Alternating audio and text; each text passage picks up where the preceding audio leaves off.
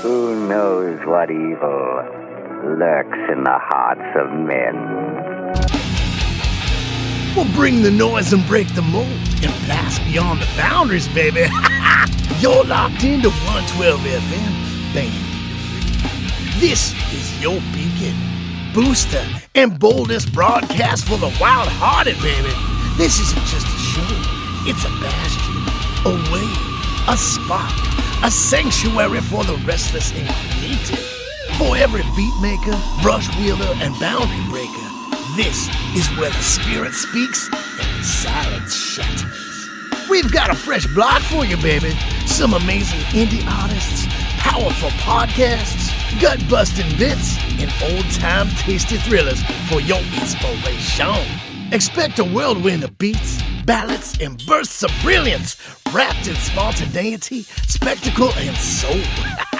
Whether you're a bass-thumping bandit, a word-slinging writer, or a spotlight-seeking soundsmith, this wild ride is for you. And you know, my lively, lovely, loyal listeners, that we've got another full clip of fully loaded rock and rebel razzles for your motivation. So tune in and turn it up. Welcome to the buzz, the wave, the spark.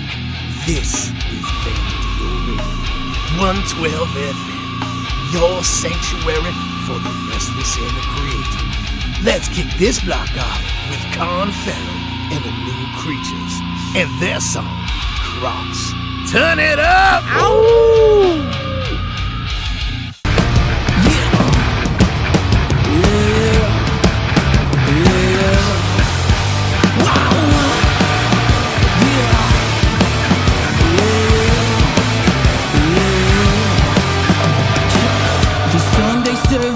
I need more anointment. This pain goes deeper than flesh. Yeah, I'm wishing crazy, lazy and busy. I'm working all just to rest. I need money, it's all that I see. How deep can love really be? She says, money, it's all that I need. And love from somebody else. Now that you know how deep can love really be. Yeah. Now that you know how deep can you bury me. Let's see. Cross on my chain and protect my neck. Cross on my chain and protect my neck. Cross on my chain and protect my neck. Let's see. Cross on my chain and protect my neck. Cross on my chain and protect my neck. Cross on my chain and protect my neck. Let's see. I see the whispers across the room. The hallway leads to you down the stairs. Yeah, sex and candy throughout the air. I see you in it and look to see if I care. I don't care, cause my mind is tripping, I'm tripping right. I don't care how you get home tonight. She said I hope that you fucking die. Still I don't care how you get home tonight. Cause my mind is tripping, I'm tripping right. I don't care how you get home tonight. Keep playing the victim, you play it nice. Still I don't care how you get home tonight. Now that you know how deep can your love really be. Yeah. Now that you know how deep can you bury me. Let's see. Cross on my chain and protect my neck. Cross on my chain and protect my neck. Cross on my chain and protect my neck. Let's see. Cross on my chain and protect my neck. Cross on my chain and protect my neck. Cross on my chain and protect my neck. Let's see.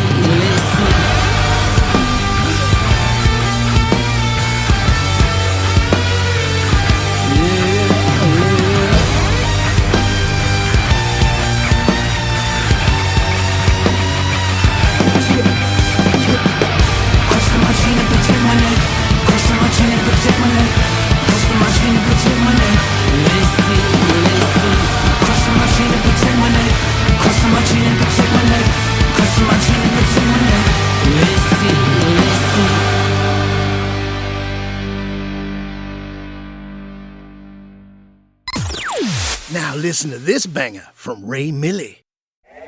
Tempo has reached critical level. Tempo has reached critical level. Benny. Like like real techno, like real like unapologetic, like real edgy. Brand new rolling is two-tone. I make a couple plays on my iPhone. Ain't talking money, get the dial tone. And no ET, no home phone. Move your body like a cyclone. Got a nice body and that's homegrown. Pop Bel no Patron.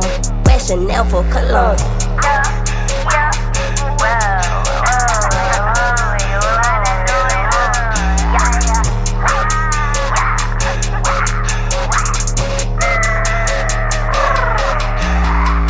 Bitch, Hollywood big wit, big talk, big lip. 40 with the big clip. Hell yeah, I got haters that be watching my pictures. Done with the dips, pushing P-pimps. 5, 6, 7, yeah, they looking and they love how I do it. Count the babies on my mama, yeah, they like how we move. I can't step on none of them. Man is he exclusive. On my cars are big exotic, boy, your Mazda look stupid. Ew. Brand new rolling is two-tone. I make a couple plays on my iPhone. Ain't talking money, get the dial tone. And no ET, no home phone. Move your body like a cyclone. Got a nice body and that's homegrown. Pop Bel no Patron. Wear Chanel for cologne.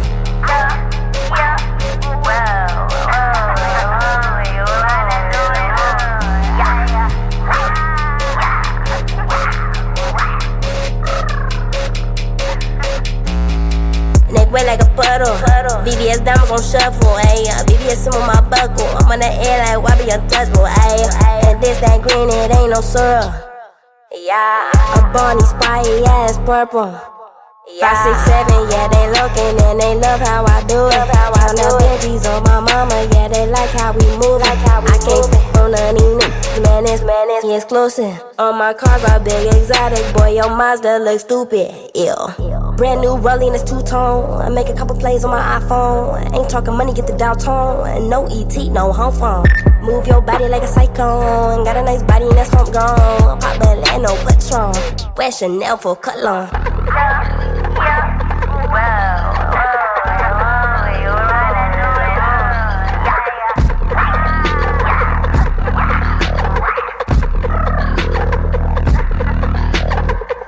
Brand new rolling is two-tone.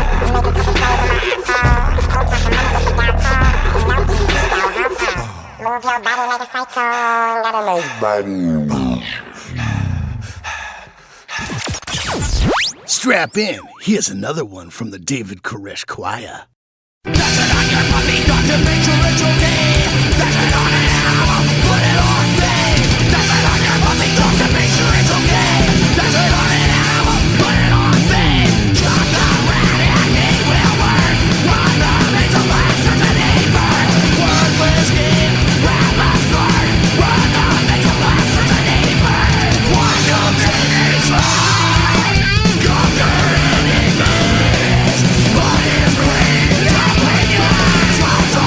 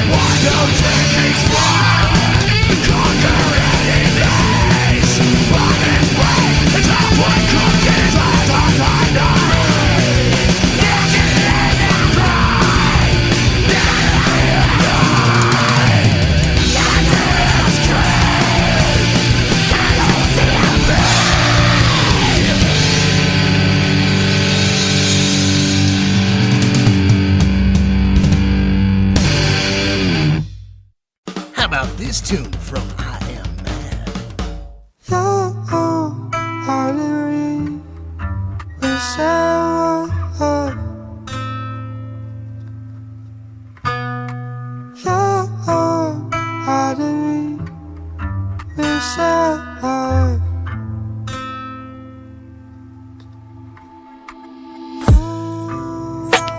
Goddamn, I'm buzzed. Been a little minute since I popped this drug. Coming from a guy who ain't got no love, no soul inside that I can trust. I'm buzzed. I don't know what's on my mind. I'm buzzed.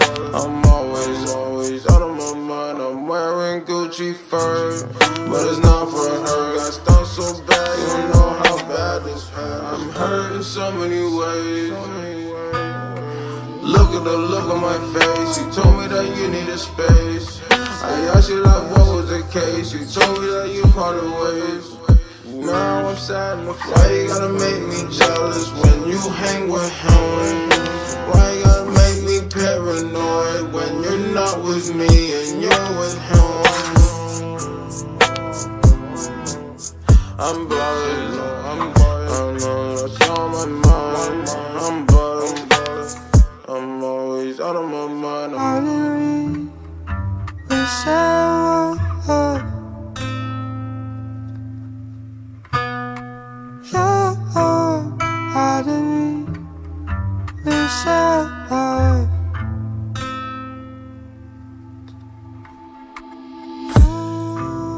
Goddamn, I'm buzzed. Been a little minute since I popped this drug. Coming from a guy who ain't got no love, no soul inside that I can trust. I'm buzzed. I don't know what's on my mind. I'm buzzed.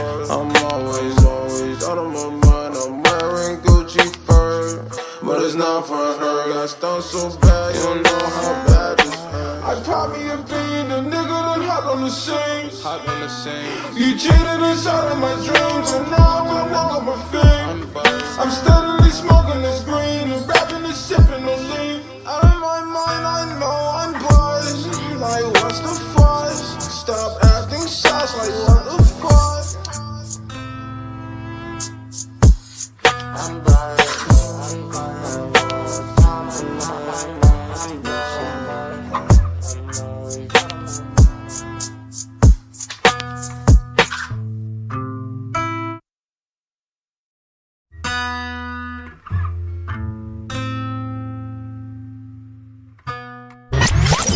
Well, hello, listener. Why don't you turn it back up for this one from Stereo Flowers?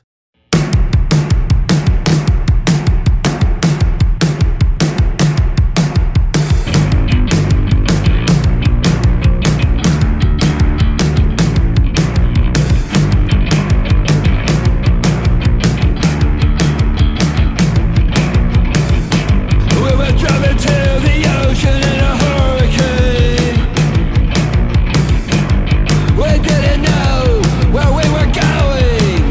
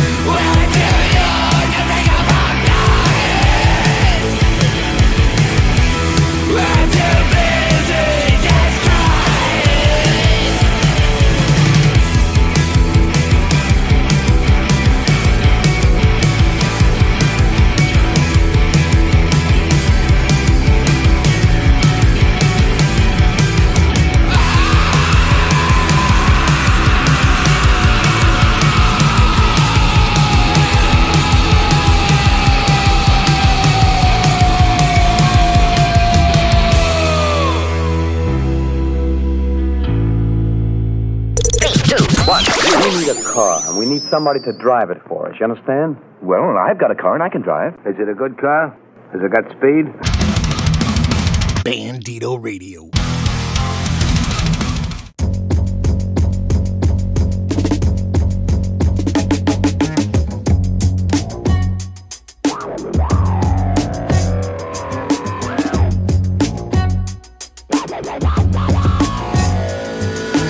Slide about my carcass and fill it up with lukewarm pride. Me see us ain't that social. All the hearts I had just died. Been told there was some bootstraps. What? How supposed to pull? I've never been much one for farming, but even I know that shit's bull. I can't pay. I got tenant tempo. I can't pay. I got tenant tempo. But there's a hole in my bucket, so the soup just drowns my feet. Every time I go to order, all the wall wanna do is beef. Lord lands put feet up, fat cats they only grow. I can't pay, I got tenant tempo, and the lost my shadows far behind me, looking for some place to hide. My lunch it's high blood pressure with a side of cold pink eye. Things are looking up now. The better winds done start to blow. My teeth green taste so funky. Oh shit, that's asbesto. Until the funk can't save me now. Hit the club one with my gown. Get on down. Until the funk can't save me now. I hit the club one with my gown. Get on down. That's right. Fuck you, cow. I can't pay. I got tenant tempo. I can't pay. I got tenant tempo. But there's a hole in my bucket, so the soup just drown my feet. Every time I go to order, all the wall wanna do is beef. The Lord lands put feet up, fat cats they only grow. I can't pay, I got tenant tempo, and the law said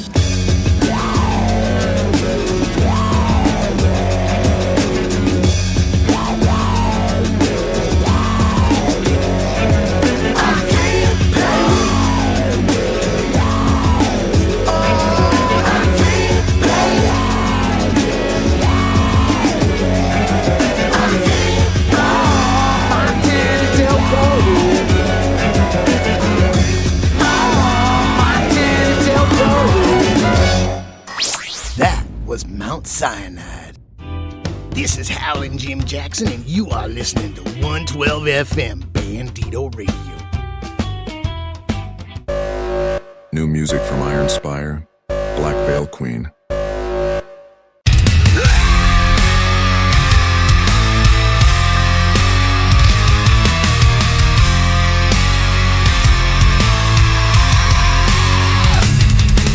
she moves like shadow down a marble hall, a whisper in silk, commanding all, with eyes like venom wrapped in fire. She speaks in kingdoms bend to her desire. In a world of chaos, she's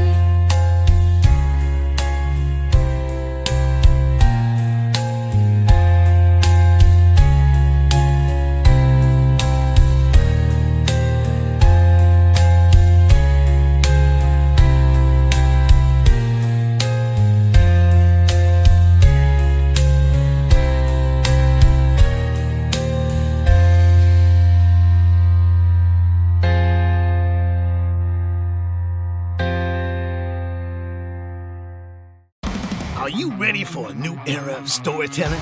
Advent Comics is here, delivering hard-hitting action, unforgettable characters, and worlds that'll blow your mind, baby. Dive into the gritty streets of Southside, where heroes walk a razor's edge between justice and vengeance. Or join Dalton Malone as he hunts in the darkness where no one else dares. From cosmic battles to street-level justice, Advent Comics has it all. The stories are bold, baby, and the action is relentless. The adventure never stops. Advent Comics. The future of comics starts now. Are you ready? Check out this country cut from Southern Scars.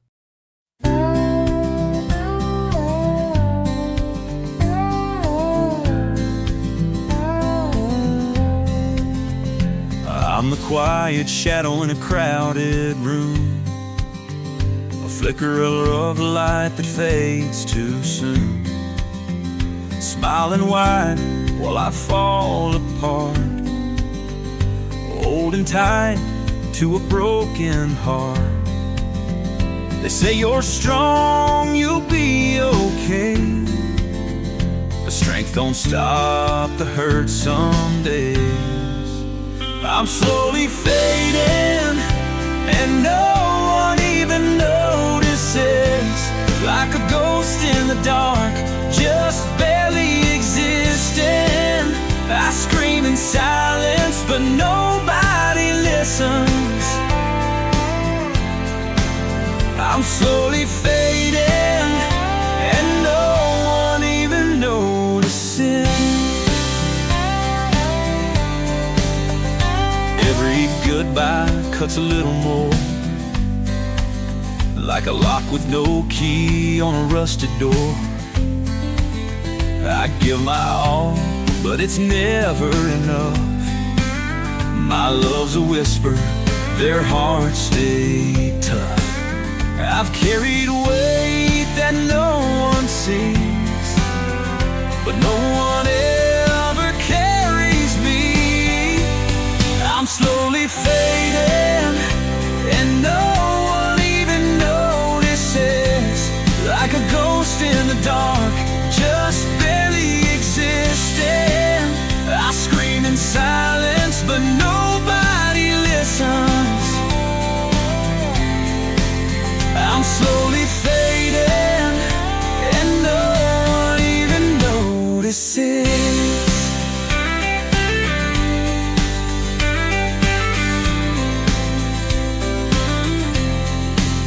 I've never been good enough to have anyone stay. I'm just a moment they let drift away. But I still hold on, yeah, I still try, even when my hopes are worn out alive. I'm slowly fading, and no one even notices. Like a ghost in the dark, just barely existing. I scream in silence, but nobody listens. I'm slowly fading, and no one even knows. As long as my favor invisible and true, I'll fade away and make it easy on you. No tears, no mess, no words to say, just another shadow drifting away.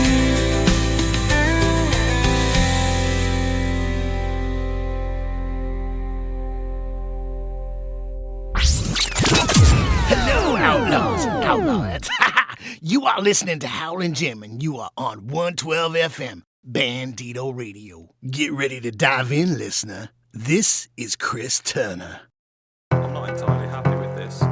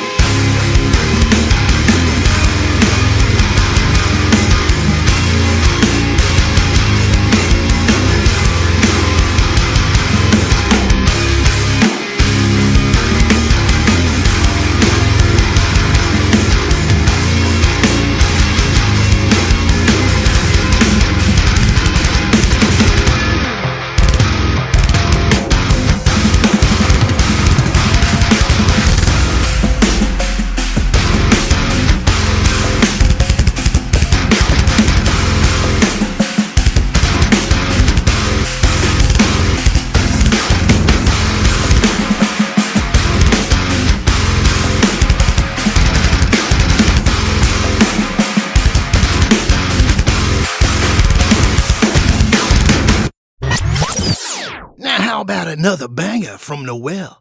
Well, here you go. Pas là maintenant. Et ouais, c'est pas mal. C'est passé de temps en temps. Moi, j'habite dans le 2e arrondissement. C'est pas long. Je viens te chercher avec la BM direct. Pourquoi t'as une BM? T'aimerais avoir quoi comme voiture? Bah, je sais pas conduire.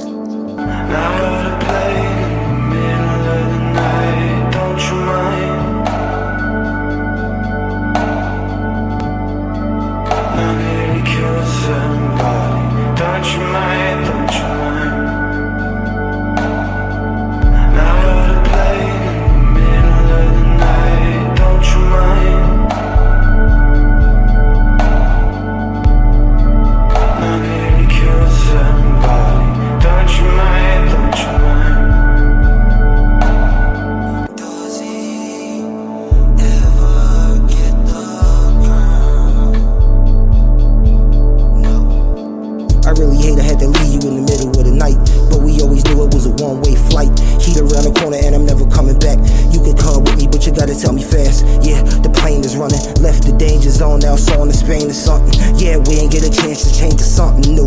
Who knows what this world will take us to? But we gotta go right now. Living in and out of hotels, but it's better than a grindhouse. Safer than the streets and it's warmer than a cold cell. Leaving on a jet plane, ain't hopping on our coattails. Fitting me a villain and I played the part so well. Had the crowd cheering so they fitted me with more shells. Hero gotta die in the end cause that's an old tale. Dying in the arms is the only way I have it. It's a love story, but I said that it was tragic. Winter rose turning into summertime sadness. This is Jack and Rose when they rode the Titanic. Hit an iceberg in the crowd in the panic. Ripped off my chain and got us lost in the static. Pulled me to my feet, now I'm slipping through the back. Trying to keep it moving, but I'm dripping through my vest. Told her, baby, stop, this is as far as I'ma get. Wanna keep it going, but I can't catch my breath. If I really can't never say nothing else, this the best way I ever could've killed myself. Now we're to play in the middle of the night, don't you mind? I nearly killed somebody. Don't you mind, don't you mind? Now we're to play in the middle of the night. Don't you mind? I nearly killed somebody. Don't you mind, don't you mind?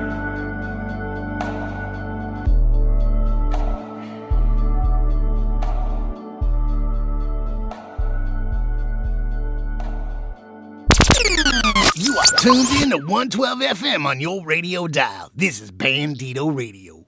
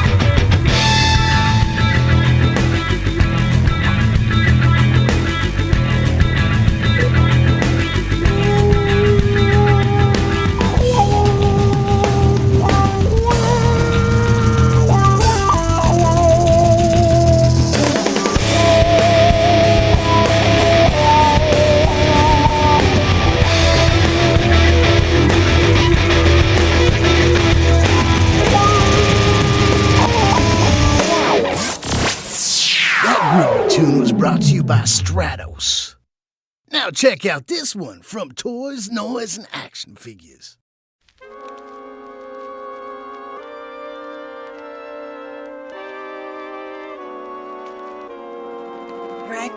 No back of the bus, we lift the bus. Ridiculous, no need to fuss on what we did for us. No handouts, we hand out hands. We've been bout plans of 40 acres of land, they can't cage us. I'm so Luke Cage, amazing, gracious enough to spare the brute fade unless they really want it. And I ain't ducking from it, I'm static. We shock them till they get it, I guess they gotta have it. The roadblock of the block, small enough to be a doc. Moving smiles with the jazz, Captain Sam with the plan. I can, I guess I'm really good in the jam. The rest is up to wreck when he come through with the band. We got what it takes to be a hero. They see it everywhere, wherever we go.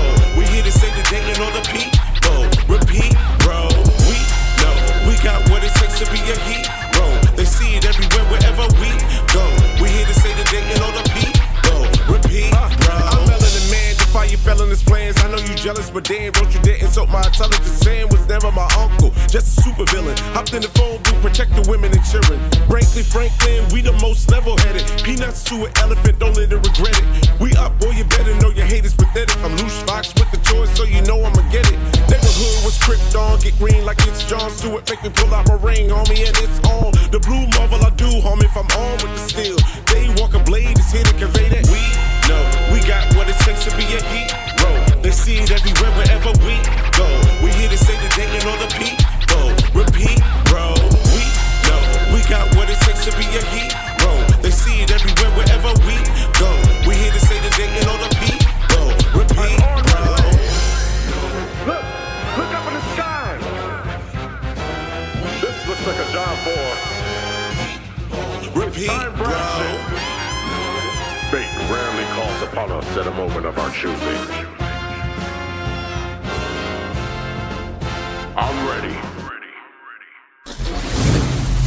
Check out this jam by Arson Fist. Yeah. What's good, man? Ain't shit. I'm at the bar with Gandalf, sipping some witch's brew. That Merlin cooked up, Oracle passed me another cup. I'm trying to get drunk, today wasn't a good day. Ran into Morgan Le Fay, she makes my head ache. So keep that butter beer for Potter's tears. No going backwards for them younger years. I embrace my fears, the hug is real, word to Voldemort. I play a different sport, David Lopan probably won't endorse. There's big trouble in your little construct. Your sound sucks, ask your father, turn your amp up. Gandalf, always talking about some hobbits. I'm more interested in topics taller than Frodo's logic. Simple rhyming, gatekeeper like a virgin hymen. Student of the boom bap, raised on a soul clap. I got a bachelor's degree for spitting old facts. So hold that as I exhale and bring the essence back. Never mind, my design is not an easy find. Celestial concubines adorn my inner shrine. I say what's on my mind and write it how I speak it, partner. Deliver ether in a cartridge like if Sega dropped it. J. Rule said you can't stop the profit, so come clean, the damage I bring is catastrophic. Therapy projects, recovery's a process. No time for slouches in a room with no couches. I stand up and make the most of when my pen plays. A culture serenade sharper than a switchblade. Nature sensei, organically I bring flames. Yo, you know my damn name.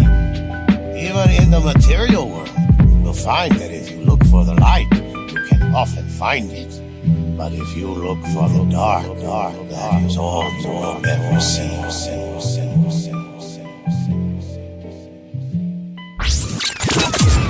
Stay tuned, my lovely, lovely loyal listeners. Action Figure Frequencies is right around the corner.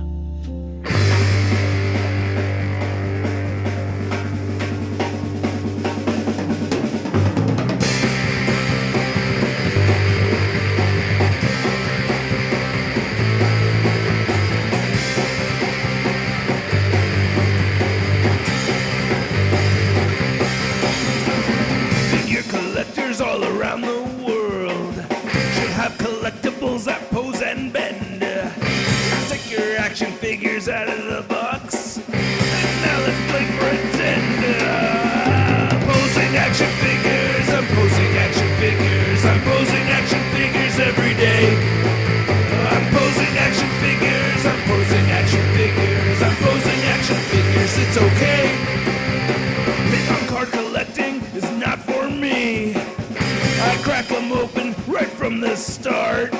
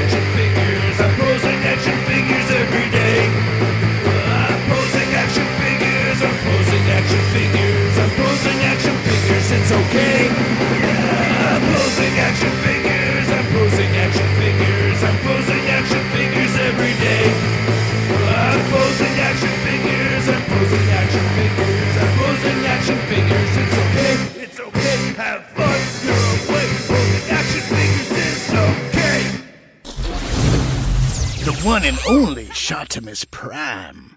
Check out this one from Party City Machine Guns. Hey, what's the word of the day? Hey, what's the word of the day? What is the word of the day? C-M-G-N-I-T-E. Today's C-M-G-N-I-T-E. You know what today's P-C-M-G-N-I-T-E. P-C-M-G-N-I-T-E. P-C-M-G-N-I-T-E. P-C-M-G-N-I-T-E. Namaste. Lifting this peace and everybody like a Holiday. Get in these streets with what I have to say like Remedy. I got the ways to ease pain. Identity. All in my cave like Bruce Wayne. Quantity. Got a lot of reasons I'm doing it hard. Astronomy. Scorpio season, I'm really in charge. Caffeine. Stay awake, baby, yo, you'll miss this. Gangrene. So sick when I step in this business.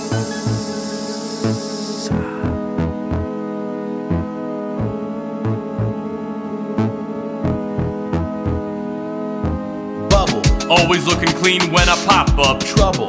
Overcame the struggle, leave a moss struck. Pray. Some moments of quiet introspection. Slay. Every look from every look in my direction. Rover. A name you say twice for an invite. Clover. 4-leaf, lucky for my insight. Pants. What I wear inside the club, avoiding taboos. Rank. Gotta say again, thanks for the statue. You know, it really is a nice statue.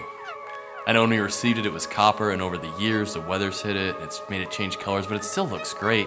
And peeking out of the crown, they reopened it in 2015. Handle. Moments where I'm certain who I am. Randall. Moments where I'm cutting and a ham. Suit.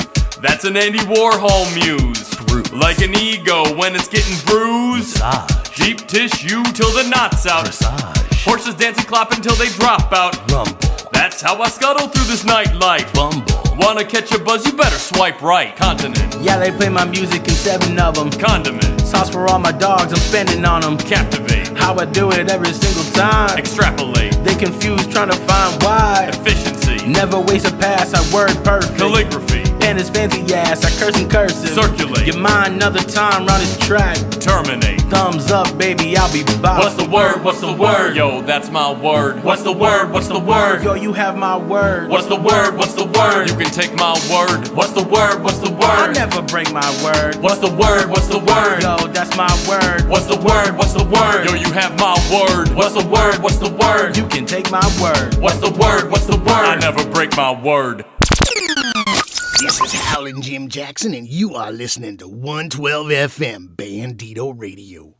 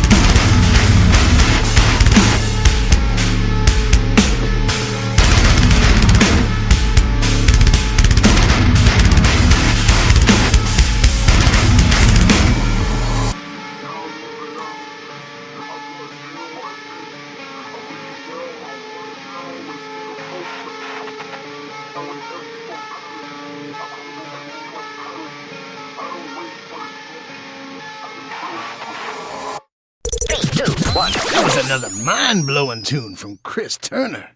Now listen to this banger from Ray Millie.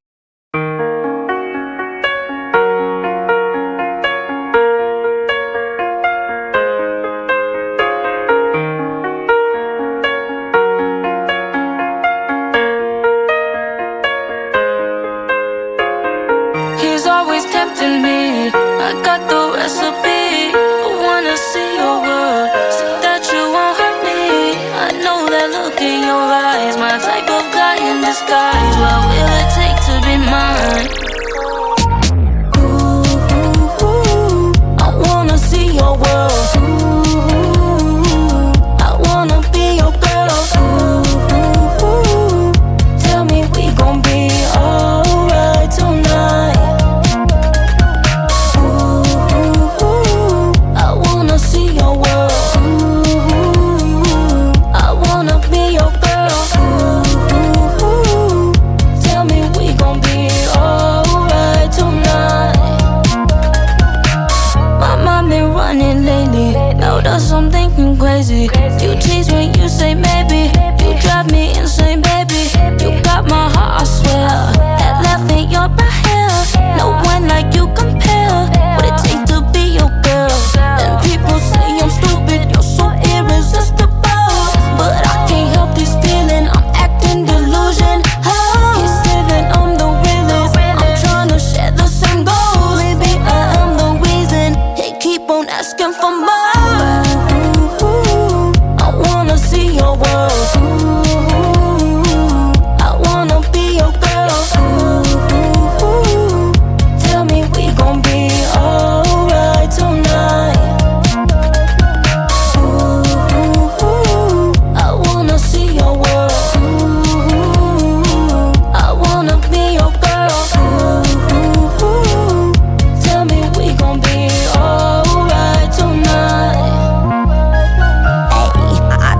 What a man can't do. Lose my focus on what a man can't prove. Holding my guard up cause I'm afraid to lose. We could choke outside, drink to her more time. Can't be committed because I'm not in a sharing mind. Just my opinion, I'm damned if I ever told a lie. Not to say my type is me with the wrong guy. It's something about you that got me putting my pride aside. Ooh, I wanna see your world. Ooh, I wanna be your girl. Ooh, tell me we gon' be alright tonight. I wanna see your world. Ooh, I wanna be your girl. Ooh, tell me we gon' be alright tonight. He's always tempting me. I got the recipe. I wanna see your world. See that you won't hurt me. I know that look in your eyes. My type of guy in disguise. What will it take to be mine?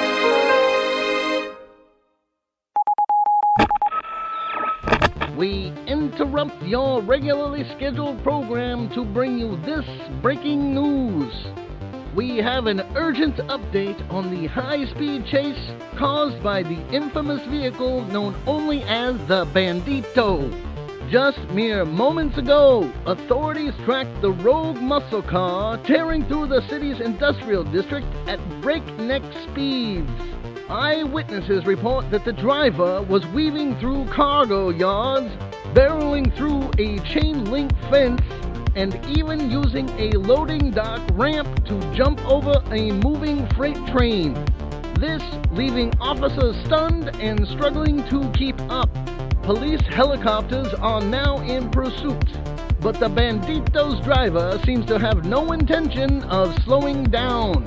Officials are urging citizens to stay off the streets and out of the way as this high-octane chase unfolds.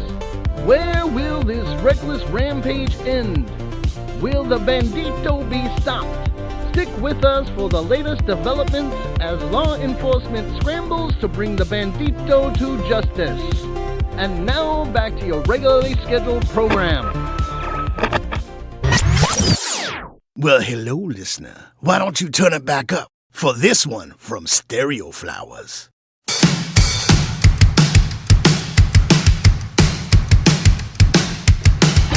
We were racing towards the uncanny valley.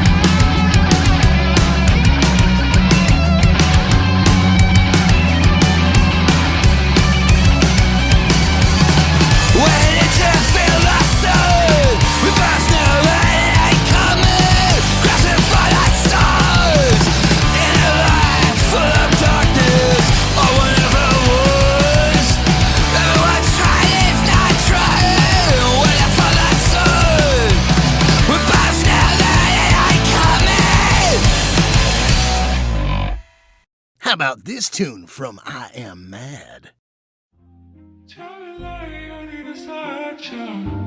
Matching up my reaction. You're the one I want, girl, you know it. I can die the day I got choose.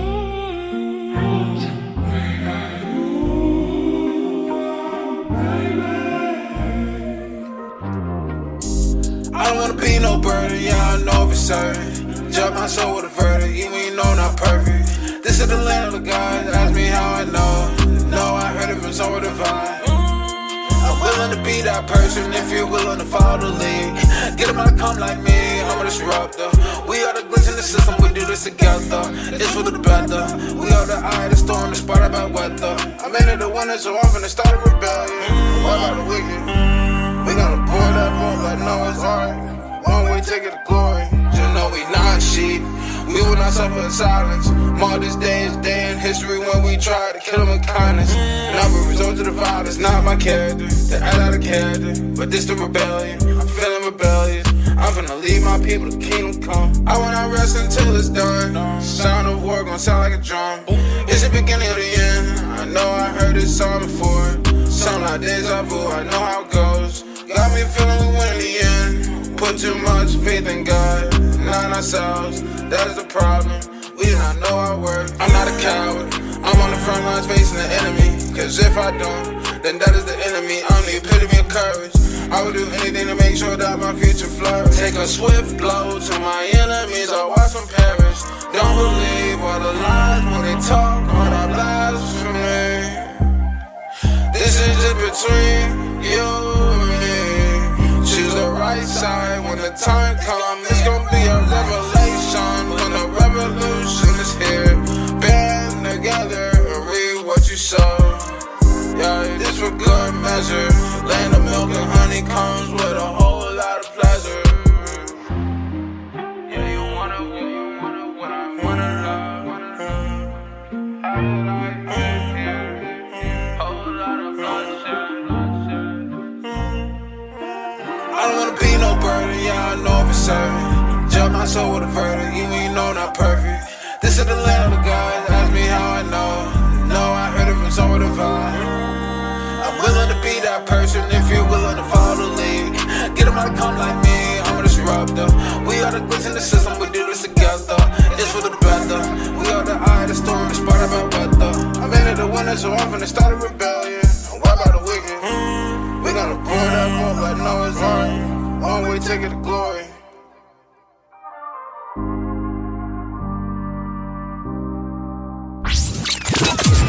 Strap in. Here's another one from the David Koresh Choir.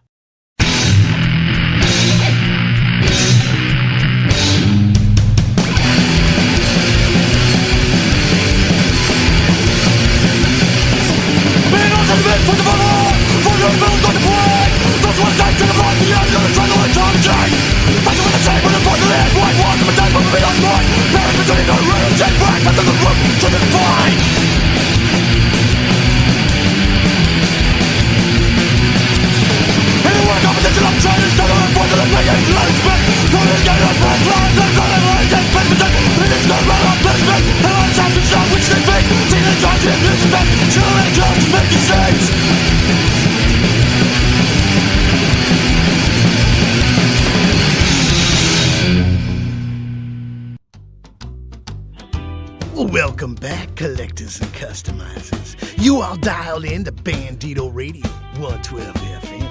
I am your host, Howlin' Jim Jackson, and I am revved up and ready to launch another fired up, full throttle episode of Action Figure Frequencies. Now listen up, outlaws and outlawettes. You know Howlin' Jim brings the sultry sound waves, but these next two, they bring the sizzling style, the swagger, and a little sexiness to spare. So without further ado, let me pass the mic to the dynamic duo of display-worthy delights, Chet, Maddox, and Alexander Stone. They are here to break down the latest in toy talk, figure finds, and collectible chatter. You are locked in, you are tuned up, and now you're riding the frequency. Action Figure Frequencies. Ow! Bandito Radio presents Action Figure Frequencies with your hosts, Chet Maddox and Alexander Storm. Hey, welcome back to another Action Figure Frequency. If you didn't hear it, that guy just said Chet Maddox and Alexander Storms are your hosts, but what he did forget to say is that we are the sexiest radio talk show host there is on the radio. Again, I am Chet Maddox, your lovely, gorgeous, sexy host, along with someone who brings the thunder from down under, who brings the storm with him wherever he goes. Mr. Alexander Storm, how are you doing today on episode 12? Doing pretty good, man. You know, if you listen to our previous shows, you know we had a show at the SoCal Joe Show. Great event.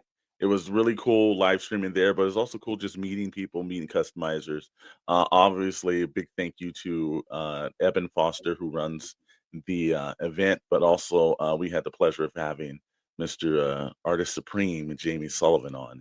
So that was a great time, man. You know, great dude, great human being, great show. If you have a chance to actually go out and visit it, do it. It goes 2 times a year. Check the information, but it's the SoCal Joe Show in Temecula, California.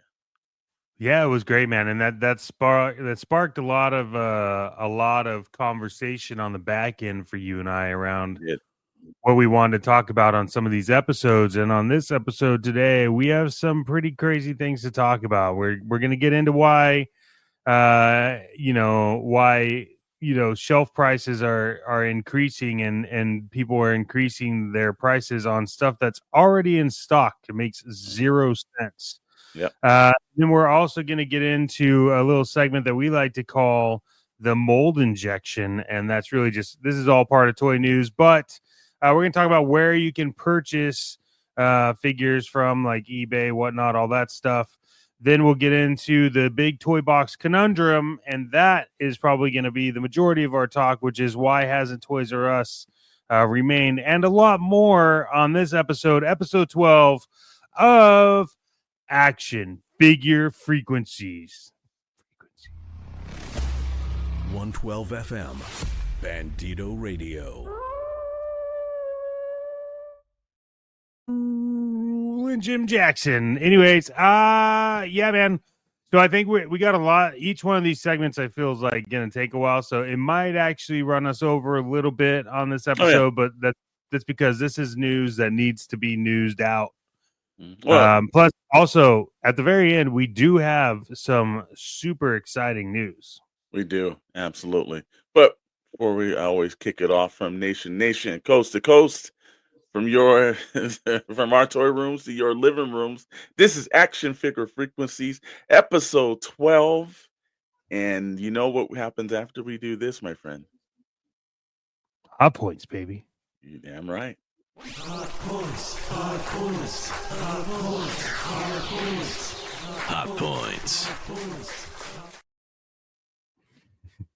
It's probably one of my favorite things ever. Yeah, let's just get into this. High shelf talk is what this is, my friends. And so I'm going to pose a question to you, sir. Okay. And now this is a question among questions. Why do you think they're increasing already in stock prices at retailers? What the fuck do you think that's about? This is the one where, you know, we heard this live in front of hand. This was the thing that was blown up for like the last 3 days all over. If you're on YouTube or you're at toy shows or anywhere with conversations to people that are purchasing. And here's the surprising point. It wasn't necessarily Hasbro that first started this off. Actually, you know, technically it was Entertainment Earth that really kind of started the greed thing, and then it went to Big Bad Toy Store, and then it's trickled down into now Super 7, and that sent people to the next level because Super 7, they were calling them out actually too. Several videos up there where it is actually in stock items, been in stock for months, and they actually creeps terror prices on something that has already shipped in the warehouse. That's so wild to me, man. I think that shit is going to tank Super 7. Oh, well, look, Super 7 is not doing themselves any favor. They haven't done themselves favor with fandom. And I think this is just the nail that puts on the head. I understand that prices are increasing, and I don't have a problem with, increasing. This is what the world is. And, if you watched Toy Box Chronicles a couple of weeks ago over on the Shadow Nose Network, SKN, we had the I Ace did. on. And Ace had it from Ramen Toys, actually. Ace from Ramen Toys. He had a brilliant way of thinking and explaining that situation about, prices are always going to be prices. We're going to want the things we want, and it's always going to keep them pricing as long as we want items. Makes sense. As long as you get in your heart that whatever you want to purchase, and it's like, these are not items that you necessarily need, you want, there's going to be a price on that.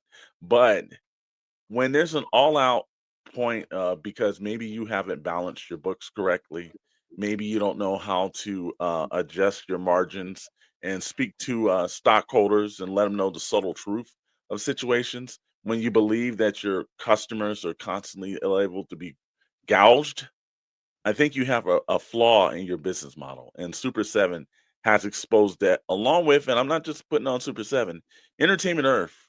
uh, I think they did one of the most deplorable situations I've seen out of every other online retailer at the moment.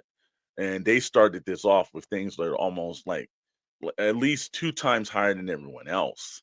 But Super 7, come on, man. This is one of those shame on you, Super 7.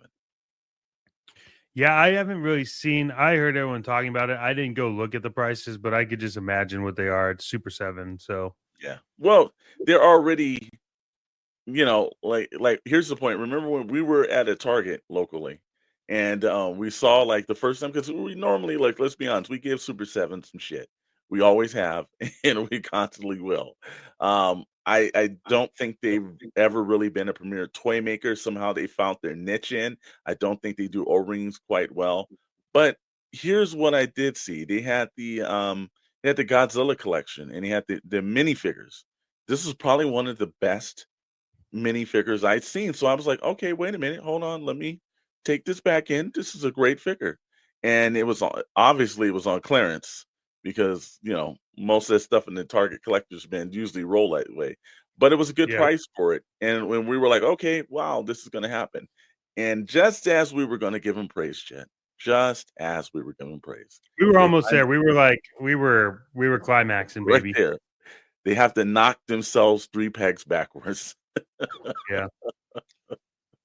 Yeah, I mean, I think it's a bummer, man. I can't answer the question as to why they would be raising the prices. And the only thing that you have to kind of we've talked about this. I'm very, very big on financial literacy with toys. I think it's um I think it's important if you collect something, whether it's toy. I mean, and this goes across everything, right? This goes like if you collect actual cars like Ferraris and McLarens, if you collect whatever it is you collect, I believe that you should always kind of have your pulse on like the financial side of it, because finance runs everything, and people tend to forget that. We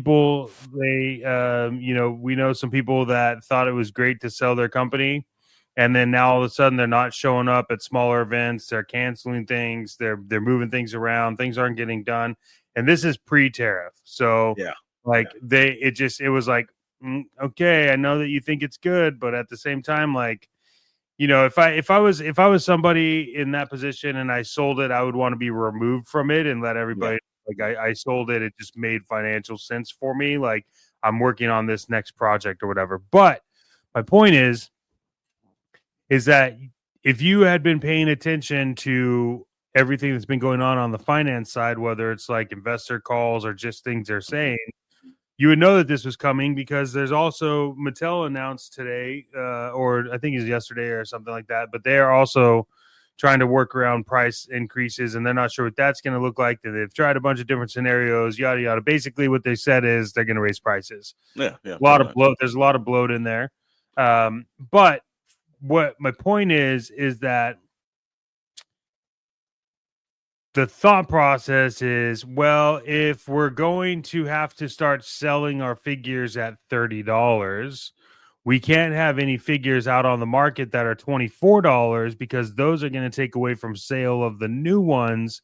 So let's price everything currently to the price we're going to sell for all the new imported ones.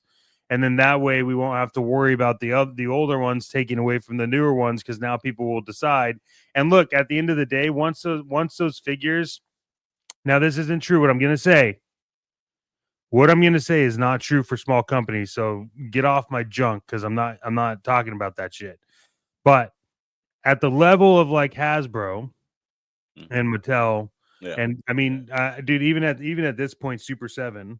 Yeah. Once you get, if you're doing your finances right, once your product is overseas and you've got it and it's in your warehouses, speaking of somebody who sold clothing in major store brands and fucking all over the place, once you have that product over here, the only cost you have for that product at this point is operating cost. And if you do it right, any leftovers that you have based on your projection can be considered a write-off, which then in turn becomes profit directly after that. It's kind of like the credit card market works, where if you have a credit card and you charge it, and I say, hey, Mr. Storm, here's $1,000 credit limit, and you put $800 on it, and then you don't pay that off, whatever, let's say you pay $100 as a credit card lender, I can now write off $700 as a business loss. So now all of your percentage is just 100% profit. So it kind of works a little bit like that. And I'm sure people will correct me. And I'm sure there's things that have changed since I've done it. It's been over 5 years. But I truly believe that this is a move because they just don't want the current stock to take away from the new stuff that they're shipping over. Okay. Which would be easier for you to explain that to fans and situations and things. But now here's what kind of kills them in, is that the aspect of it is that all fans see is greed, all consumers see is greed. Sure. And so that's what it translates to. You raised your price up, you did what you had to do. Now everyone else has this expectation of is that I don't care where Super 7 goes and what they do, people are going to badmouth them now.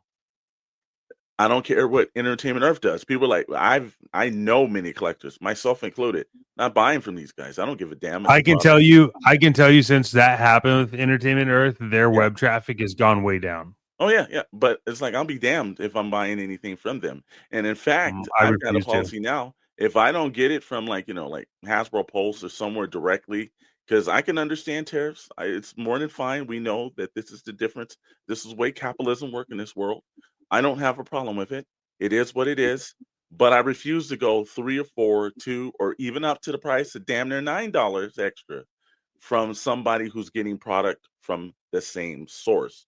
So in this case, I much rather just say, I'm not going to have it. And guess what's going to happen? This is what's going to recur down the fandom. People are going to say, I'm not going to have it. So you don't think that your margins are going lower? Shit, give it about a good couple of months, because I can guarantee you by the time I get to Christmas, you're going to find out you ain't selling as many damn toys, because that absolute level of greed here is going to be the thing that turns people off. And once you have a negative opinion, like we found out with the NECA thing, it's hard for you to reclaim that, man. Yeah, I agree with you on that, and I don't think there is a way out of this unless something big happens. I will give credit where credit is due. If you guys are fans of like Flipboard and things like that, like Hatter did a video, and he was talking about the tariff things on his end, and he decided between him and whoever else is involved that they were going to eat the cost of the tariffs and everything that they actually had to pay for. And so I think that's cool. But the problem that I have with it is that, I mean, that's him and Hatter Toys. And like they're doing that. And so you have all these other companies that are like, well, we're not doing that. And so much so that Hasbro Pulse, and I did a video on this. Yeah. They have on their website right now, it says get your pre-orders in before May 9th. Now, what the hell do you think that's for? Oh yeah, because they're jumping the prices up on that shit. Yeah. So it's like if it's gonna be $29 or $30 on Hasbro Pulse, that means that Big Bad and Entertainment Earth is just gonna end up being $60. But like but like that just means it's gonna go up for everything else. So like you, I've adopted your policy, which hurts because there's certain shit that I want. Yeah. But it's like if I can't get it from the source, I don't want it. Well, here's two things that happened. I kept getting delayed and delayed and delayed for Maximum Spider-Man, and that's from Hasbro Pulse. Yeah, And I I don't even. started, yeah, I started looking at this, and it's kind of funny that it got delayed after their supposedly May 9th date. You know, Is so that what where it's they gonna delayed for you? where it kept it's got delayed 2 times from them. So now would there be a tariff price put on that? But you know what I ended up doing? Them saying, screw it. I cancel Maximum Spider-Man. I'm like, I'm not going to go through this. If you can't get me my product at a certain time and at a point before this 9th date, then I canceled it because I don't know if they hit it back and next thing they send it to me. Oh, but we had to add this tariff thing onto this. So guess what? That's it's 50 some odd bucks that Hasbro doesn't have. And I will give the suggestion out. And again, we like to say that the opinions on action figure frequencies are of the actual creators of the show and not standard of the Shadow Nose Network or Bandito Radio. It is just action figure frequencies opinion, but it comes right down to if you're going to spend your money and you want something that you're going to pay a little extra for, give those dollars to indie creators. Give it to the Yeah, absolutely. Grindhouse Toys. Give it to the Odd Frog Entertainment guys. Give it to the Ramen Toys.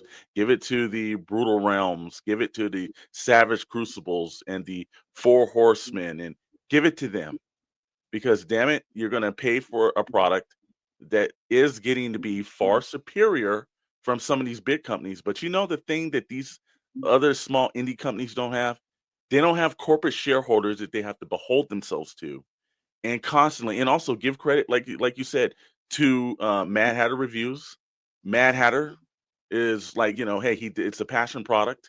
He wants to get it in the hands of people, so he's not looking to screw over people.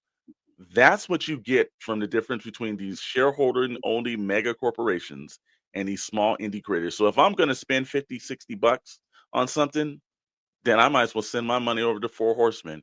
And in that way, I've got an item that looks good. It's worth the money that I paid for, and I know directly where my dollars are going. Yep. I mean that's literally it. As you were talking, I was just logging in to see what my Maximum Spider-Man thing is. It still says it's in progress. Yeah, I said, you know what? I got up and it was the other morning, and I got up and I was like, after the second delay, and I was like, you know what? Screw this. I was like, I said, first of all, I think all the QC issues and everything else was coming down. I was like, look, can I find this figure? Can I probably find this figure for the original price that it is now? Give it 6 months. I almost got a feeling I can. Yeah. Yeah. I look, and I think too, like,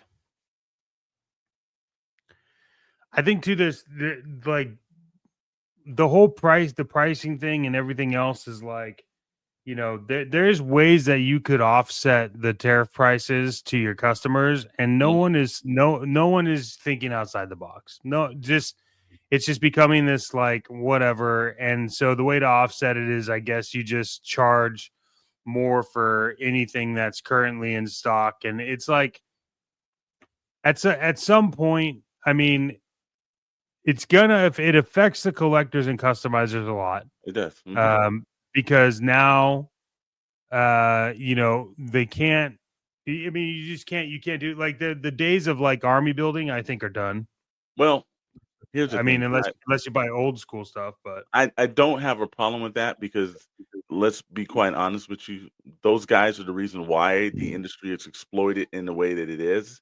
Is Yeah. that when you have, because I know some, and I'll just usually look, I'm not a fan of like army building. I don't mind that you do like 5 or 6 or something, but when I see guys going to stores and there's one, and I'm trying to be cool, but there's one jackass on the East Coast that won the Ollies and he picked up like 30 figures. And I saw that.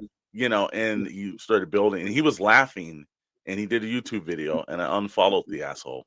Yeah, I mean that's crap. Like you could have been like, hey, it's at this Ollie's, like come get some. Well, here's the thing, man. It's like there used to be a point, like 5, 6, okay, I give it to you, but he made it a point of taking the entire stock, and just so he can put it in his hole in the wall ass house and put the figures up. And to me, I'm more like, so you never thought about anybody else. This is the selfishness that we've adapted in this, and then you wonder why Hasbro and Mattel and the rest of these companies fuel the things they do, because you've overinflated their numbers to a point, because they do see these items, even though that was at Ollie's. Hey, Ollie's paid Hasbro for their bad stock at a discount, but still they got paid.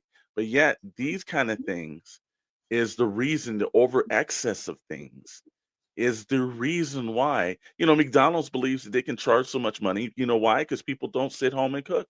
They much rather just drive into the drive-through and fuel that company, and they get mad when they raise the prices, when you can damn straight make a hamburger at home for the same damn price you drove to And McDonald's for. that's a really good call out, because that is something that right now that you hear McDonald's and Wendy's and Burger King saying, like, no one's buying food anymore. It's like, no, people are buying food, but when you can go to a steakhouse and pay $5 more for your meal and get like a actual meal, like, no one needs to go to your restaurants. And service, mind you. That's with a waitress you leaving a tip and like you burnt gas, and it's still, or you just go to the grocery store, make it yourself.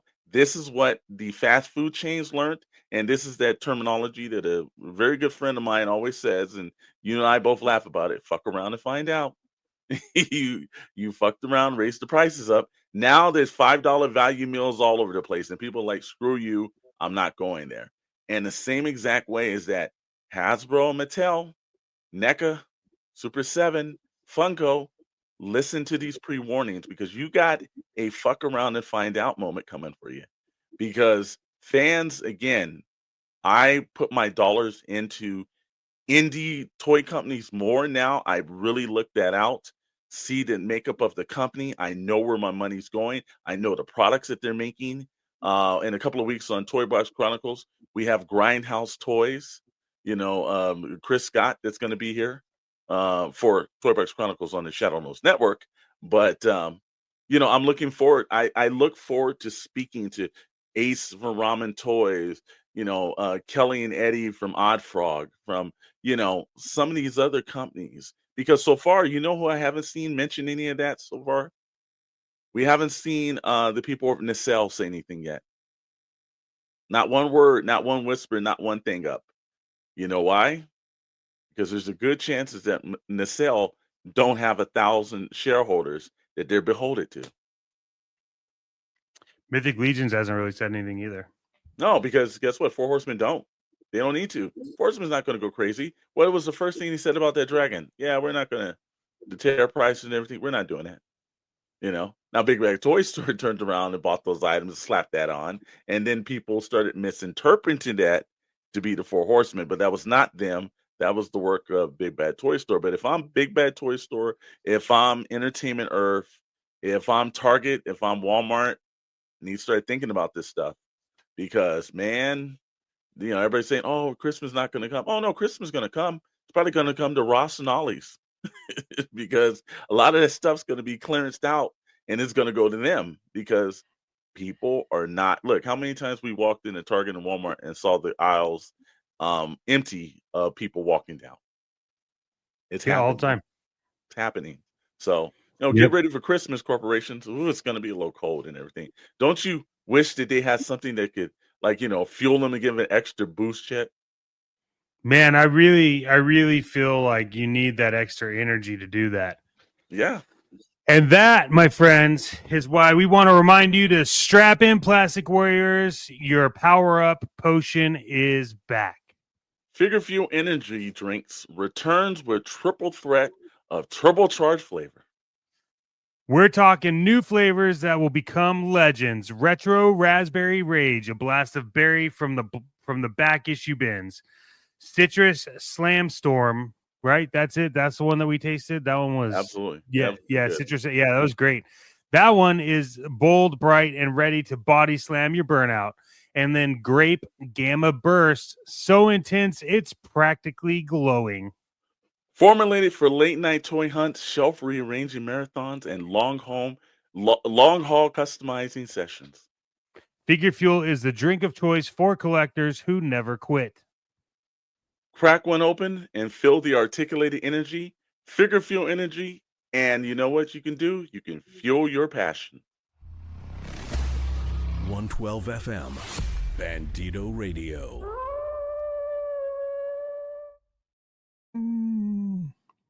I love Figure Fuel. Yeah. It always works itself out, man. I think the more that I see from them, the better it always gets, bro. Super delicious.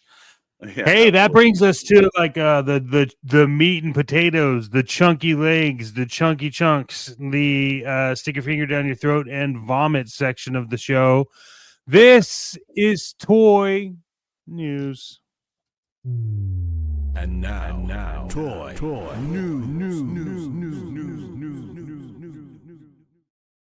News. Welcome to Toy News, everyone. If you are listening, make sure that you're subscribing to Bandito Radio 112 FM and over on SKN's Shadow Nose Network. Make sure you subscribe there. Join the membership where you can watch these live and on video format.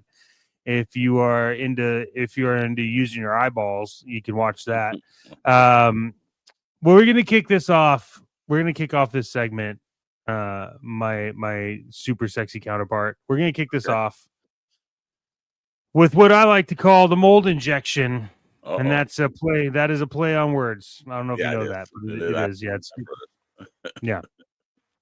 And that, my friend, is what is the best online place to purchase figures. Now, this could be one, or it could be two. It could be more. It could be multiple. And what do you think? You know what? Online, I would say, right now, even though it's a little sketchy, I think Facebook Marketplace is probably better. One of the reasons, and let me break down the reasons for you, is that one, people that go to Facebook Marketplace aren't looking to pay for the excess fees that some of these other companies put on. So you're looking for somebody that's, hey man, I just want to offload this, but I don't want to give up, 10, 15, 30, 40% extra to somebody else. Second issue is that chances are you've got a little bit more of a negotiation that you can have with somebody on Facebook Marketplace. Two is, I remember back in the days, they had the Craigslist and all the other bad things that happen from that. Facebook Marketplace, a lot of times, look, I purchase things off of Facebook Marketplace. You do it in a very opened area, broad daylight, in a place that is like, exclusively safe. Don't do it at like, evening hours or any place that's dangerous or something. You want to make sure you protect yourself. And sometimes the best thing is to bring someone else with you because you are legitimately meeting a stranger. But compared to like, the excess fees that are dropped on the every eBay thing and, Whatnot, we were real champions of Whatnot in the early days. And Whatnot's going through a little bit of a transition. It's still a good place, but, some of the sellers they have a little bad behavior to them lately. Yeah, they've upped their prices too for some reason. Mm-hmm. Yeah, exactly. Well, there was an item that you told me, and it actually at Target. Yet you went on Whatnot, and some bad contributor to the toy. Oh perfect. Yeah, I know what you're talking. Yeah, that was the Venom Pool, the re-release of Venom Pool. I was on Whatnot. And I was talking to you because I was in Georgia at the time, and I told you, I was like, dude, these guys are selling Venom Pool for $100 a pop, and I'm at Target right now, and it's $34. Yeah, exactly. But again, those are just bad contributors. They're not everyone on. There's a couple of great sellers, and we've always said we're going to try to compile a list of actually fine sellers that you can get on Whatnot, or you can get into their own digital stores or wherever.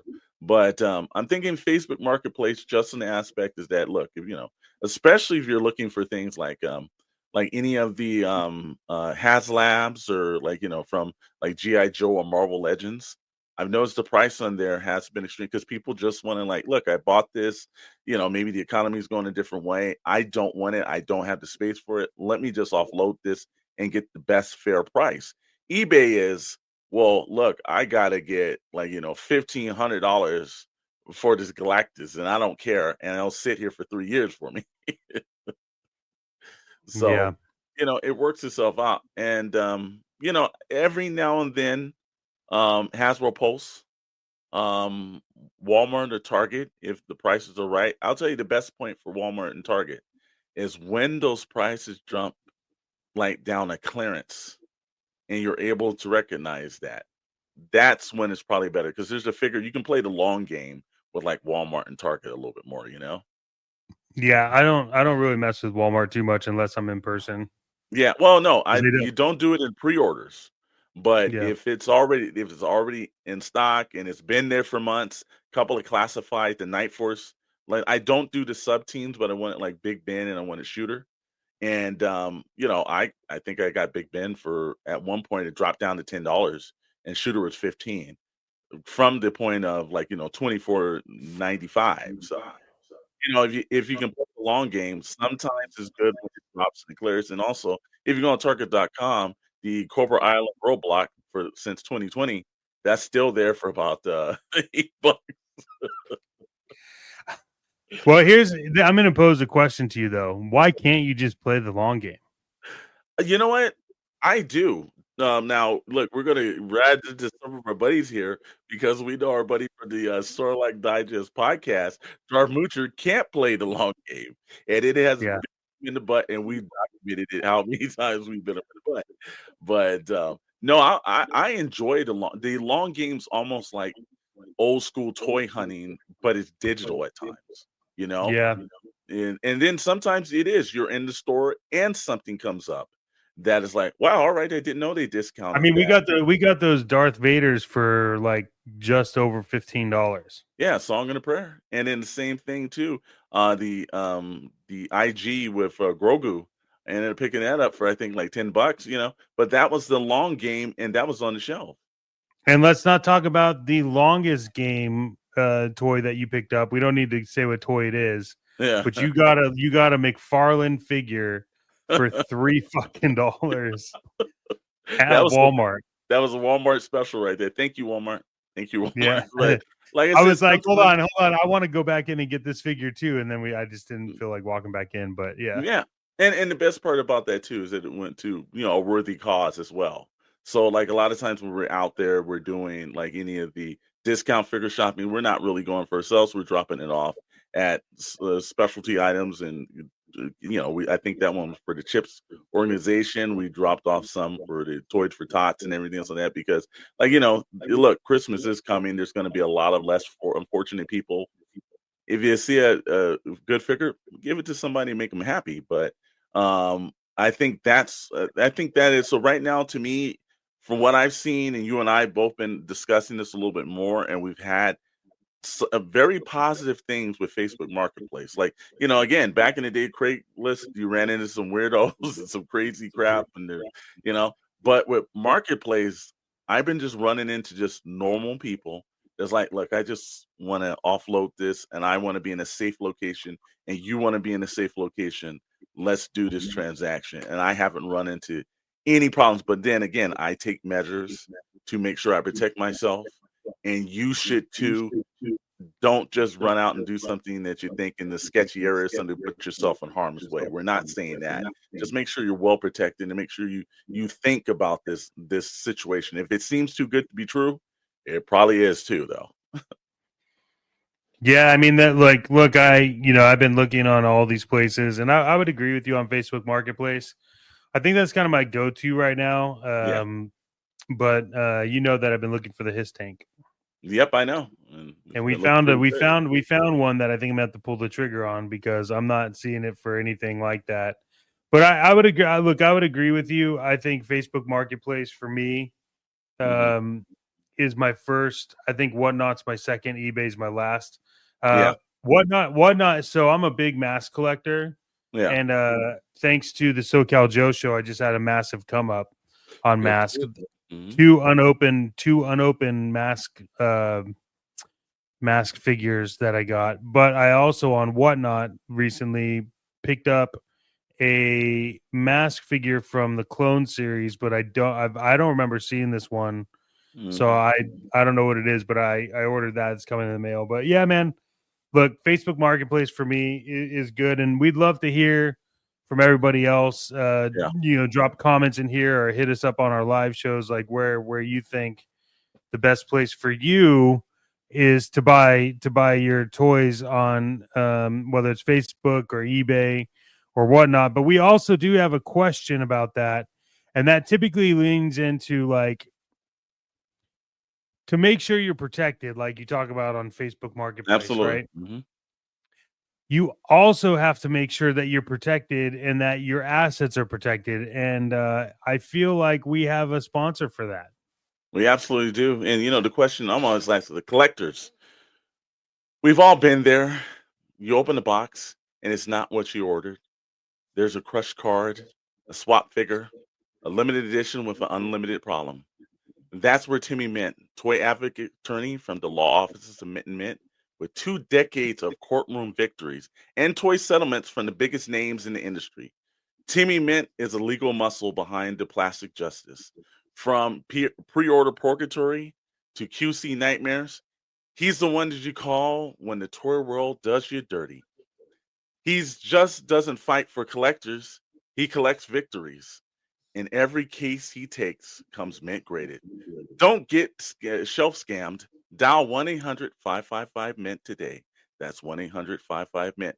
Because your collection gets disrespected. You call Timmy Mint to get recollected. Because if it ain't mint, well, you guys know the model. It just ain't right. 112 FM, Bandito Radio.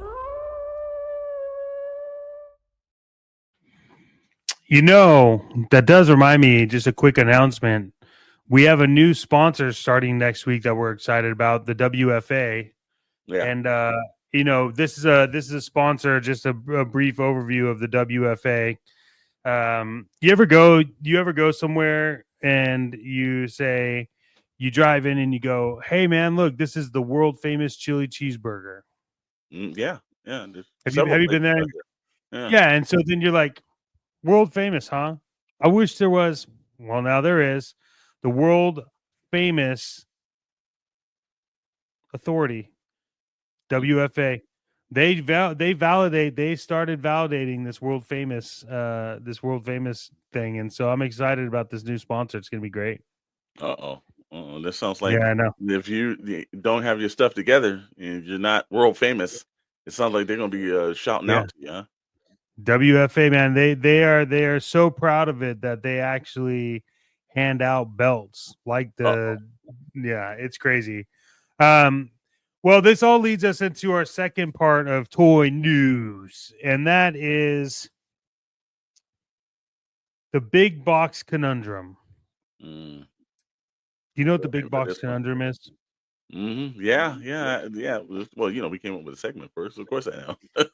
Oh, that's right. Okay. Well, why hasn't Toys R Us returned to full strength? I say probably company mismanagement from the new company that purchased them when they went to bankruptcy, which I believe, if I'm not mistaken, it's a Canadian company. I don't think that they look. We've seen them in the Macy's, and I think there's one in the new Mall of America and a couple of airports. And it's the thing in Macy's. It's not Toys R Us. I don't know what they think that is. When you give a half-ass effort, you get a half-ass result, and that's exactly what that seems to be, man. It's a little bit frustrating. You walk in, you see the giraffe, but you're like, what is this? It is just like you're not even attempting it. I think they just have like Macy's employees just putting the stuff together, and they just got the giraffe up there and they're saying, yeah, it's Toys R Us. That's not. If that's what you think Toys R Us is, you sorely made a problem for yourself, because that's not what that company is. And it had a grand tradition of being a place that you went into, and it was like, if you've seen in that movie, Willy Wonka's Chocolate Factory, it was like you got a golden ticket whenever you walked into Toys R Us. That magic has not returned from this new, I say probably half-assed version of they've done. I would like to see it come back though. Yeah, I think you nailed that one, man. I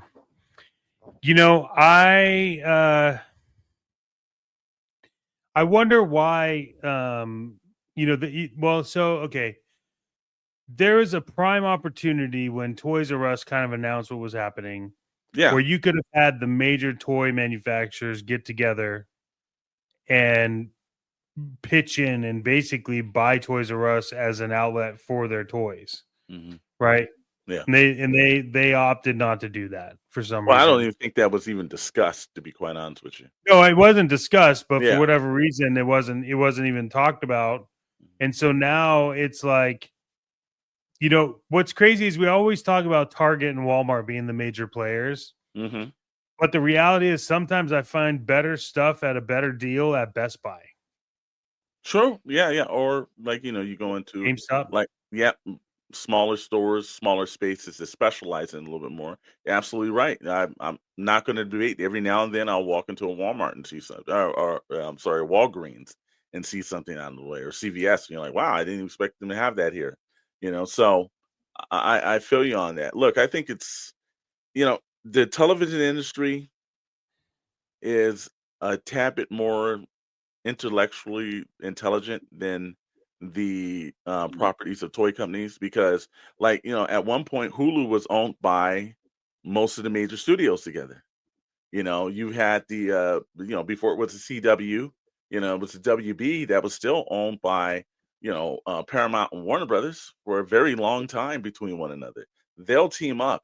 If I knew that my only major retailer that was very toy centric, that gave you unlimited aisle space, that or you were forefront, you didn't have to compete with like a bunch of other stuff, crazy things, like you're not competing with like blending machines and everything else, or juicers or whatever, whenever you walk into a Walmart or Target.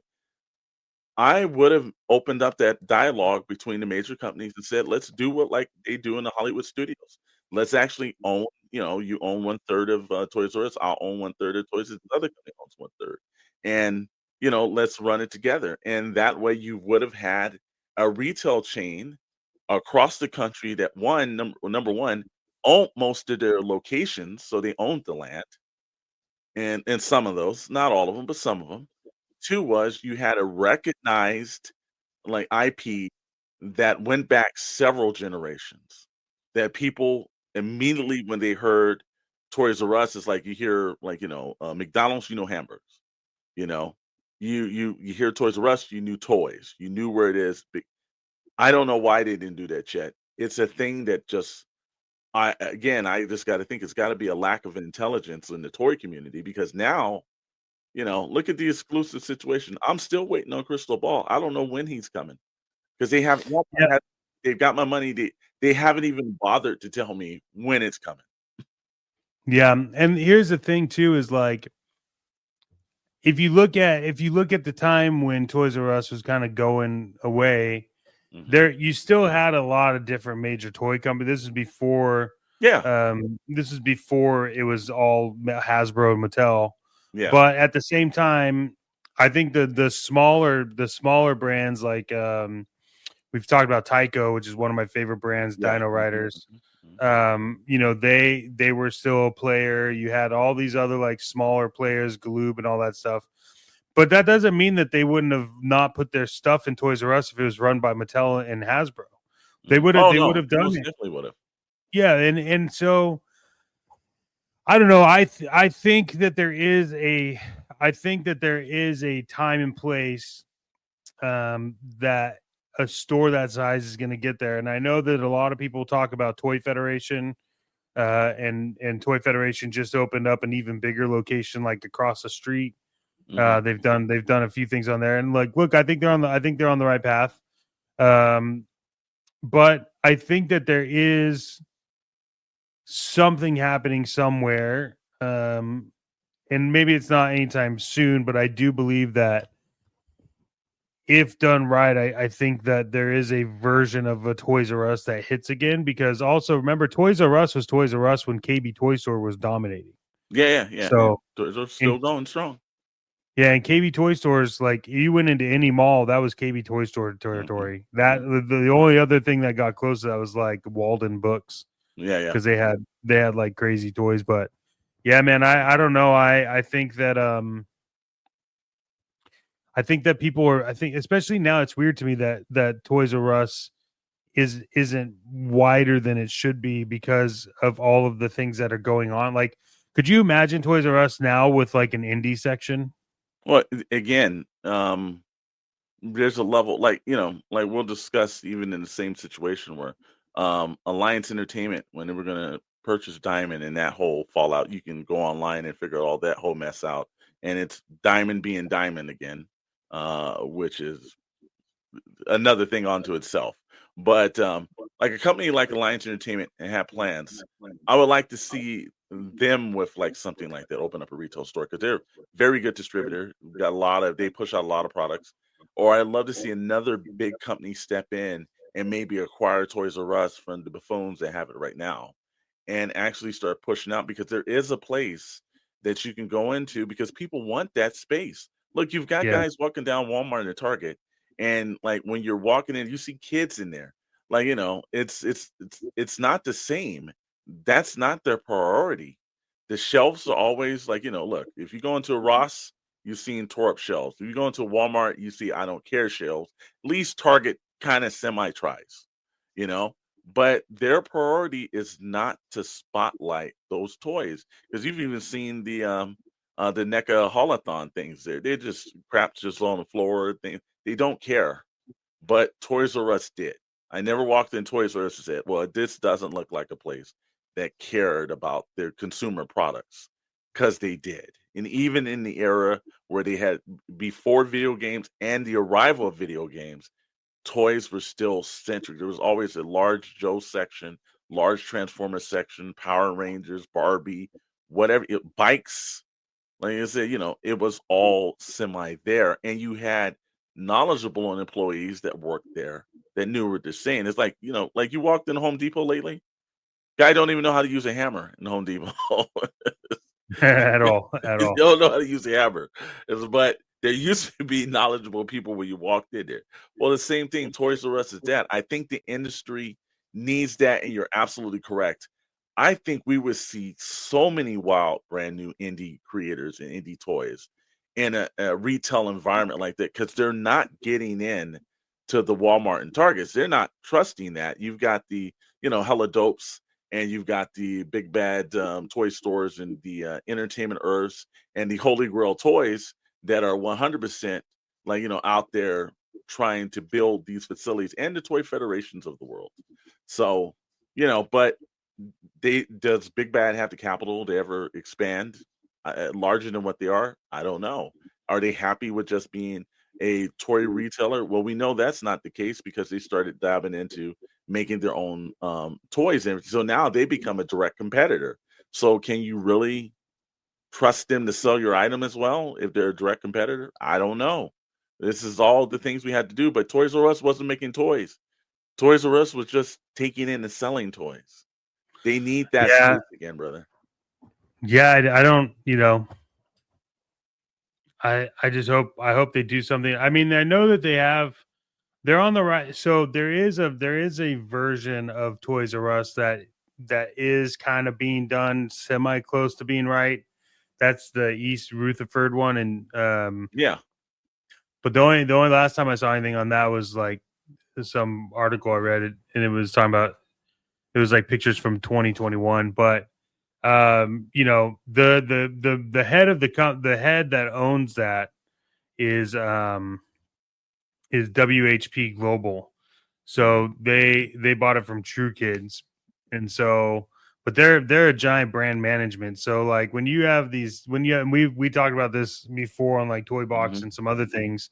Yeah. When you have a overhead company that is a brand management, aka a portfolio, they have to give the attention to everything in their portfolio, which translates to just half-assing everything.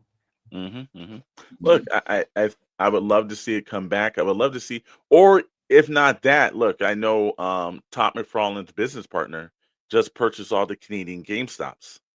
Now, look, he didn't buy that just to tank that stuff in. He's not a brand ambassador or a portfolio holder. He's planning to actually revitalize those stores. Now, maybe that trickles down to the American GameStop because right now, I think GameStop is the closest thing that I think we can get to a fully functional retailer that could not just do games, but could do other things. Yeah. The one aspect that I think is that GameStop was the perfect place to purchase games, and at times they was tried to put some comics in, put some toys in. If they could get just a little bit more kind of like Toys R Us experience to it, I think it'd be a place where you could walk in, buy some collectibles, buy some comics, buy some games, and I think it could work itself out because they do have really good prices at times, and their customer service.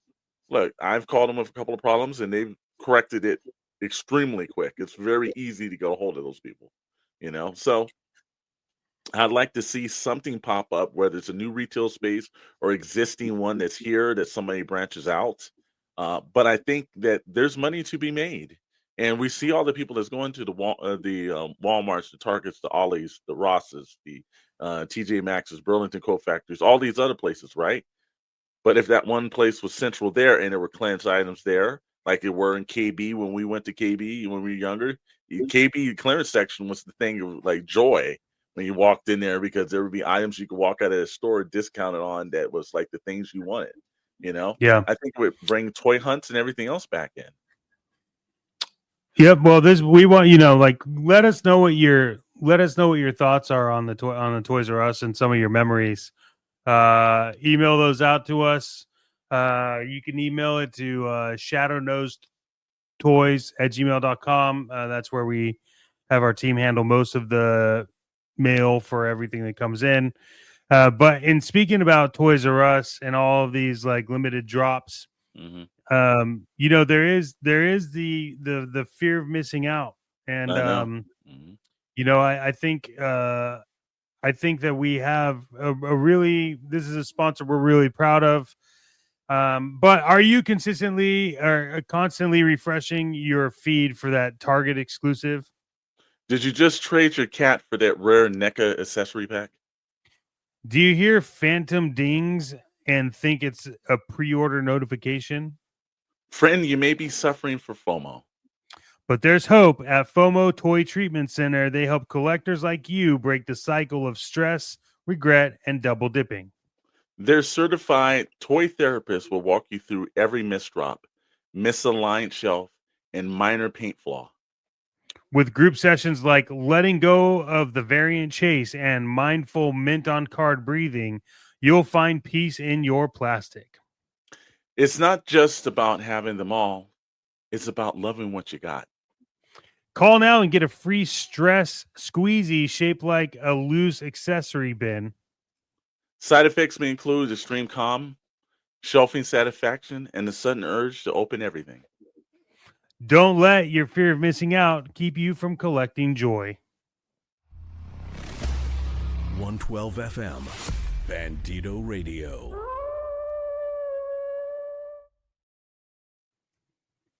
Man, it's been raining a lot here, huh? Yeah, well, like you say, they say it never rains in Southern California, but you know what it does do, my friend? We need a weather report. And now your weather forecast with Alexander Storm.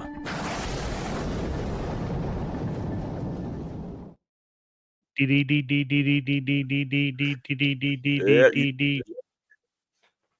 know how we've been doing it. We know how we've been doing it. We start from the east and then we go to the west. And let's check the weather. You know what? You're right, my friend. There's a lot of clouds all over the greater United States, and it's not looking too good and everything. So if we look at Boston, it's not looking good in Boston. 59 degrees, and there's some rain that's dropping and everything. Cloudy in New York City, and the state of New York is 64. We're gonna drop all the way down to Washington, 73 degrees. But guess what? There's chances of showers there. A little bit of overcast. Take that down to Charlotte, North Carolina, 78 degrees, sun, but yet clouds. Same thing that's in Jacksonville, Florida, 88. Little probably dry, a little humidity, but guess what? In Tampa, well, Tampa's looking nice and bright. A little bit of heat with you at 91. Atlanta, 78 with some clouds peeking through. You start rolling back to New Orleans and everything else like that, and there's a lot of overcast in New Orleans, but it's a little dry heat at 71. And you look at Houston, Texas, 82, but the wind is blowing like no tomorrow. Dallas, Dallas 67 with rain. El Paso 73. Looking okay. Albuquerque 56 with some clouds. And you better be wearing a jacket in Albuquerque. Phoenix got some rain, but it's still a little bit of heat at 75, so it's not looking that great. We look over Las Vegas, clouds and 75, and you better take that now because that summer is going to heat up in Las Vegas. Looking at Los Angeles, we're not doing good here, brother. We're 66 degrees, and again, Tony lied. It does rain in Southern California. San Francisco at 66 as well, and everything. Looking up, and guess what? Seattle. Mark this on your calendars. Seattle's got sun and it's 78, man. Seattle's got sun and it's 78. That may never happen again, my friend.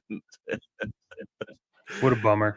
I know, man. And that's the weather report. And hey, if you want to send us a snap picture of what it looks outside in your area, either you can hit us on Instagram at the Shadow Nose Network, just drop that off there, or you can, again, like my man Mr. Maddox just said, Shadow Nose Toys at Gmail, and let us know what it looks at your side of the world. 112 FM, Bandito Radio.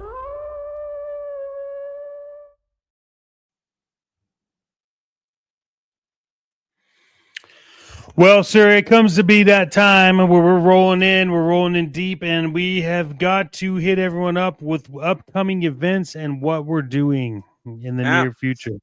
Absolutely. Let's go with friends of ours that are pretty good. Uru Toys, and if you've ever seen the Night Wolf, believe me, you won't forget it.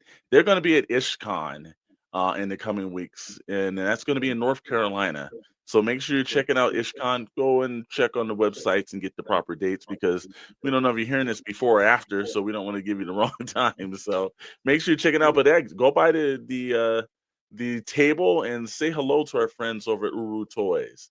And then from there, we got something. We just did the SoCal Joe show. Before that, we were dominant at the Toy Atlanta. But, this is starting to get to the convention season, man. So we're still rolling on tight. And, but we can't do it by ourselves. Our buddies over at Odd Frog and SKN will be at the Robo Toy Fest in Burbank, California on June the 8th. That's Sunday, June the 8th. Hopefully it's a sunny day that day. We got to see because it's been kind of strange out here. But like we did at SoCal Joe show, SKN will be live streaming from the show floor. So if you go over to the Shadow Nose Network, that's Shadow with an E, you can actually, make sure you click that notification bell on because the live streaming from these actual shows is if you can't make it, you see what the actual show is, and it's like you being there as well. And we line up some pretty good interviews and try to get all kind of from toy makers to the toy customers to photographers to just enthusiasts. We try to get them on and try to see the different versions of what these actual shows are. But Odd Frog Entertainment will be actually showcasing, and we've seen this in person several times, and it keeps getting better, Chet. The 1/12 Chop Shop diorama, it keeps getting added on to itself too, so it gets bigger and better every time I see it. But they will have several versions of the Bandito, the 1/12 scaled action vehicle that is actually currently up for pre-order over on. Hey, Chet, now I've heard there's something different going on. I know it's over at Odd Frog Entertainment and over at Nordzoic, and then we also know it's Big on Bad. Hella Dope and Big Bad Toy Store. But I heard that there's a new player in the game that's coming into the toy industry, and the Bandito will be on there as well, right?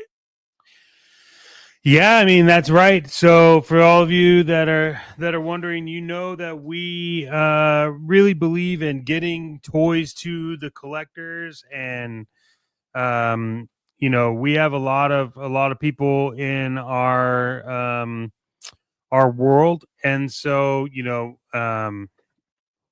I know David Vonner's excited about this. The guys at Odd Frog are excited about this. SKN's excited about this. And so we want to share our excitement with you as well. And launching soon, we'll then have one of the premier places to get toys. And we're not we're not talking about a place that does like bulk buying. This is a place that really has the stuff that you want without all the eBay prices and whatnot fees. And that, my friend, is holygrailtoys.com. So we're really excited about holygrailtoys.com, man. Yeah, we know the guys that run it. They're really cool guys, and we'll be handing some of our stuff at the Shadow Nose Network over to them as well. Yeah, they're taking on. They've decided that they want to take on all of our merch. Yeah, and they pitched us. They pitched us pretty well on that. So they're actually going to be doing David Vonner's For the Culture stuff. Wow. They're going to be doing. Yeah, they're going to be doing our stuff. They're going to be Toy Box Chronicles moving over there. Pixel Plastic Inks moving over there. Odd Frog is going to start having merch. It's launching on there. The Odd Frog pre-order will eventually move over to the Holy Grail Toys. So you can still get it on Hella Dope Toys. You can still get it over on Big Bad. We're not trying to take away from that, but we thought this partnership with Holy Grail Toys was going to be really good. So we're excited. The guys and the girls over there that run that place, man, they had a, look, Holy Grail Toys, what we can tell you about them is that they were another company prior, but they realized that there was a missing piece in the toy industry, and sometimes you just want to buy the Grail pieces or the toys, and so you can sell your own stuff on Holy Grail Toys. But you have to think of it more like when you're buying sneakers at what's that major sneaker site? About the StockX. Yeah, StockX. So basically, like, one of the ones that I wanted, and the way that they pitched it to me, which is something that they're working out still, but like if I wanted to buy Unicron, right, the HasLab, yeah, I would purchase it. It would get sent to them. They would verify that that's what it was, and once they verified it, they would ship it to the purchaser and release all the funds. So there's a price limit on that. When it's over X amount of dollars, that's how it works. Mm-hmm. But man, I'm really excited. That's holygrailtoys.com. They're great. We'll let you know when that's live. It's not live yet. Like they're still working on it, but sometimes you got to take a chance with some people, and we know, look, the people that run Holy Grail Toys have been involved in some major online retailers. So I have a lot of faith in them. Well, here's one thing that I can tell you, that because when I was talking to some of the people over there, when it came down to what other things would be sold there, well, guess what? One of our actual sponsors of the show, Tashi Station Emporium stands, will be sold there. And if you know anything about the Tashi Station Emporium, you can always go to TashiStationEmporium.com. But pretty soon they're going to be on Holy Grails as well, and they are the premier figure stand company in the entire industry right now. They do things where there's a G.I. Joe back explosions or the Cobra logo and a brilliant figure stand to put your characters on. If you're looking for TMNT street covers to put all of the 4 turtles on a half shell on, you can do that as well. Best actually got horror figures, they got horror stands, they got what you need to even have. Well, we've gotten involved in the Micro Galaxy thing, and they have a special new design that we can kind of creep out to you. It's for the Micro Galaxies, where you can actually set up a display and have your Micro Galaxies things kind of looking like it's floating in the air. So they're always innovative, always coming in with new products, and they definitely are ones that we thank them for sponsoring Action Figure Frequencies. Head over to the TashiStationEmporium.com, and pretty soon they will also be on HolyGrailToys.com. Tashi Station Emporium, where we get our figure stands from. Yeah, I mean, I'm excited. Also, another announcement. If you're not listening to them, you should. The Purple Gang has been a fun, fantastic, exciting partner and a very, very welcoming addition to Bandito Radio. And they do the show Full Frontal Purple on Bandito Radio, but this Saturday, so after you hear this, which would be on Friday, this Saturday they're going to have one of the founders, I believe it is, for the Fall of Grayskull 2, which is a live Kickstarter right now. So head over, make sure you're going to watch that. That's going to be live over on the Purple Gang. And just as a quick heads up, their goal is $59,500. They're at $39,344 right now, with 242 backers and 20 days to go. So, go over and check that out. More importantly, check out the Purple Gang. You get to see what that's like. If you're a fan of Monty Python or anything that was back in the day, old British programming stuff, I think you'll be excited. I know you and I sometimes watch it together, and we're just like, this is great, but also, what am I watching? So, Fall of Grayskull 2. This is going to be live this Saturday. Absolutely. And again, Frontal Purple is, you'll listen to some songs. You'll probably hear some Mira's Morgue. You'll probably hear Howlin' Jim. And then somehow the full Frontal Purple guys pop on, and you'll get entertained with that too. We're really happy that there are the second podcast on, and the second of many to come. But hey, bro, I know we wanted to go over, and we did. I always like it when we break that hour rule, because then, the guys that run the Bandito Radio look at us like, I thought you guys were running an hour. No, we run. We want to run. We run. Yeah. We run. We for sure gave you an hour and also some extras, so be quiet. Always a great time talking with toys and everything. Looking forward to the next coming week. We got some really things. If you like the discussions, let us know in the comments. And also, too, Bandito Radio 112 FM lives on its own channel. It's not just on Frog Entertainment anymore. It's on its own channel. So make sure you're actually subscribing to Bandito Radio 112 FM.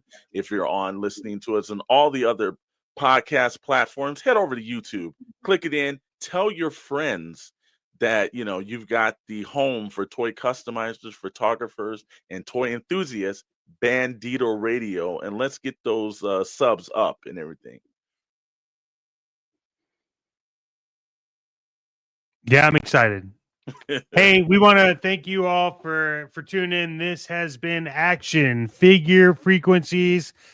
And until next time, keep chasing that plastic dragon, and we'll talk to you soon.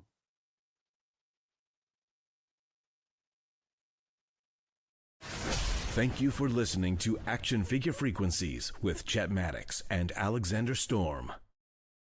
3, 2, 1, 0. Hello, outlaws and outlawettes. You are listening to Howlin' Jim, and you are on 112 FM, Bandito Radio. Stay tuned. We got Joke Junction right around the corner. Let him have it, Red. Hold him off.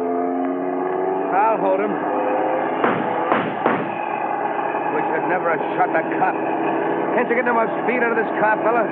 You are tuned in to 112 FM on your radio dial. This is Bandito Radio. New music from Iron Spires. Interrogate.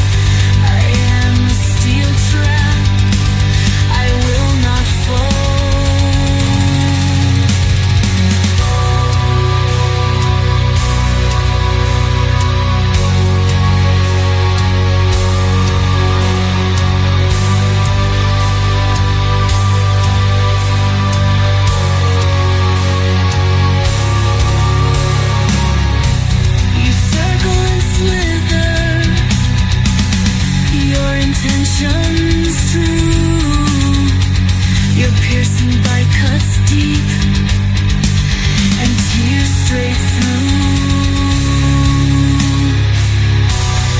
You will not take what I hold. I am the steel trap, I will not fall.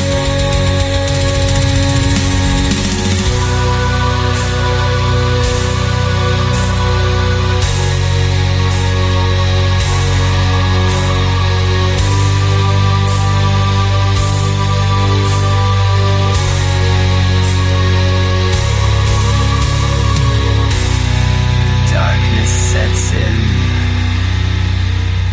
the cold grips tight. I did not fold. I never told.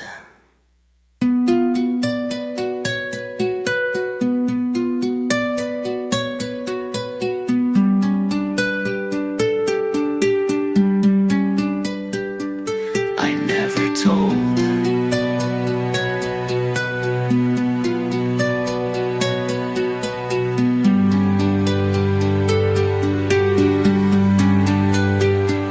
I never told.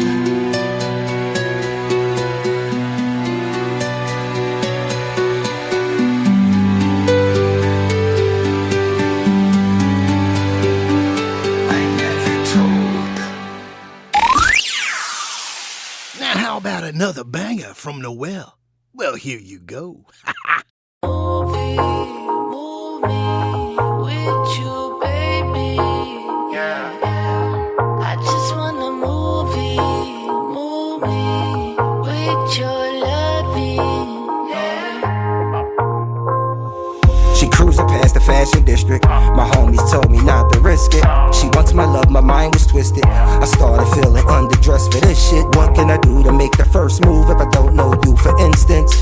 I don't need to know where your lips have been in any universe you attend. The way the wind would blow your hair, you're in my mind, you're everywhere. And I will try to hide it underneath designer wears, knowing I can't afford the finest. You worth the world and I was just trying to remind you. You don't need me to co-sign you. I'll travel the world to find you. If I move for you, tell me you move for me. If I move for you, just tell me you move for me.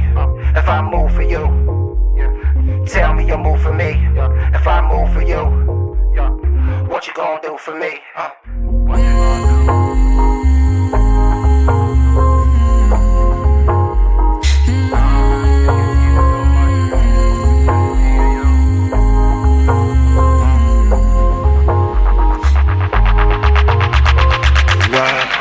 Ride with you. Oh, just to ride with you. Gucci, Chanel, Prada or YSL. I promise shorty not to tell. She love everything Noel. Fendi, Dior. I buy her Louis, she call me Amor. She look at my closet, it look like a store. She look at my eyes and wonder some more, some more.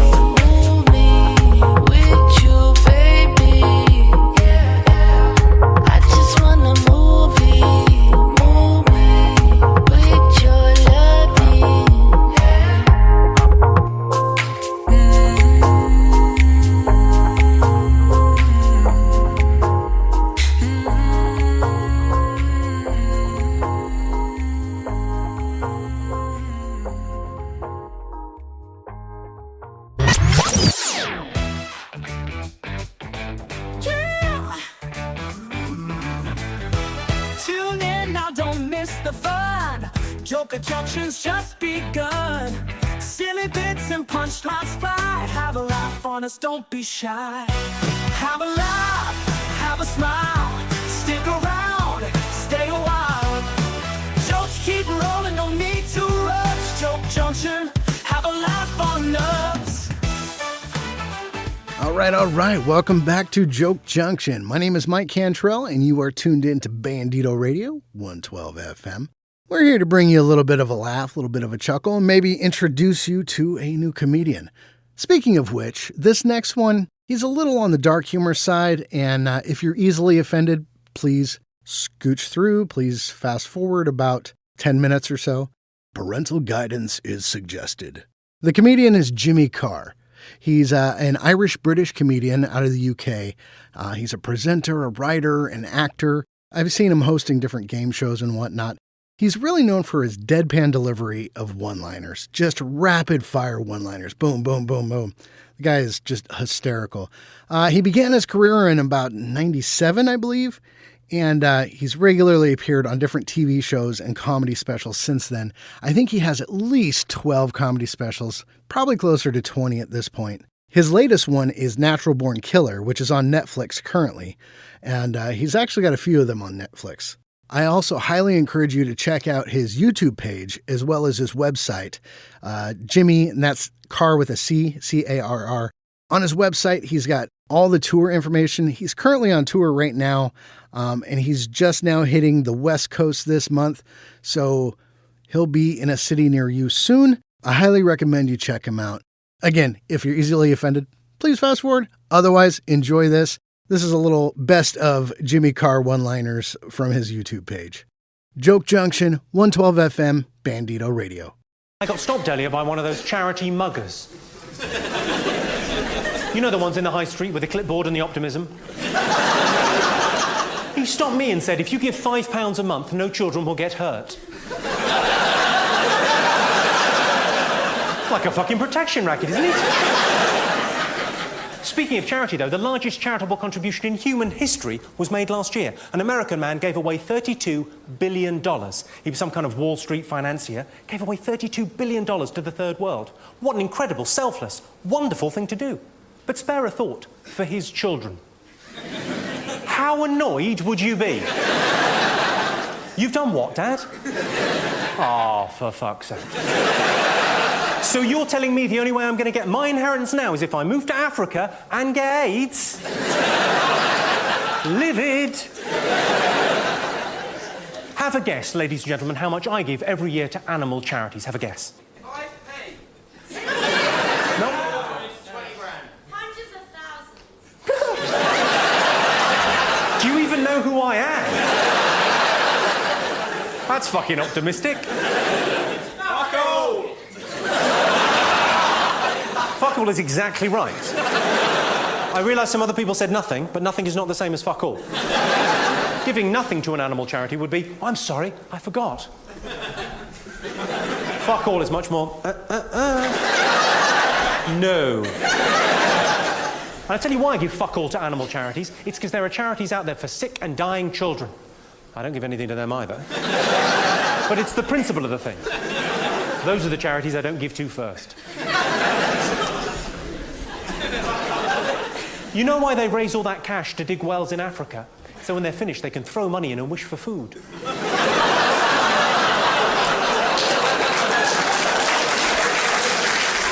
When I did used to work for a living, I was always very jealous of the women that I worked with, because women have the best excuse for a day off sick. I love a day off sick. Marvellous. Duvet, very nice and comfy. And women have the best excuse. The best excuse, as we all know, is women's problems. And the reason women's problems is the best excuse is because women's problems is the end of a conversation. Why didn't you come in yesterday? Women's problems.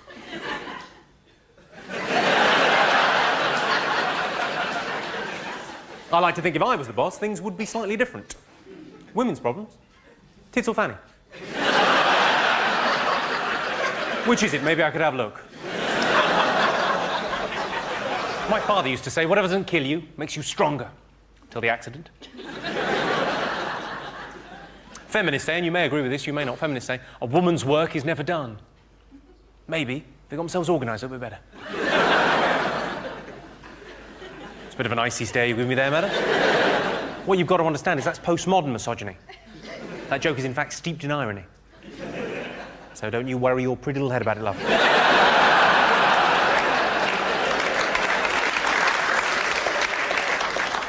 I had one of those serious relationship conversations the other week with my girlfriend where she sat me down and talked at me for about 6 hours.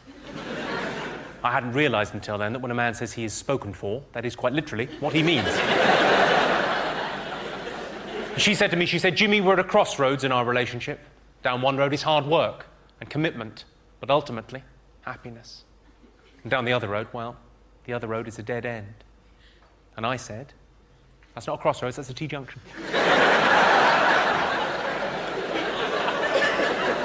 Well, I'm glad you laughed. She went fucking mental. I've always liked swearing. I'm a big fan of swearing, especially sort of middle-class, polite swearing, the sort of swearing parents do in front of the kids to pretend they don't swear. Terms like effing. We all know it means fucking, but it's a nicer way of saying it, isn't it? I've got a story about this. I was at a wedding with my friend Craig. He's Scottish. He swears a lot. Actually, I don't need to say both of those things. Anyway, we're all suited and booted at this very posh wedding on our very best behaviour. He leans across the table. He says, "Pardon my French." I thought we're in trouble here. I happen to know you don't speak French. You barely speak English. He says, "Pardon my French, but we all know Paul is an effing cunt."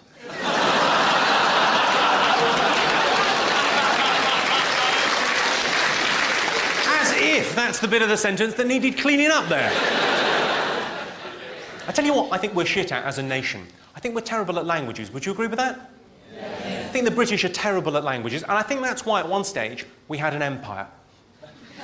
I think our arrogance got us an empire, because we got sailing ships and we went off around the world trying to buy stuff to bring back to show off. That's what you do on your holidays. We arrived on the shores of a foreign land, we got out the boat and we said, "I'd like to buy some spices, please." I'm getting nothing here, Jeremy. Say it a bit louder. Right you are. "I'd like to buy some spices, please." Still nothing. "Well, I'll fetch the muskets, we'll build a railway, in 200 years they can have a call centre."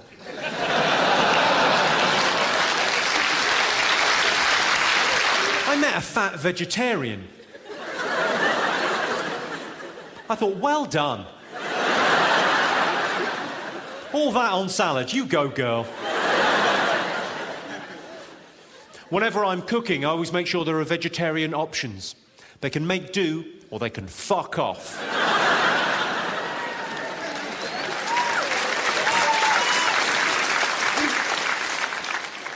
There's a lot of problems in the world, so I like to do a little bit of problem solving every day, try and make the world a slightly better place. British women, that's you ladies, British women last year spent £280 million removing unwanted body hair. Surely it would be cheaper and easier just to move to Germany.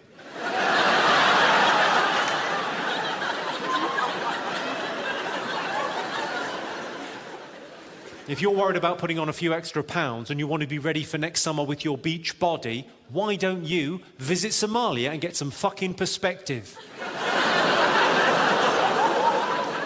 There's people with real problems, you fat cow. I don't know if this has ever happened to any of you, but I split up with my last girlfriend because she was very hypocritical. She used to say, "I love surprises," but then when she found out I was sleeping with her sister... My girlfriend always says, "You never tell me how much you love me." I don't want to upset her.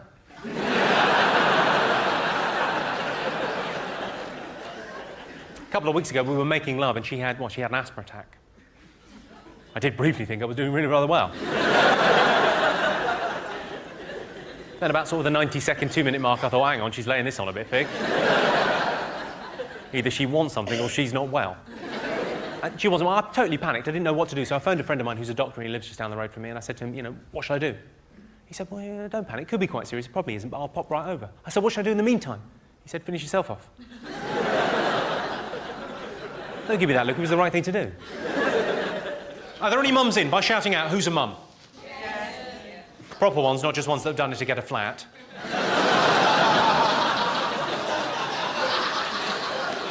I'm kidding. We all love mums. You know, mums are great. They're the great unsung heroes of our society.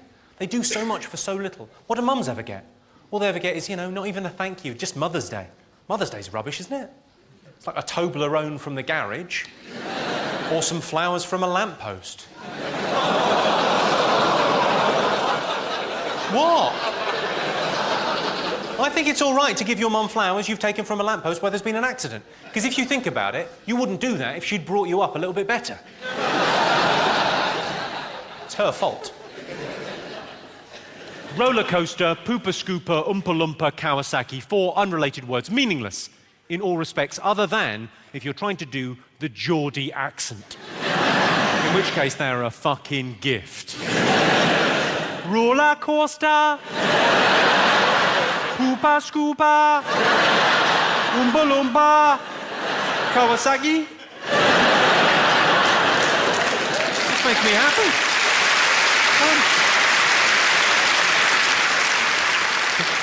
All together. Roller coaster. Poopa scoopa. Oompa loompa. Kawasaki. Perfect. Are there any Geordies in? No, presumably they're outside with their shirts off fighting. But I wonder what the fellas are up to. A lot of women worry about one breast being smaller than the other. But focus on the positive. One of them is bigger.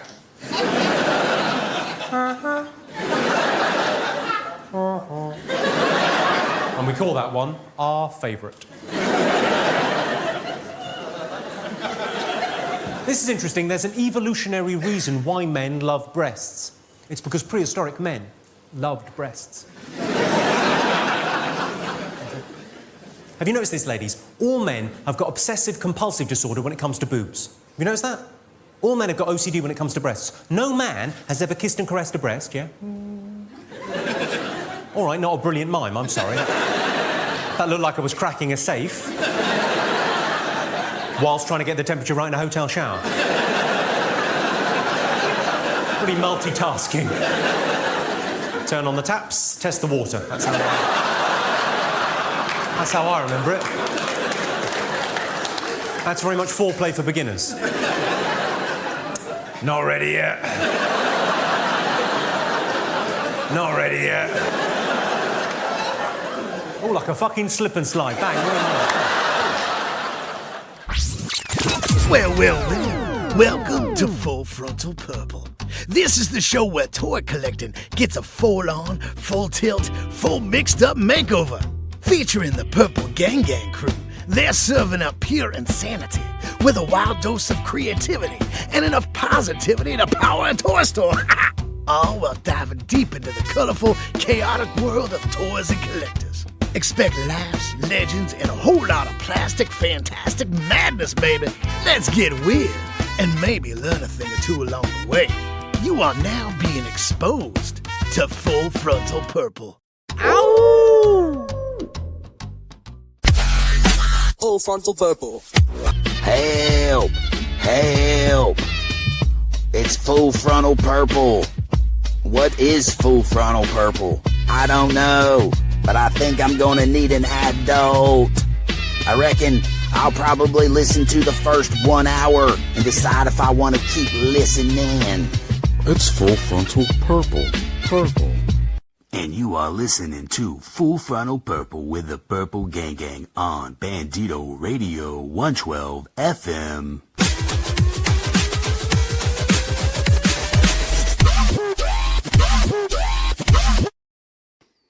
There we go. There it is. Full Frontal Purple number 4. And this time we've entered the dork layer, actually, or dork layer has entered. Somebody's entered somebody at this point, but he's entered someone for sure. We appreciate you joining us, and let everyone know it is consensual. Yes, absolutely. Yes, we put out the request. He was gracious with his time, and here we go. So I don't know if you've had the opportunity yet, Bill, to check out some of the Bandito 112 FM lineup. You know, wherever you listen to your podcast, but they release these blocks. In these blocks, you've got an eclectic array of music from different genres, up-and-coming artists, some not expired license, but how will we, some of the older stuff? Like some older radio podcasts that are probably in the public domain. There's another podcast that airs as well. Shout out to the Action Figure Frequencies with Alex and Chet. They've been doing this since the get-go. This is our 4th recording, so it's usually a little bit delayed as well, because this will probably air 2 Mondays from today. Yeah. Mm-hmm. Cool. Just to put things in perspective a little bit for you. We're maintaining a little bit of work ethic and trying to stay ahead of the ball game, which so far that's working out for us. Yeah. Life's pretty busy. Absolutely. So. And so typically what we're doing, just catching you up, we're going to have this little conversation. We're going to talk about toys, talk about, current events, pop culture, and little different than what we typically do on the Purple Gang Gang Live, because we're not having, all the videos, distractions, and the shenanigans. We're having to keep it to oral shenanigans. And by that, I mean audio shenanigans. Also consensual. Yeah, also consensual. Yes, most definitely. And we do release the video eventually, but that's typically a week after the block rolls out. It'll show up on the Purple Gang Gang YouTube channel. So, without further ado, who are you? How did you become the dork layer? Like, what? Take me through this process. Have you always been a dork? Have I always been what? A dork. I have always been a dork, yes. And there was a point where I started podcasting years ago. It's actually 10 years now. It was 2015. I was podcasting. It was basically a Star Wars podcast that was kind of related to collecting. It was Topps Star Wars Card Trader app, which is like digitally collecting cards and trading cards. It's a really fun little app. And somebody wanted to start a podcast, and I was like, heck yeah, I'll do that. So that was my first foray into podcasting. And that is eventually something that kind of like died down. Our schedules didn't allow it. I didn't want to keep it going on my own without my co-host, because we started it together, and it was just one of those things. So I started just like throwing around ideas and names, and I wanted to come up with something very generic. I mean, it started off as a Star Wars podcast. It was Star Wars SH Figure Arts, like very specifically. And we would review one each week. And it was back when they were pumping them out, and there was a lot of them, and you could review, you could do one a week. But I knew it wasn't always going to necessarily stay Star Wars, and maybe not even always necessarily stay toys. But that's kind of like where I came up with the name Dork Lair. I just wanted something that represented my hobby room, my toy room, my collection room. And so that went for about a year of straight up figure arts. And then my co-host Brian left. And that was another thing about starting the Dork Lair, is it was like my thing. It was like specifically me. I invited a co-host, and we, he came on with me together, but it was like my project, so there was no way I was going to like abandon it if he left. It was, my thing. And so then Chris came on, and we started, and this is still audio. This is still up through 2018. It was still audio. And we started weaving in other stuff, other toy news, not just figure arts, and then Larry came in shortly after that. It was only like a month or two, and it just became just like a general podcast. And then I think at the end of 2018, well, actually, for a while I was just publishing the audio to the YouTube channel. And I had the Instagram channel as well, the Instagram page or whatever. And then for a while I was publishing the audio to YouTube. And then at one point I said, you know what? Maybe I should start doing the review section of the podcast on the days when I was just going to do a review by myself. Because we would do that, like we would review a figure, and then like at the end of the show we would review a figure together. But sometimes we didn't all have the figure, and so I might just like record the audio by myself and do the review. And at that point I said, you know what, maybe I'll start doing the video of it too. And that was late 2018, and then eventually the video part of it kind of took over. Like the channel started growing, I started enjoying the video making process more. And eventually streaming became, of course, with like the pandemic and all that, like streaming became such a popular thing that we're like, you know what, maybe we should try to stream it for a while. And so we started streaming it. And yeah, that's kind of where we are today, is we stream our podcast now. I haven't even been publishing it as audio anymore, just for a lack of time.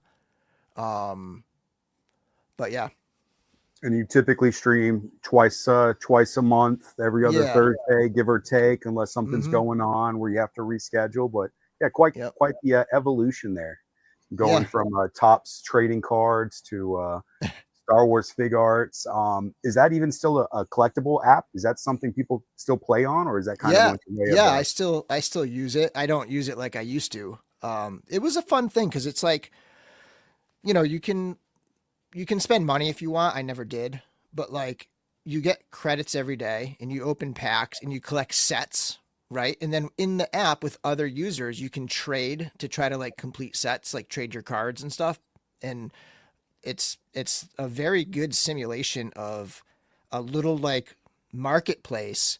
It's almost a game, kind of like where it's like this like simulation, but it's very much like a little marketplace where you can trade cards back and forth and stuff. Is there a physical counterpart that exists out there in the universe somewhere? I mean, Topps trading like actual physical trading cards. Yes, they've dabbled in some where like they did a set once where they released the physical cards and then they released them in app. And if you had pulled certain cards from the pack, you could redeem it in the app and get the cards. But for the most part, it's like separate. Got it. It's like it's really weird thing. How things go full circle, because I think we're probably in another height of card popularity right now between, people ripping packs on Whatnot to people gathering in their local hobby shops and ripping packs open live right there with crowds of people ready to buy some hits, so it's just really weird how you started that in that place. And now we're kind of getting close back there again. Now, it's kind of come around a couple times since then, like cards have had waves. Yeah. Mm-hmm. You mentioned, really being into Star Wars and kind of getting your beak wet from a podcasting perspective with Star Wars. One thing I like to ask, all Star Wars fans, as far as the greats go, are you a Captain Kirk or are you a Jean-Luc Picard? Well, as far as Kirk or Picard go, I am a Picard. My dude. Yeah. Same. Yeah. Yeah, for sure. Sweet. That's a question. That says it all. I was I grew up a TNG guy for sure. And Van, you and I were talking about Lower Decks and how it's such a great TNG era show. Not even just a funny show, but it's just like an awesome show in that era, I blew through that in like 2.5, 3 days, and then I started watching Star Trek. What was the Brave New World? Yeah, Strange New World. Strange New World. Yeah. And I've blown through that as well. So you kind of rekindle a flame there. I may go back and watch Picard. I know I'd watched. I want to say I watched the first season of Picard, and I was binge watching way too many things, and so I could not, really give it the attention it needed. Definitely hop on I'd some say first season of Discovery too. Sorry. The third season was my favorite of Picard for sure. I think I only made it through the first season of Picard as well, but Lower Decks really kind of sparked my Star Trek love. Funny, dude. I grew up watching the movies as they came out, seeing TNG on syndication randomly whenever it was on. I loved the movies when Chris Pine started doing them, but it wasn't until Lower Decks came out and I binged that I truly appreciated the world building that they did. Because once I had binged all of that, I started eating more up. I started going through Strange New Worlds and Discovery. Then I started back episode 1 of New Generation and, started getting as much as I humanly could. And it was all because of a silly little cartoon. So Discovery gets a lot of crap, but I actually liked that show. Not every episode, not every season, but I thought it was a solid show. Yeah, I enjoyed the first 2 seasons in particular, and I probably need to rewatch after that. Is that the one where they're on a space station, or is that a different? No, that's Discovery is a very recent one, and the premise there is they had like this crazy, like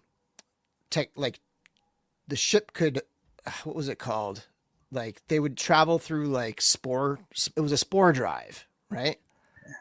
And it would like travel crazy. And it was a ship that eventually so this was the original series era. It was like within Strange New Worlds is actually a spin-off of Discovery, and Discovery eventually propelled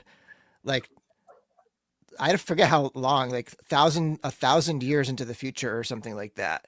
And that's kind of like the reason why that ship wasn't around, so to speak, like in that era. But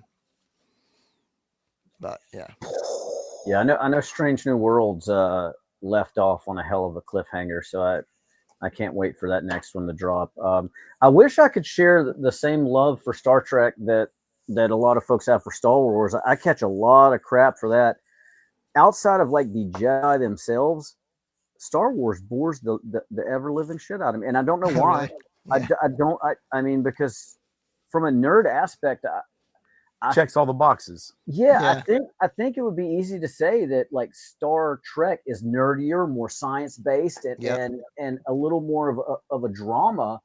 I mean, it has action in there, but it's a lot of fine dramatic acting. And Star Wars, which it has its fair share of drama too, but special effects and all that stuff. I think it's the suspense in Star Trek that does it for you because you really like, I gotta the have surprise. You something. don't like to see what's coming.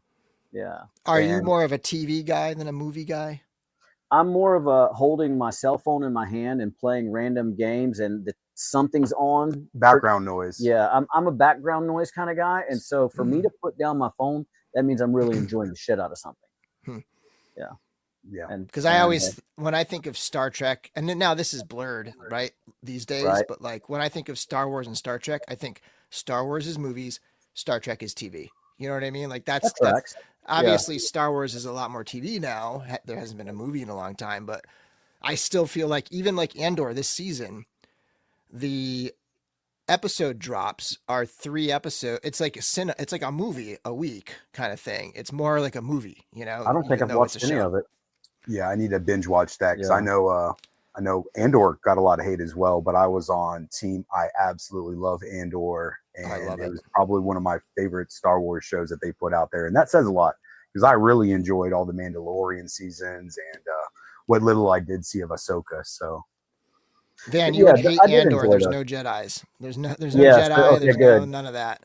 What was the one that just came out that's getting canceled or whatever that they're not Acolyte? Yeah. Acolyte.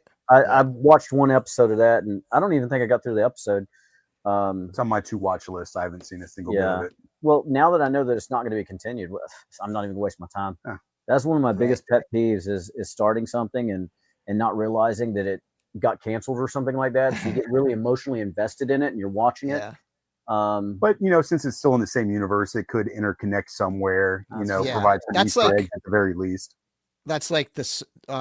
Like the movie Solo, right? That ends with Darth Maul, and you see he's part of the Shadow Collective or whatever it's called. He's like the leader of this thing, and that never got played out. But now they just announced a Darth Maul cartoon, Darth Maul Shadow something. Like it's probably going to continue that story there. So in the end of Acolyte, I don't know if you guys care about spoilers here. Yeah, it's not at all. Okay, so at the end of Acolyte.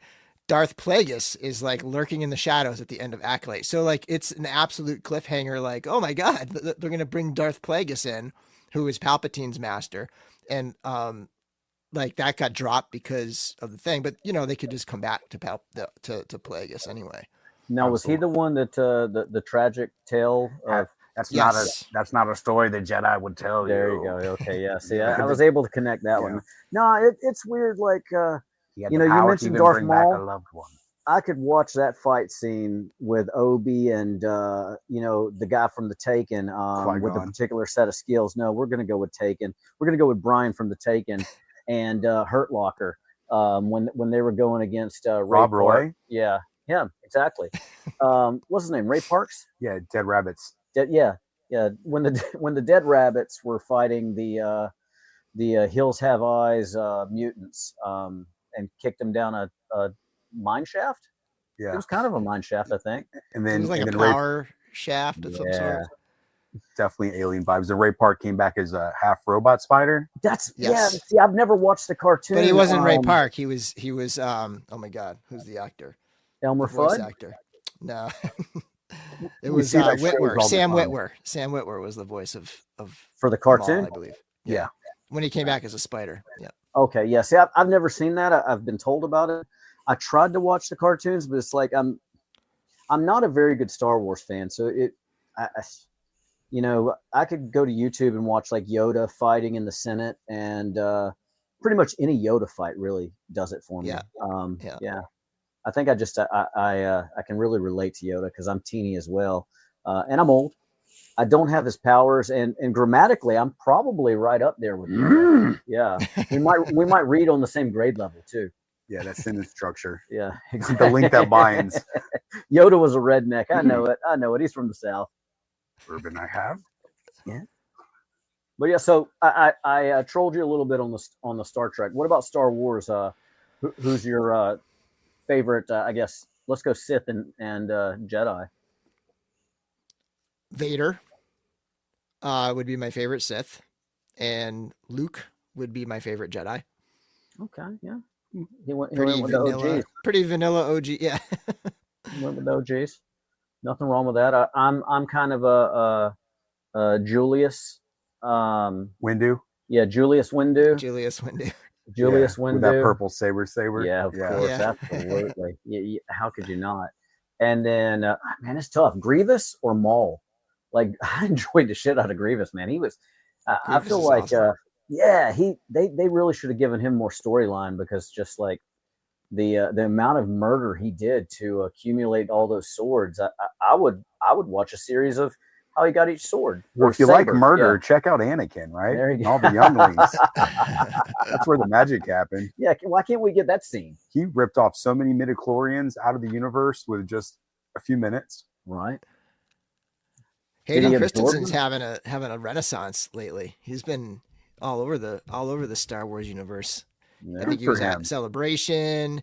I didn't get to go see it. I didn't get out to see it, but they re-released Revenge of the Sith this past weekend, and I think he had recorded an intro for it. So when you sat down and watched it, he had an intro. And yeah, so he's all over the place lately. Really glad he got a mulligan, because at first I thought his mulligan was when they remastered the videos and they put his image up there as like a Force ghost in the cloud. Like, all right, that's his legacy, but 20 years later, hopefully he spent some time acting, because he's going to be doing a new show soon too. Is that correct? I don't know. I mean, I know he was in Ahsoka, so maybe that's what it was. Yeah. Maybe the time's got me again. Could be, but he might be coming back. Maybe he'll be back again in Ahsoka season 2 or something. Yeah. You should tell a friend. I'd like to see Grogu and Yoda fight. Actually, I'd like to see them do yoga. I would like to see Grogu and Yoda do yoga while slurping on Gogurt. Yeah. I mean, why not? I mean, if we're just actually said it too. I was waiting for you to stumble there. I was mentally, I'd stumbled like an hour ago, but it's Gogurt. It's yogurt on the go. Absolutely. How could you not love that? Delicious. Yeah. Then you bring in like Dom Toretto and the gang, and they could really have a lot of fun with the Mandalorians, because that's when I think of Fast and the Furious. I feel like that really should have happened on Costas Mandalore planet. Shout out Mobsters. It's a great movie. Beskar. Yeah.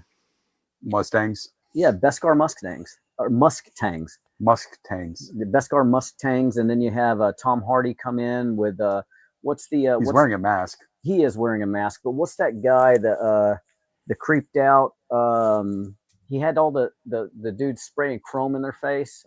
No. I can never remember his name. Max Rockatansky. It might have been him. Fury Road. Yeah.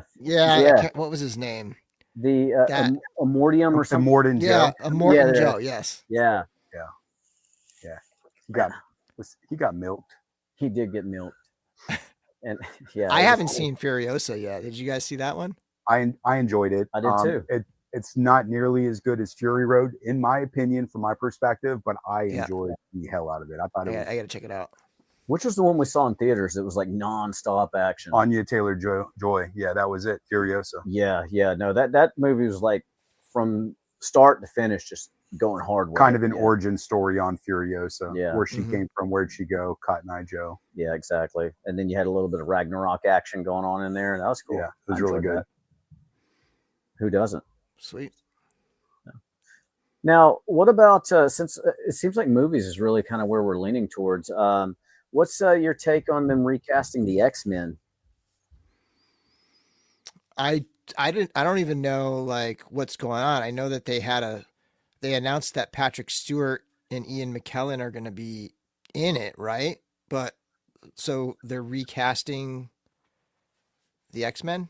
I would don't think even know. so. I don't think that they can keep Marsden and Logan and I can't even think of Hugh Jackman.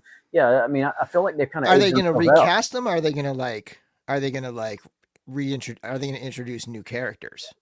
That would probably be the way I to swear go. to God, I saw that Patrick Stewart and Ian McKellen are going to be in the next one. I feel like I saw somewhere that Hugh Jackman's going to be. Maybe it's a Deadpool movie he's going to be in again or something like that. Well, here's the thing: they announced a list of actors that will definitely be in the movie. They didn't put up a list of people that wouldn't be in there. So by omitting certain names, it gets people thinking, making assumptions when might not have been announced yet.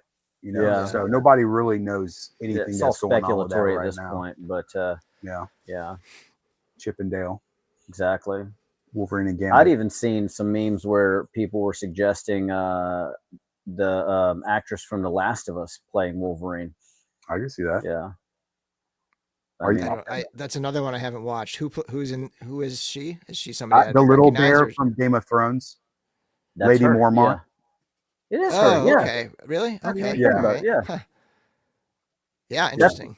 Well, that's she must be a lot another show. older now. She must be like, I mean, that was like almost 10 years ago at this point, right? So she Feels must like be. it. Yeah. I'm gonna have to Jesus. Google as we're talking here. Yeah. It was Time. definitely a show that she looks like Greta Thunberg to me, but that's not her. It was one of those shows that I should have been paying more attention to. It's a fun show. I haven't seen the second season, but the first season is really, really good. I don't want to give any spoilers. Based off of the video game. The video game was known for its story. So Bella Ramsey is her name. Bella Ramsey. Perfect translation from mediums. Absolutely.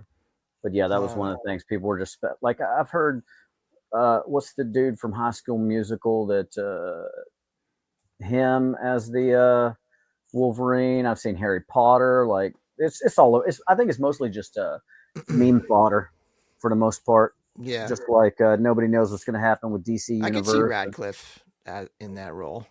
Beef himself up a little bit.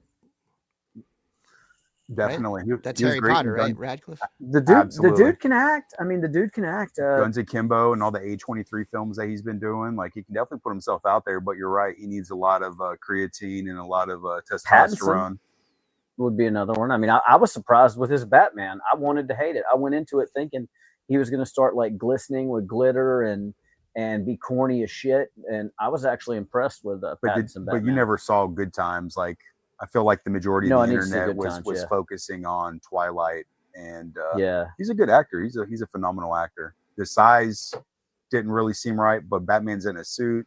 You can add enhancements to him. You're one though, so I mean it makes sense to me. Yeah. No, I enjoyed it profusely, and then of course without that we wouldn't have the Penguin spinoff, and that show is absolutely that show was great. Yeah, I was about to say, please tell me you've watched Penguin. That was really good. That was amazing. I don't watch much TV or films, but I had to watch Penguin. So good. The Penguin reminds me of Andor a little bit. Not in any stylistic way or storyline way or anything like that, but it's a show that's in this universe that I think anybody could go watch and enjoy it for its own on its own right, just as a drama. You know what I mean? Like it's one of those things where it kind of transcends the like IP or the universe that it's in, and it's kind of its own thing. And I think both of those shows did a really good job of that. Like Andor is Star Wars without Jedis. Penguin is a superhero show without superheroes. Yeah, I mean, and it's like Andor is very. It's like my wife loves it, and she's like Star Wars well enough in The Mandalorian, but I feel like she loves this more than anything else. Like she just loves a good drama, and she loved Penguin, and she doesn't really care about Batman or any of that stuff. Like I feel like it's just they have these. They're like genres in themselves of Penguin being a crime show, like a mobster show, and then Andor being like a revolution drama, like a. So then, what's your take drama. on like the Joaquin Phoenix Joker movies? I didn't see the second one. I thought the first one was good. it was kind of a similar thing, you know. It was more artistic, I guess. But I enjoyed it, but it's not the kind of movie. It's not like a rewatcher for me. I can see that. I definitely do suggest you, if none other for the artistry of it, check out the second one. Yeah, I gotta check it out. It was it really out. well done. It was a good mind screwing. I've heard good things. I know there was like a segment of the fandom that like hated it or whatever, but like I've definitely heard people who I trust their opinion on saying like, you know, it's worth a watch for sure. It's crazy you mentioned that. Whether it be toy collecting, whether it be music, whether it be movies, people get passionate about it, and it's in your experience. I mean, you've been doing the podcasting, the reviewing longer than we have. Is there ever an occasion where everybody's satisfied, or people are going to bitch no matter what? There will always be someone bitching, but there will be situations where like the vast majority of the people are happy, you know. Trying to think of a good example. Not in Star Wars, you can't find it. Oof. Yeah, I mean, you know, I'm thinking more toy reviews. I don't do a lot of like pop culture movie talk or anything like that. So I don't see a lot of that conversation. But in terms of like when you're reviewing a toy, sometimes there's just home runs, you know. You just reviewed Ganesha. Where does that lay into the pretty far up there on the like universal praise? Really, it was you know, a handful of people have some very specific things that are just, you know, like everybody has their own like personal quibbles with things, and you know, but like for the most part it was I honestly thought it exceeded my expectations in terms of like how many people were going to love it. I wasn't sure. You know, it's not a sword wielding barbarian warrior type character. It's more of a display piece, but there was just so much love for it. I do think that the parts are gonna like deliver some really cool customs, you know. Yeah. And I think that part of it, and it's just loaded. I mean, it's just got extra arms. Anytime you got extra arms with a figure, it's just like bonus, you know. So yeah, I think it was mostly universal praise. A few people had some random, you know, problems with it, but I think you nailed it when you talked about, you know, the artistry of it and just, you know, a shelf pleaser. I mean, it's beautiful. You set it up, it looks great. Those that were expecting it to move like a Mezco Gomez or something like that, those were, I think, the ones that were kind of complaining. It was dazzling right out of the box. Gorgeous figure. I mean, it definitely would be one of those ones I probably would not play with a lot, because once you get it set up just so, it's like, you just look at it and it looks great. Plus, I vanilla posed the hell out of everything anyways, right? But no, I mean, you did a great review on that one. I definitely was going in there and peeking out, trying to figure out exactly where all the accessories go. You know, shout out Barriego for hooking it up with the schematic, as it were, for all the bangles and stuff like that. And all that stuff. But yeah, it's pretty magical. You know what I did? I looked at Nate's art on the box, and like I went off that, and then I just tried to like evenly distribute all the bangles and things to the legs, and you know. Yeah, you did pretty good, because, you know, obviously that's how we always start off our Figura Saturday is buy the figure, watch your review. So that's an awesome tradition all around. And it was really funny because when Van got his in, he's like, I don't think Dorklair put the bangles and the bracelets the same place that Diego's picture says. It was probably not. You know, it's probably left up to interpretation a lot of the times. And yeah, I didn't have any sort of diagram when they sent it to me. You know, there was Diego's diagram didn't come with mine. Right. Yeah, no, I'd asked him about the picture, and then I even had to send back a couple of re-edits. So is this the upper left? Is this the lower right? You know, what's going? And I'm like, is it okay if I post this? But I don't think there's a right or wrong answer to it. I just, in my simple mind, I was thinking that this is a deity of a culture and a religion that is still very much active. It's not like a lot of people were saying, you know, when it came to Anubis and Bastet, that they're not, that's about the epitome of making a Thor or an Odin.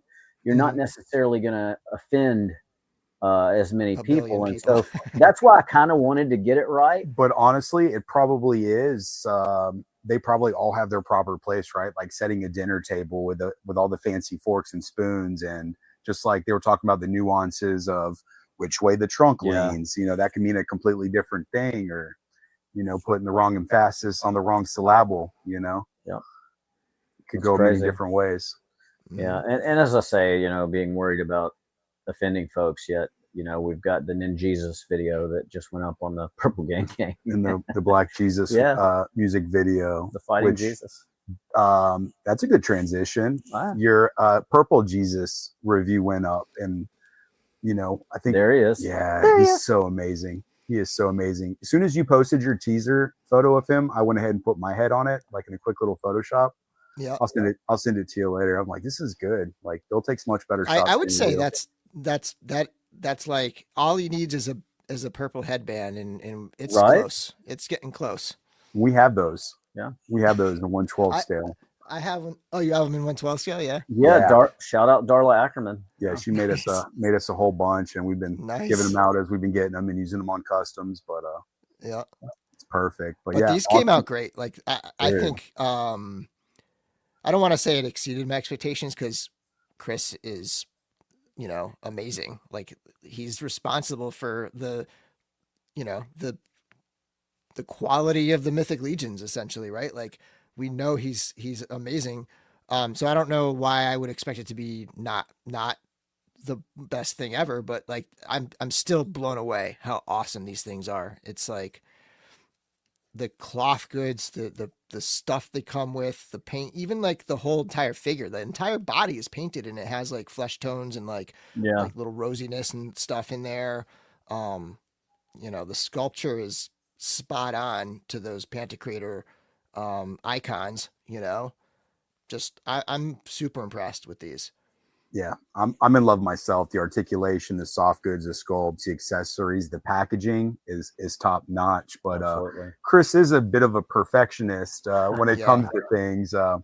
We actually, it was last year before Legions Con, we wanted to surprise Chris with a head sculpt of himself. Then it turned into not really being a surprise. We wanted to make sure he was happy with it before we put it out, and he's never happy. So we eventually got to the point where like no more edits, no more changes. Like this is what you're getting. Fix it with paint. Yeah. But that's kind of how we left it. But yeah. But that head sculpt, I don't think anybody's really seen it outside of the studio and whoever watched that one episode of 4ish o'clock that we threw it up on. But since we're already a few weeks in the future, we're actually going to be selling those heads probably starting this weekend through Dirk's Designs and Customs.com. And 100% of the profits are all being donated to Chris to kind of help with some of the surprise expenses that came along with shipping those figures to the States. So it's not a big chunk, but we're trying to do our part as well with all of that. And we won't throw any names out there, but a few, I know you know every single person, but in the Mythic Legions community, we've had a couple of artists who are also going to paint some up and sell painted versions in the future as we get those out there. But yeah, and again, all of that going right back to Biblical Adventures to help offset those surprise charges. And he got hit hard. Yep. Yeah. And it's so weird seeing how people don't understand how things work. I'm sure I know you saw the post where definitely did. Our buddy EM had to block somebody. Like, why are you arguing about this? Like, where's the big aha moment? Like, what are you trying to prove right now just by arguing in a biblical toy group? Like, I don't get it. Like, the math don't add up. The math don't add up. Oh, that post. Yeah. No, like, what in the world? Yeah, that's just, and Eric. I think Eric, his reply was spot on. He's like, look, there's the post. There's what he's saying. If you don't, you saying this is you're just calling Chris a liar. It's like basically like, right? Exactly. Okay, if that's what you're IRS, gonna, right? Yeah. Yeah. No, and I could perhaps, trying to look at both sides of the coin, right? I'll leave the name of the company out, but I'm currently dealing with a Kickstarter situation to where I was very low numbers as far as backing it. And a few people have got their products, this, that, and the other, and they're like on update like number 70 at this point. And they just announced that we have the money to go ahead and ship out everything that was paid for, but we're going to be starting another Kickstarter. And before we drop that, we want everybody to know it's not helping to get your stuff out the door. That's going to come your way. It's not coming yet because we've had to pause on that. But yeah, and so it's, I could see how people are. It's like an unspoken rule, right? Like, don't start a Kickstarter until your last one's product shipped. That should be it is unspoken, but it should probably be spoken. But I mean, it's a difficult, it's a difficult time. I see the way BBTS is trying to handle things. I just had something hit my private warehouse with Hobby Genkai, and I'm waiting for them to respond to let me know how much it's going to cost to get that Mayfex figure over here. So was that Superboy? Superboy, yeah. Ooh, I'm waiting. Good. Yeah, no, he looks that great. Looks so good. I'm waiting to see how that's going to hit me. I just had a Buzz mod get processed through BBTS today, and so I mean, I don't know. My heart goes out to the small independents right now because it's not an easy path to navigate. So a lot of respect for what they're doing. So Jesse DeStasio, Toy Pizza Knights of the Slice, Glios. He does I think it's weekly. He does his podcast for his Patreon, and he's been talking a lot about like the tariffs and just how, like just extrapolating, because it's such a wild card still. Like tomorrow they could be gone, right? Like you just day to day is kind of how you can deal with it. But he's just kind of extrapolating possibilities, and he's like one of the most recent ones. He's like, that might have been this thing that I'm working on now might be the last new mold I ever do. Like that's where some companies are, especially these smaller guys. Yeah, it's nuts. Yeah, I wouldn't. I mean, how can you really navigate it at this point, right? Not trying to get into politics. So I was more or less focusing on the selfish, I want my toys, man, baby. I want my toys, and I want them now, and I don't want to pay $5 less than I pre-ordered it for. So how much for the golden goose, Wonka? Exactly. So yeah, I couldn't even imagine the day-to-days trying to pull and trying to figure and trying to when are we going to ship this? When are we going to start production on this? Or hell, if you were had already like mid-production on everything, and now what do I do? Do I pull the plug? Does everything come to a screeching halt? I mean, it's crazy. At what point can you still get your money back as a producer, right? Like, got to recoup. It's all just so out of my league in terms of thinking about how that plays out. I don't math good, so I'm not even going to try to math that one out. But yeah, I mean, I'm here for the toys. Despite my trollish nature, I mean, that's kind of my go-to. Go look at the Cabal whenever there's like just a dumpster fire of a post. That's usually my go-to response. I like toys. I would rather argue us in the messenger and go back and forth at each other than to go across, bunch of strangers. Yeah. I mean, this is kind of our retreat, right? We're here because we enjoy toys. If we wanted to I don't know, meet at the flagpole at 3:00, we could go do that, right? This is a hobby. This is something we're supposed to get enjoyment out of, and other people like toys but want to be validated too. Yeah, that's you're true. In the wrong community. Yeah, there's definitely some communities I feel like are more toxic than others, but that's me trying to work on me. I try not to engage, at least on social media. Like, I mean, I will say all sorts of venomous shit, in the DMs and stuff like that. But I'm quick to mute. I'm quick to block. I don't have any energy for that. I am so exhausted 24 hours a day between all the many different things that's going on, and just dedicating a minute out of my time to reply to somebody to something I don't agree with or are blatantly wrong. I just don't have time for that. I've started trying to focus on smaller communities and not let it, like, I pretty much capped my Facebook group at 1,000. Congratulations on hitting that. That's a big milestone. Thanks. Yeah, but I'm capping it. or I mean, I'm not necessarily capping it there, but I'm just like, I'm being much more selective of who I let in. I don't really want to let people in that I don't know at this point. Like, I don't really want to be in a large community with a bunch of strangers, besides maybe the Cabal and a couple other ones like that have been in for a long time. Yeah. Keep it intimate, hang out with your friends.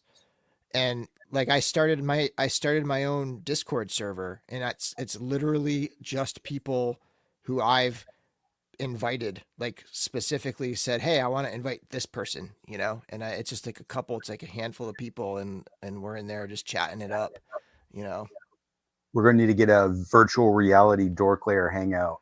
Yeah, that's what I'm thinking. I'll put those little headsets on and, dress up like toys and walk around and talk in a virtual space. Some virtual land. Oh, yeah. And, absolutely. It could go up in value later. Right. That's a good deal.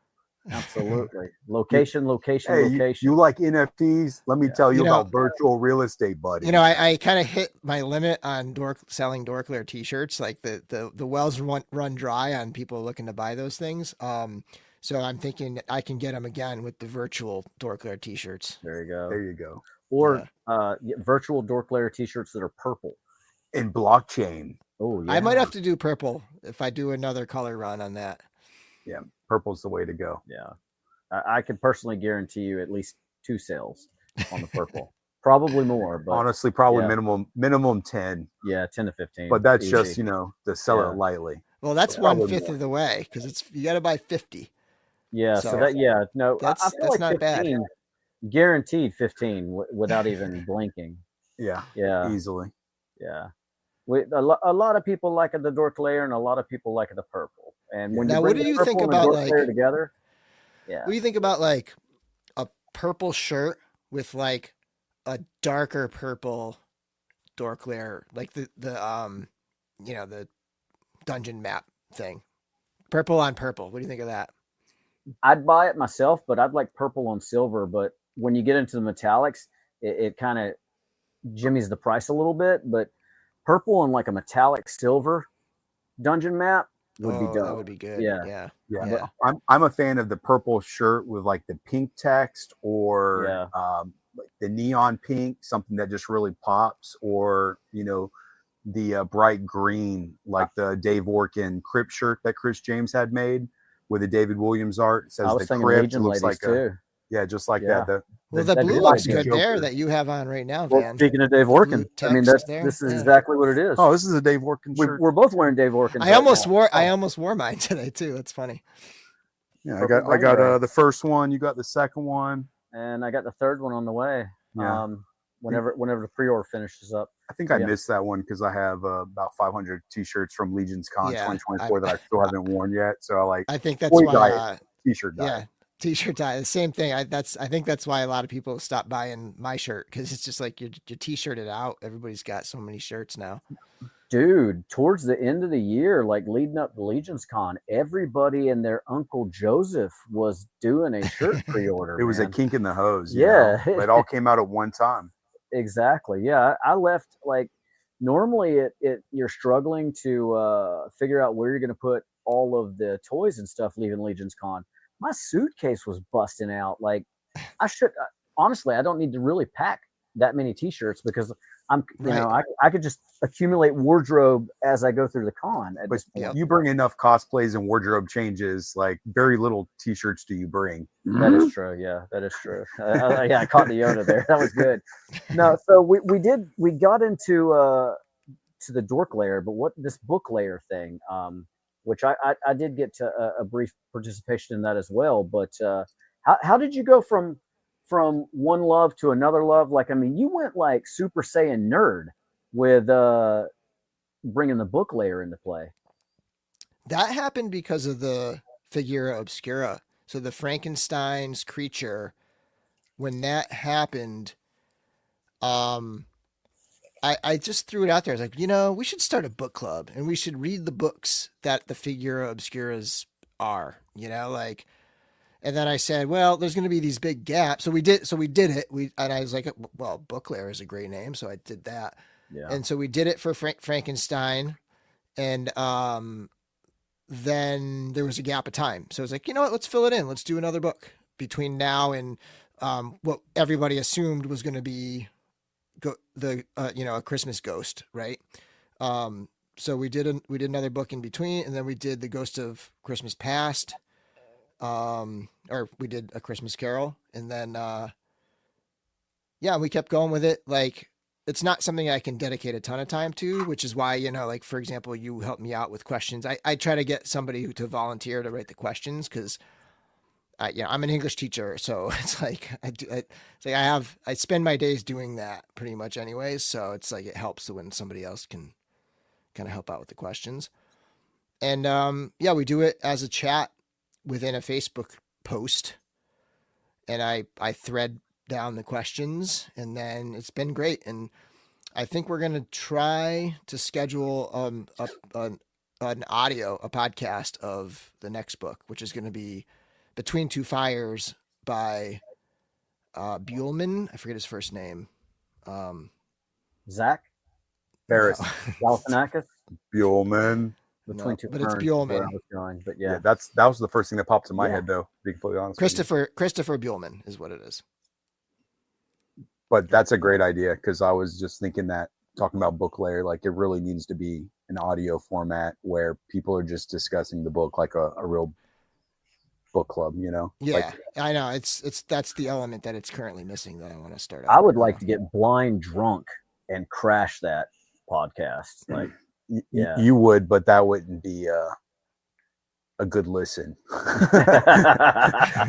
as they say Now, in the podcast. Van, would you read the book ahead of time, or would you just go into it not having read it, or would you go into it with the book in hand and just like trying to read it while you're doing it drunk? You just actually described college. I was writing the papers with the book. No,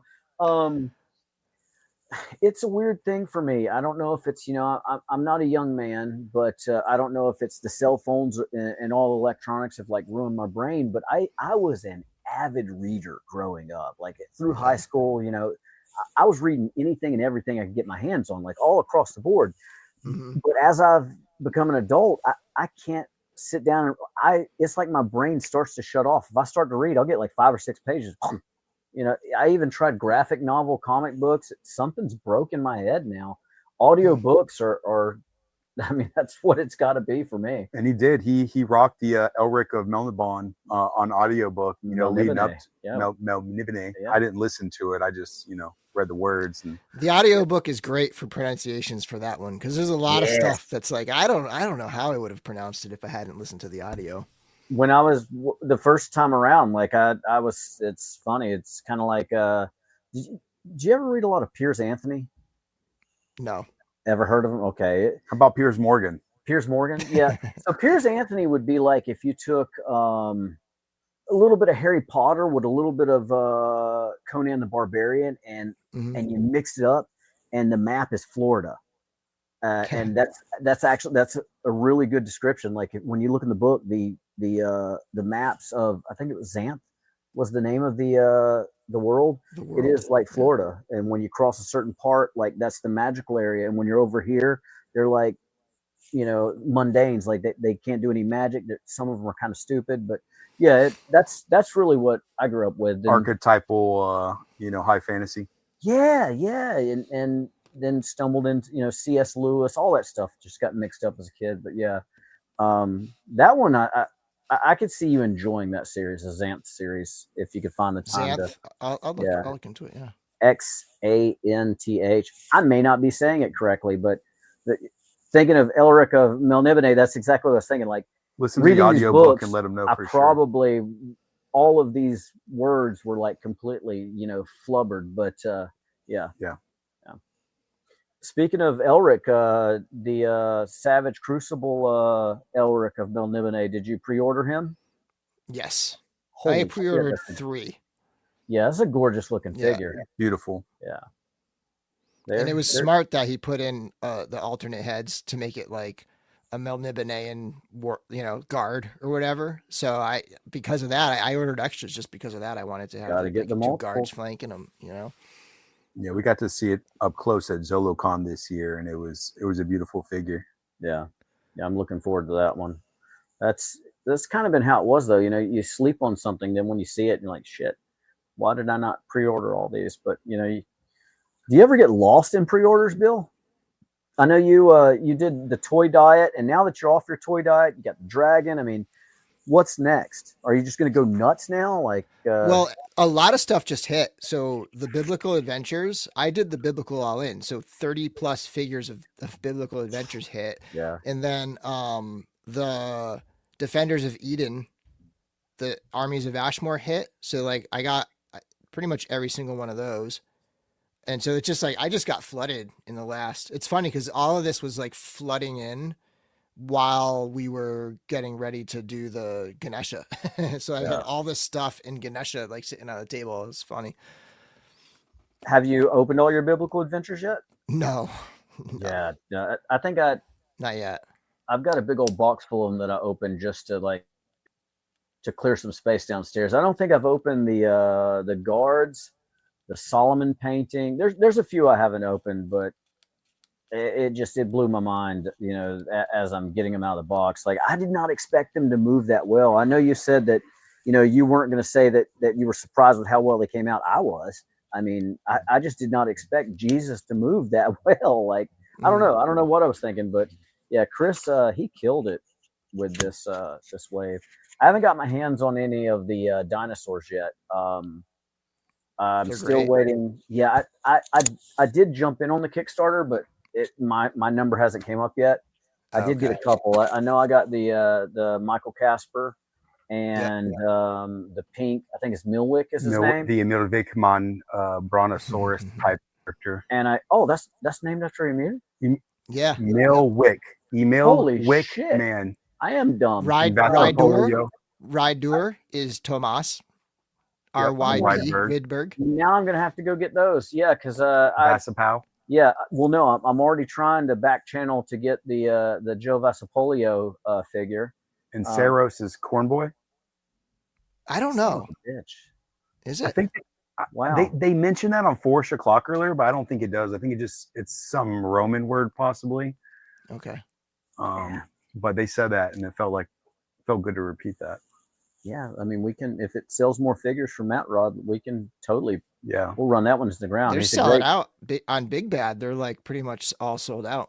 I love that for him, because I'm assuming when we see him at toy shows, he'll actually have figures in hand, because so many times he was set up just to talk about the line and stuff like that. So now, that'll be the fun part of it, kind of like with the Sparrow Toys dudes, Jason and Derek and all those guys. It's cool. I really love seeing these independents roll out their figures. I know birthday surprise, I got the Force Ghost D&D Milwick coming. Yeah. So nice. Yeah. Choo Choo wanted to let it go, but he didn't want to sell it. He just did a claim sale in the Purple Gang group on Facebook, and he sold a few of the items in there, the other Kickstarter exclusive. And Van was like, "Where's the spectral dick neck dinosaur?" And he goes, "Oh, I have it, and I opened it at MuskyCon. There you go. Excuse me. Right, yeah. And I'll sell it." So I was like, "I'll buy it." Yeah. So, gift for Van. Well, because I've got the Force Ghost Jesus, and I've got what's the skeleton guy's name? I can never. Hagnon? I got a Force Ghost Hagnon, and I got a case of those $2 Star Wars figures from Walmart with all the blue with the bases. Yeah, those bases are sweet. Yeah, for $2, I mean, no brainer. I got to have all these animals and gods fighting one another, so. I'm here for the Force Ghost figures. Force Ghost Royal Rumble. Exactly. Ooh. I mean, I got the purple Force Ghost figure, the Eraser Lieutenant Goggles Invisible Man Monster Force. Yeah. I never know their names. Yeah. The Monster Force figures, that was another line that I was I was admiring it from afar. I got their translucent exclusives when they did the red and blue, the Dracula, and the Pharaoh from was it Joe Fest last year? Yeah. And so I have the translucents of those. Never have opened them. And then they had to go and drop a purple one. I'm like, shit. I'm doing pretty good with my toy diet. You know, picking and choosing, trying to stick to the purple characters for the most part. But Monster Force is really cool. I've been able to successfully stay viewing Monster Force from afar. I still don't have any yet. My thing is like I had like between G.I. Joe and Valaverse, and I just decided to cut out modern army style figures, and just like it was like a genre that, like, when it comes to space on shelves and stuff like that, like, I just don't have the space. So I was like, I'm gonna cut that genre out. I do still have the Praetorian from Valaverse, which to me like goes with there's a green one and a black and red one. And that to me just fits right in with Cosmic Legions. Like that's just like a an alien robot or something. But Great everything figures. else, G.I. Joe Classified, all my Valaverse, all that stuff I sold. And so that's given me the willpower to resist the Monster Force stuff. Maybe that's what I got to do. I got to sell some stuff so I can, make better adult decisions, because it's not like I'm opening it. I mean, and the piles and piles and piles of army builders that you have for Classified and Valor, and they're just in piles and boxes. Yeah, I'm glad. I'm fortunate. I don't collect modern military stuff at all. But the Invisible Man was purple and translucent, and I can distance myself enough from his aesthetic to not even think that he is modern war. So totally. And little invisible purple guns can be space guns, or I can give them to fantasy characters when they bust through some sort of interdimensional portal. So many options. Works out. Where are you at on like vehicles and stuff like that? Because I mean, I know you got dragons, man. I know you got dragons coming your way. Yep. I know you said you edged out the modern military, or you sold them rather. What about like ramen racers and vans and stuff like that? Do you bypass that too? No, none of that. I do have the Razor Crest, the HasLab 3 3/4 scale Razor Crest. It's actually right behind me here. You can kind of see it over there. There it is. But yeah, so that's probably that's really the only vehicle. And then, I mean, Transformers. That's one thing. Megatronus you just got. Yeah. Oh, dude, that thing's awesome. It's purple. It is so awesome. It's sick. Yeah. So like, I mean, they're not really vehicles like for figures though, So like, I guess really, I do have the Hulkbuster from 3-0. That is a 12 scale vehicle sized figure, right? That's like the only other kind of large. I've got that one downstairs too. That's badass. It's sick. It's such a good figure. Have you gotten any of the subsequent Iron Man releases after that still fit into it? I mean, I have the Mark 42 or whatever that. Yeah. Or what was the mark that goes in there? I have the suit that goes in it, and then I have a bunch of other figures. I have probably like 3/4 of that line. Oh shit. Yeah, I have a ton of those. One and done. Like I was looking at like when they dropped. Didn't they do War Machine, Iron Patriot, all those? Yep. And I originally I was gonna get them. And I'm like, no, I can't do it. I mean, they're so great though, so well done. Yeah. 3-0. I always wanted to collect. Like I never really thought it was a possibility, but like I always fantasized about having a collection of Hot Toys Iron Man die-cast figures, and just like a sick, just awesome collection of those, And so when these came out for $100 and they're like pretty much top to bottom die-cast, amazing articulation, like beautiful paintwork, display pieces, the skull, like everything about it, like hits all that for me. The scale's a little weird, but I don't really collect much else Marvel, so I don't really need it to go with anything. My 3-0 Iron Man go with my 3-0 Iron Man, so I got a bunch of them. Right. I just love them. I think they're beautiful figures. That's an excellent way to describe it. Have you checked out their Transformers? I have not. Larry, my co-host, is a huge fan of those and speaks very highly of those. Yeah, no. If you like your Iron Man, the Transformer line is the one like I try my best to keep my blinders on, because if I grab one, I'm going to go hard. But I did end up biting the bullet, and I got a couple of their bumblebees.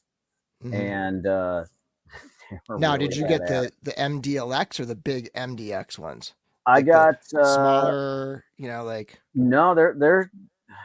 I want to say they were 1.6-ish.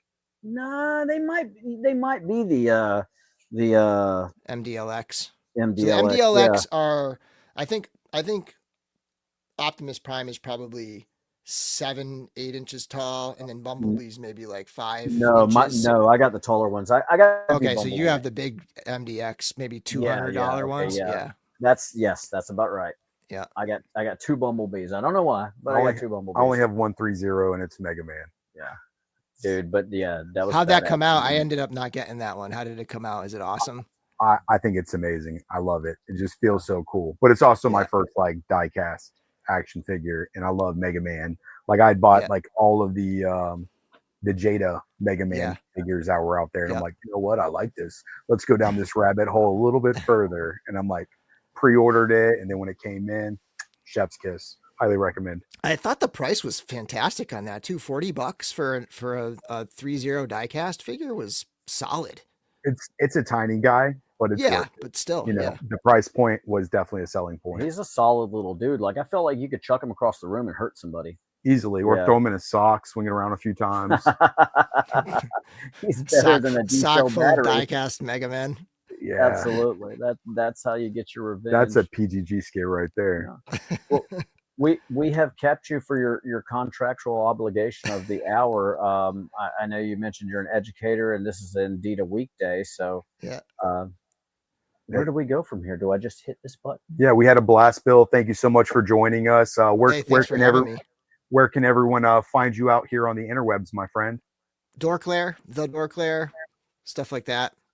Wherever I am, if you search Dorklair, you'll find it. Yep. So search for the Dorklair. Thanks again, Bill. Have a good evening. Thanks, guys. Which one?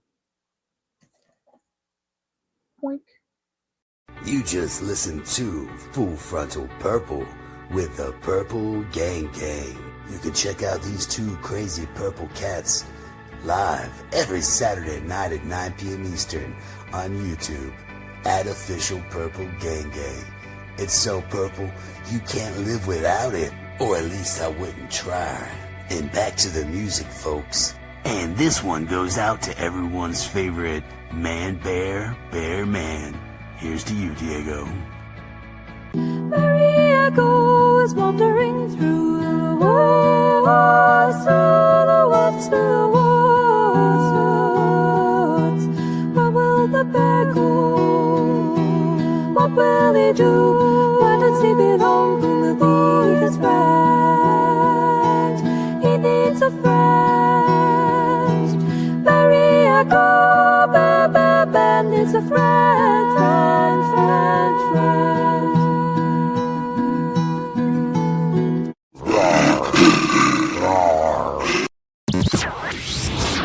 Well, hello, listener. You are tuned in to 112 on your FM dial. Bandito Radio. Ow! Check out this one from Southern Scars.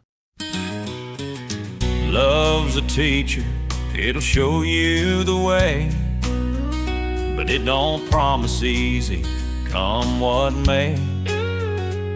Like a child reaching out to touch a flame, even when they're one, they play the same game. Oh, I'll be there holding her tight through the darkest hours, through the coldest night. But I gotta know she's strong enough to ride out the storm when the waters get rough. Life don't ask if you're ready or not.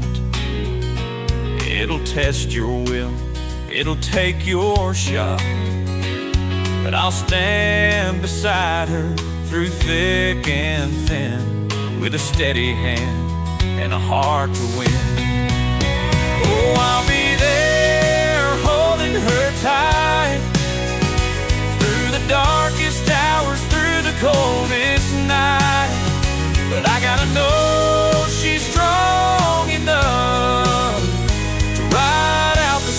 when the waters get rough.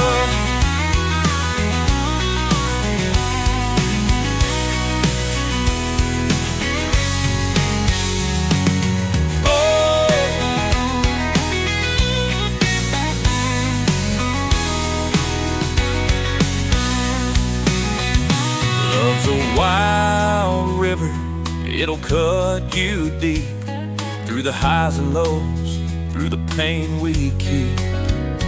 But we hold on tight, we don't let go, 'cause the strongest love is the one we grow. I'll be there holding her tight, through the darkest hours, through the coldest night. But I gotta know she's strong enough to ride out the storm when the waters get rough. So here's to the lessons, the ones that burn. Every scar's a page, every tear we earn. In a world full of heartache and skies that turn gray, love still shines at the end of the day.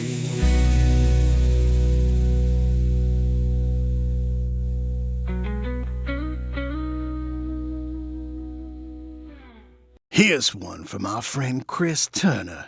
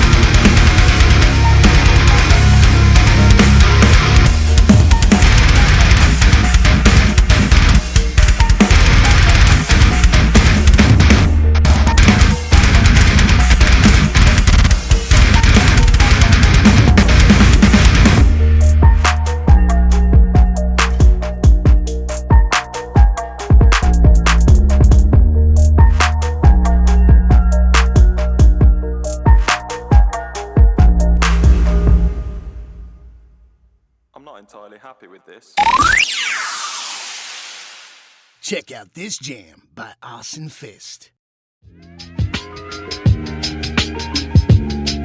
Yeah. Starship Voyager, Deep Space Nine, Ferengi state of mind, rule of acquisition rhymes. A couple parsecs from the nearest star. Here we are, married to the mob, Romulan kush in my jaw. It fills the atmosphere, indigenous Chakotay, Captain James Way, co-pilot tapping your brain waves. Phases on stun, warp speed 8 till the flow's done. Talaxian sun, happiness is a warm gun. Cardassian buns, Vulcan girls are more fun.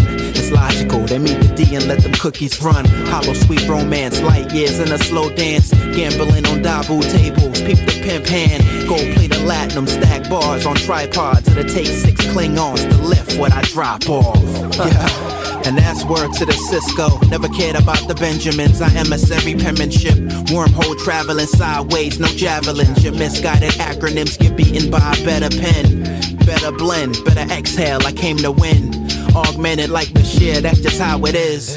Sour kids get the salt packets. It's a cipher practice, simulated with some hypergraphics. Sweet romance, light years in a slow dance. Gambling on Dabu tables, peek the pimp hand.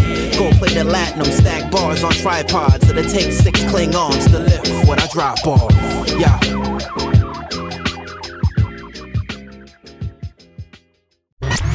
Check out this banger from Ray Millie.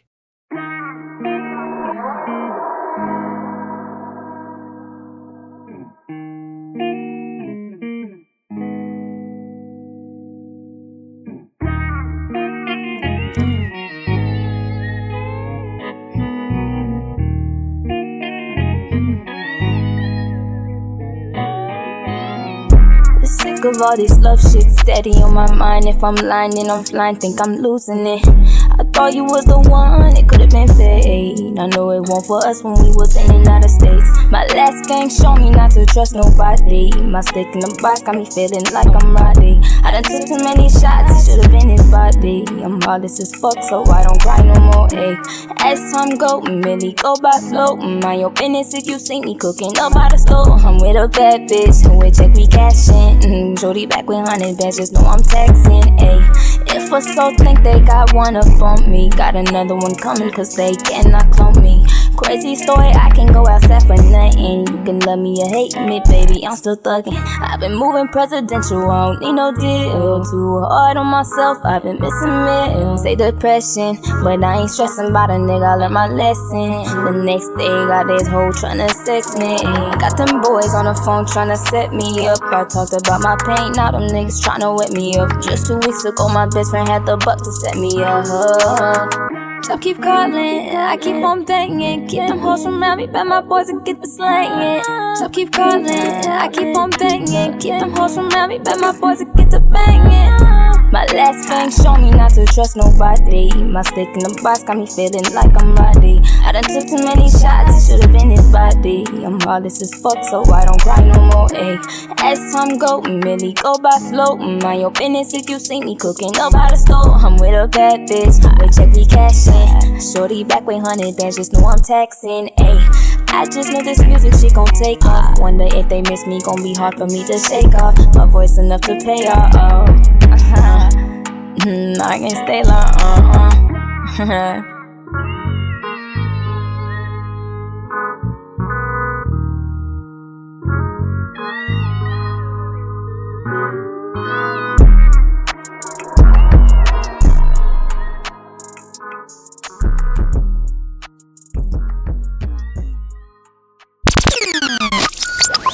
Check out this audio journey from Stratos.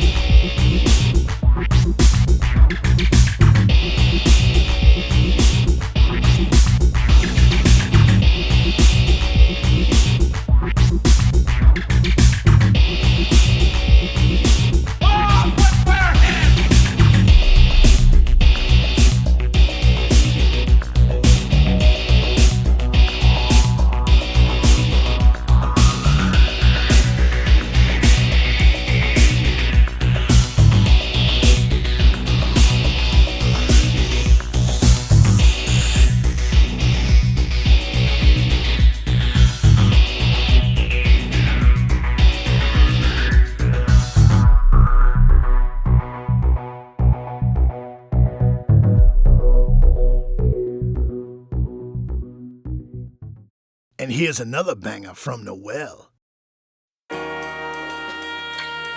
Yeah.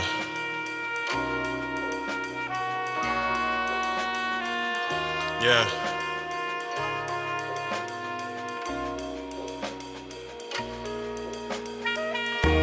Success. Success. Success. Success. Success. Success. Success. Success. Success. Success. Don't nobody rap no more. No more. Spin facts no more. No more. Remember niggas used to go back and forth. They don't even do that. They don't even do that. Something I ain't mad at y'all. I ain't mad at y'all. Success. Success. Success. Success. Success. Don't nobody rap no more. No more. Spin facts no more. No more. Remember niggas used to go back and forth. They don't even do that. They don't even do that. Something I ain't mad at y'all. I ain't mad at y'all. Success. Success. Success. Success is a beautiful word. Niggas ain't rapping, they playing with words. Lying on tracks, but that shit is absurd. It's a fact that niggas ain't putting in work. They just pop 'em a perk and then lay down a verse. How many niggas gon' die in your verse? Please come up with something different for the listeners. When you rap, you should be painting a picture. It's not a fact if you never did it, my nigga, that's cap. Cause you just a witness. Just rap about the way that you living. Then let's see how many people gon' listen. Real rap, I bet it's a difference. Let's take it back to the beginning when niggas would battle instead of dissing. When niggas would actually handle business. Had to get up just to go get it. There wasn't no handouts. We stood on our block till we ran out. Hustling just to keep food in our damn house. That's what a man bout. Not chasing no damn clout, trying to stand out. Success, my nigga. Success, young nigga. Don't nobody rap no more. No more. Spit facts no more. No more. Remember niggas used to go back and forth. They don't even do that. They don't even do that. Something I ain't mad at y'all. I ain't mad at y'all. Success. Success. Success. Success. Success. Don't nobody rap no more. No more. Spit facts no more. No more. Remember niggas used to go back and forth. They don't even do that. They don't even do that. Something I ain't mad at y'all. I ain't mad at y'all. Success. Success. K.A. Success. Yeah. Learned from my brother at first. When I got older, got worse. Look at me now. When I was 21, nigga, I thought I'd be dead in the dirt. Man, I was moving at work, moving, avoiding a hearse. Trying to get money like it was the first. Bodies was dropping like it was a curse. Bodies was dropping like it was a curse. Weed man, moving that shit like it was in season. Niggas get shot for no reason. Gotta thank God that I'm breathing. Gotta thank God for my family. Wasn't for them, I'd be losing my sanity. Searching and looking for clarity. Life was a movie, these niggas be living a parody. Tell me you real or you fake. Only the real can relate. Niggas are snakes, taking my life as a date. Pulling my 9 and I hit him with 8. Ain't a killer, but don't push me. You ain't a killer, boy, you pussy. Speaking of pussy, your girlfriend just called me and she tryna give me a goodies. Get her mad, get her mad. Get a bag, get a bag. Pull up in a Jag with the windows cracked with my name on the tags. I'm back in the lab. Wrote this with no pen and pad. It don't get no realer than that. Gotta keep killing these tracks until we in back of the back. Success.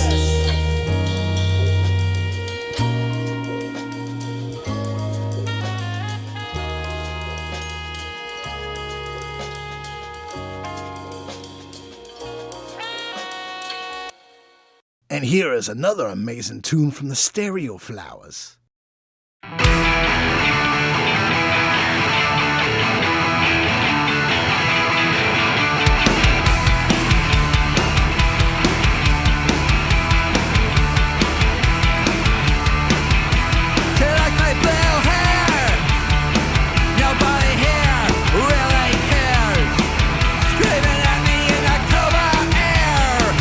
Broken ears with the dead eye stare.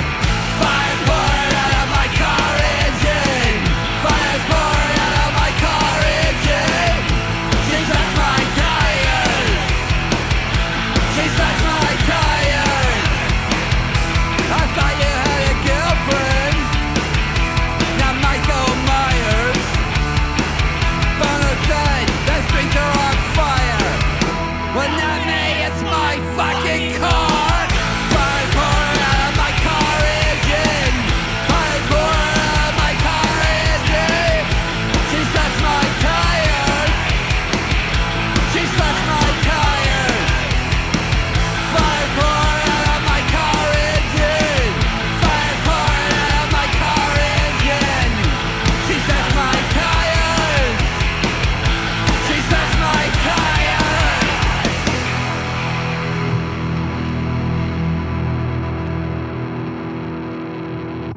Well, hello, listeners. Check this one out from Party City Machine Guns.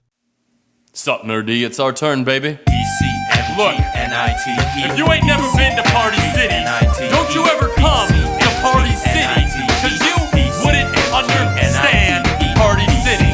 You're also dealing with the head of sanitation, the head of transportation, and the head of reclamation in Party City. It's rap music from parts unknown, where the arts are disowned by the hearts made of stone, where parts of the throne have parts made of bone, and the rest were discarded from Discovery Zone. It's rap music from Atlantis. Dive deep and you just might understand this. Got the merfolk puffin' seaweed when they see me. Real G's in the pinch like Sebastian the Crab. It's rap music from the city of Party. Mountain Dew game fuel with the Bacardi. Meat in the Arby's, meth in the RV. Machine guns loaded and they signed with the Sharpie. It's rap music from the land of Oz. Lollipop guilds if they steppin' wrong. Rolling on dubs down the yellow brick road. Ruby mic in my hand, no place like home. It's rap music from abandoned strip malls, addicted to love and they're going through withdrawals. It's a cold world, better dress for a brisk fall or go down swinging like Pitfall. It's rap music from the city of Party. Mountain Dew game fuel with the Bacardi. Meat in the Arby's, meth in the RV. Machine guns loaded and they signed with the Sharpie. It's rap music from the south side of Baldur's Gate. We roll crits on the ops when we regulate. You wanna hate, there's a line, it's a bit of a wait, but here's a fireball right to your face. It's rap music from the fringe of the fringes. We import the binges and export syringes. Swerve to emerge on the verge of the purges. Power corrupts, then it surges. It's rap music from the city of Party. Mountain Dew game fuel with the Bacardi. Meat in the Arby's, meth in the RV. Machine guns loaded and they signed with the Sharpie. Meat in the Arby's, meth in the RV. Meat in the Arby's, meth in the RV. Disclaimer, the members of the Party City Machine Guns would like you to know that they in no way condone or use methamphetamines. However, for those of you who have a feeling either way about the use of methamphetamines, they are currently in the RV. So, if you do not want to be around methamphetamines, please stay far away from the RV. Thank you. Meat in the Arby's, meth in the RV. Here's another banger by the David Koresh Choir.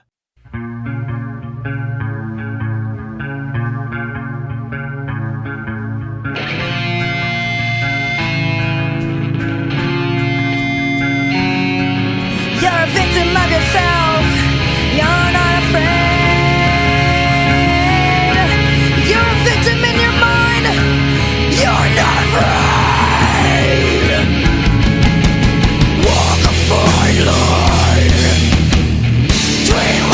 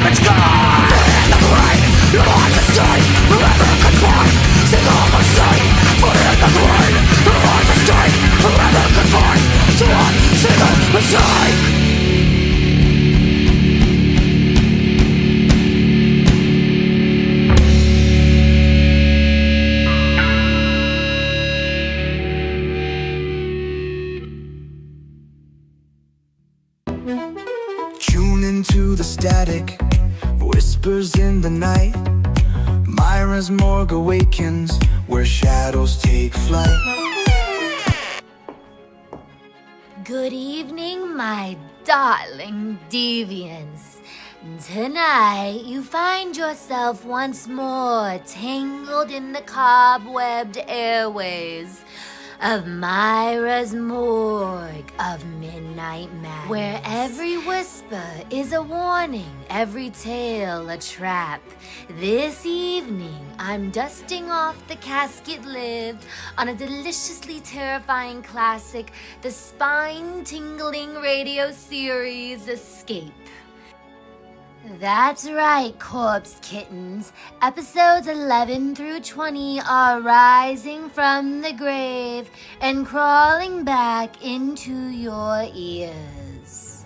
These aren't just stories, no, these are vintage nightmares, carefully preserved and potent as ever. So pour yourself a steaming cup of necro nutmeg, get cozy under your haunted quilts, and prepare to be dragged through the darkest corridors of fear, suspense, and the uncanny. Let us descend into the audio abyss together as we present the chilling chronicles of Escape.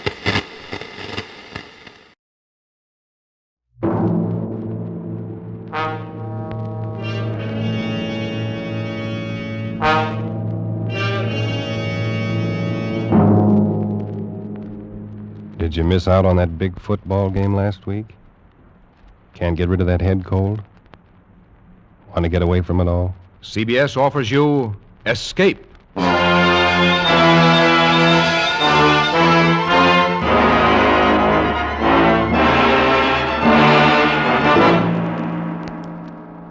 You are groping your way slowly through the dark hold of a ship at sea, moving carefully step by step, searching intently for something you dread to find, because you know that this ship carries a cargo of death.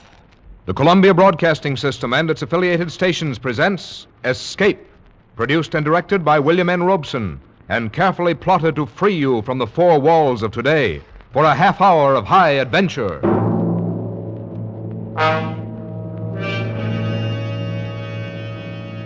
Tonight we escape to a harbor front in Venezuela, and a grim voyage that started there, as told by Martin Storm in his gripping story, A Shipment of Mute Fate.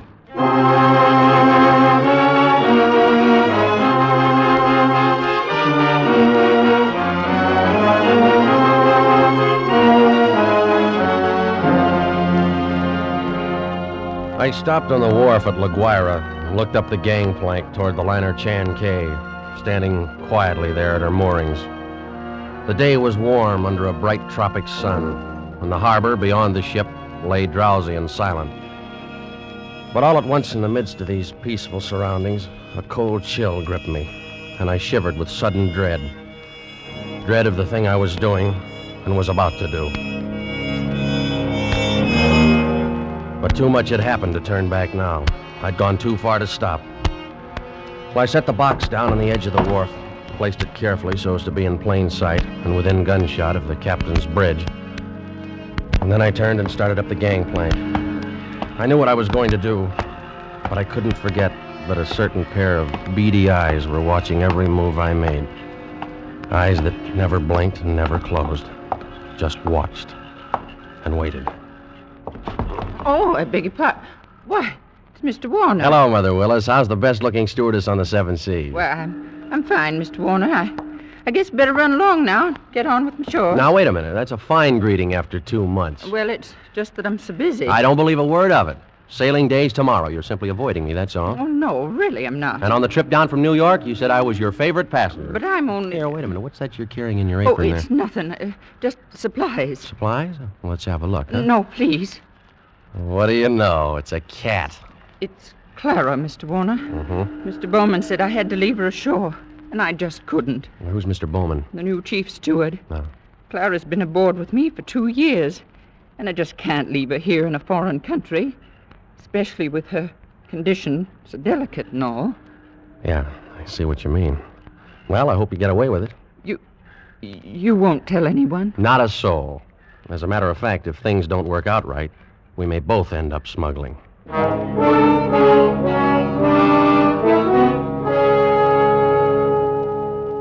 was happy to have you on board on the trip down 2 months ago, Christopher. I'm very glad you're coming along with us on the run back to New York. Thanks, Captain Wood. There is one thing, though. I'm having a little trouble with the customs men here, and I wondered if you might... I can't do it, Christopher. I just cabled your father this morning. Told him I'd done it for you if I possibly could. I sent a request from New York, you know. Yeah, I thought he would. I wired him from upriver last week. I hate to refuse, but it's absolutely out of the question. Well, Captain Wood, I'm afraid I don't follow you there. Responsibility to the passenger, son. We'll have women and children aboard. On a liner, the safety of the passengers comes ahead of anything. But with proper precautions. Something might happen. I don't know what, but something might. You've carried worse things. There isn't anything worse. And any skipper afloat will bear me out. Now, Christopher, I simply can't take the chance, and that's final.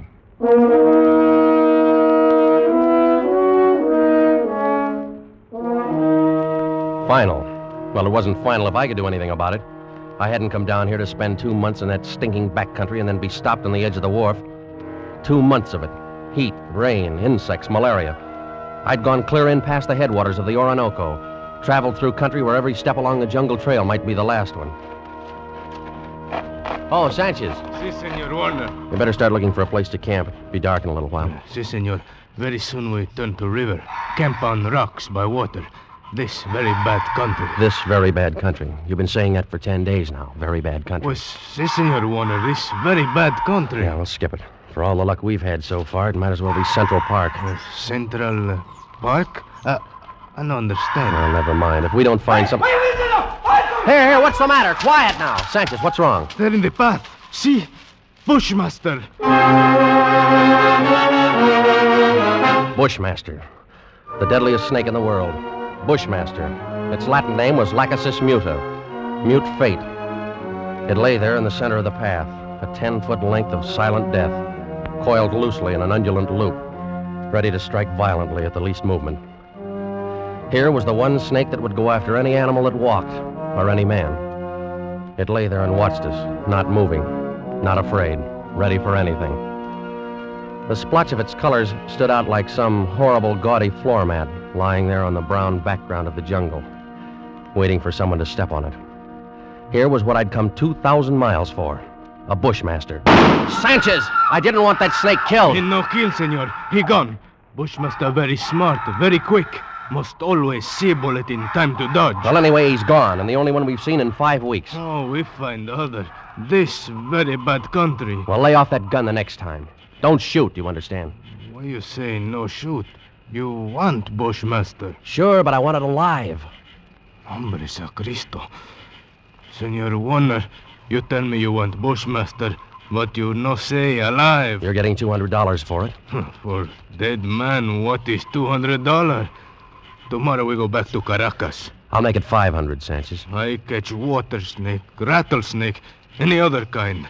But I no catch Bushmaster. Sanchez, I'll give you $1,000. We go back to Caracas. Well, it cost me 1,500 American dollars. But 3 days later, Sanchez brought me the snake in a rubber bag. He was shaking so hard, I thought for a moment the thing had struck him. One thing you make sure, Senor Warner. Not turn him loose in Venezuela. Because he know I the one who catch him. And he know where I live. All right, Sanchez, I'll keep an eye on him. También he know you pay me to catch him. All the time he watch and wait. You no forget that, Senor Warner. Because he no forget. Not ever.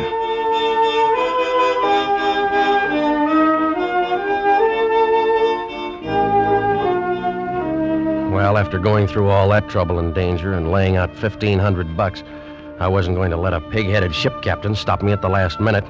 At least not as long as the cables were still in operation between La Guaira and New York. Morning, Captain Wood. The boy at the hotel said you wanted to see me. That's right, Christopher. Sit down. Thank you.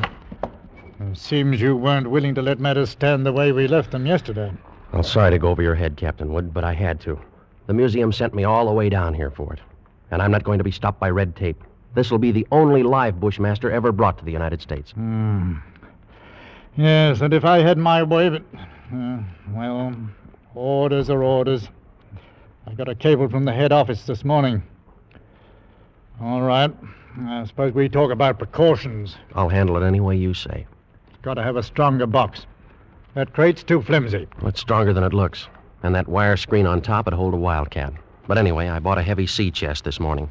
I will put the crate inside of it. Sounds all right. You got a lock on it? Heavy padlock. It's fixed so that the lid can be propped open a crack without unlocking it.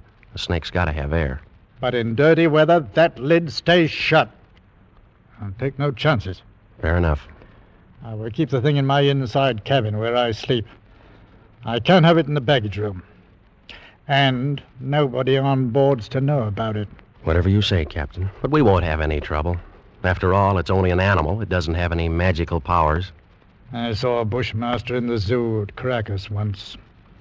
Had it in a glass cage with double walls. It'd never move. Just lay there. Look at you as long as you were in sight. Gave a man the creeps. I didn't know they had a bushmaster at the Caracas Zoo. They don't. Now. Found the glass broken one morning and the snake gone. Night watchman was dead. They never found out what happened. Well, the watchman must have broken the glass by accident some way. The way they figured it, the glass was broken from the inside. Well, we sail in 4 hours.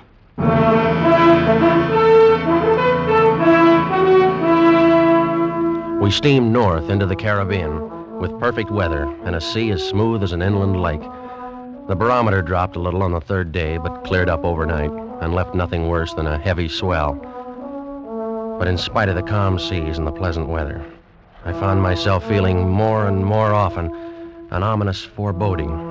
I was developing an almost unnatural fear of that snake. Well, I stayed clear of the passengers pretty much. Got the habit of dropping into Captain Wood's quarters several times a day. He kept the heavy box underneath his berth. I'd approach it quietly and shine my flashlight through the open crack. Never once could I catch that 12-foot devil asleep, or even excited. He'd be lying there, half-coiled, his head raised a little, staring out of those beady black eyes, waiting. He'd still be like that when I'd turn away to leave. Maybe that's what bothered me, that horrible and constant watchful waiting. What in the name of heaven was he waiting for? Well, hello there, Mr. Warner. Oh, how are you, Mother Willis? Aye, but you and the captain spend an awful lot of time around this cabin. I'm beginning to think the two of you must have some guilty secret. Oh, no, nothing like that, Mother Willis. I don't know about Captain Wood, but I certainly don't have any guilty secret.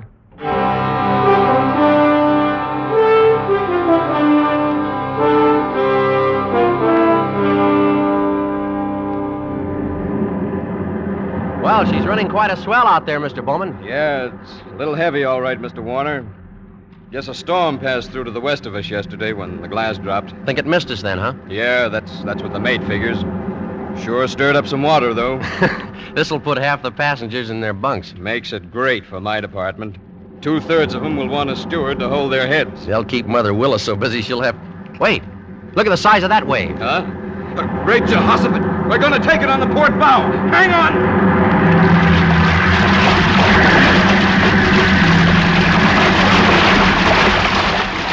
Well, that was a freak if there ever was one. Not another wave in sight. You see them like that sometimes, even in a calm sea. Well, I got to get below, Mr. Warner. That water probably did some damage on the officer's deck. Yeah, I suppose it... What did you say? The wheel companionway was open on the port side. Bridge cabins must have taken a pretty bad smashing up. They're right below the, Here, is something wrong, Mr. Warner? No, nothing at all, Mr. Bowman. At least I hope not.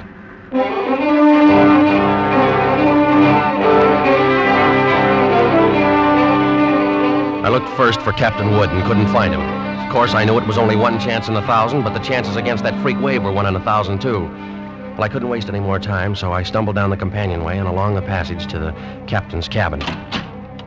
Oh, come on in, Mr. Warner. Mother Willis. Isn't this cabin a mess? Trying to get some of these things out to dry. Yeah, well, I just wanted to check. Where's that box that was under the captain's bunk? Threw it out on that. But where? We didn't know. It was nearly dark when we met together again in the chart room. I don't get the thing at all. There's no other way around it. We've risked all the time we can. We've got to warn the passengers. Well, how'll we do it, Captain? Call them all together in the lounge? No, if we did anything like that, we'd be asking for a panic. We'll get one, whether we ask for it or not. Pick a few men and go through the cabin decks. Tell them individually, inside their cabins. Watch for any act that looks as though it might cause trouble. And we'll keep an eye on them. Handle the crew the same way. Right, Captain. Okay. We'll take care. As soon as you've finished, arm all the deck officers and start searching again. Our only chance of preventing a riot is to find that damnable snake.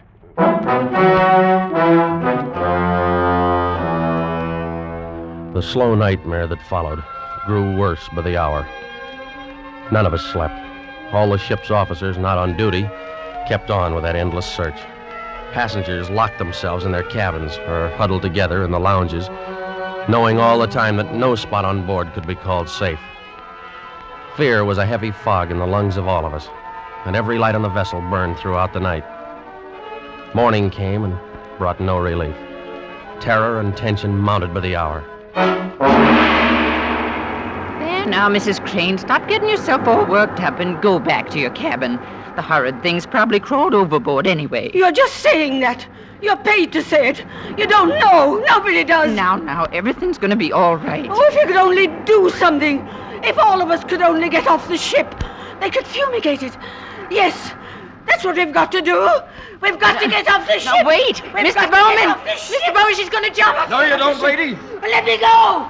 Let me go. Nice work. Let me go. Nice work, Mr. Bowman. Get her down to her cabin. Whatever you do, don't turn her loose.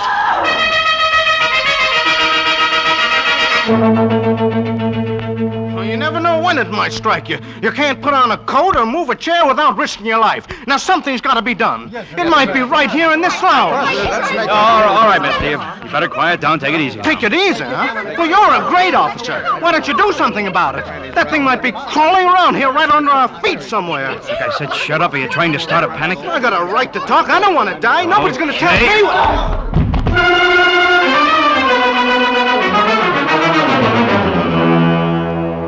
The second night passed and morning came around again. A gray and rainy day, just as grim and tense, dragged past, and the night came down again. Third night of the terror. Again, every light burned and the whole ship seethed in the throes of incipient panic. Faced by a horror they'd never met on the sea before, crew and officers alike were on the verge of revolt. Passengers sat huddled in a trance-like stupor, ready to scream at the slightest unknown sound. At 7 bells, I made my way forward to the chart room and found Captain Wood bent over a desk.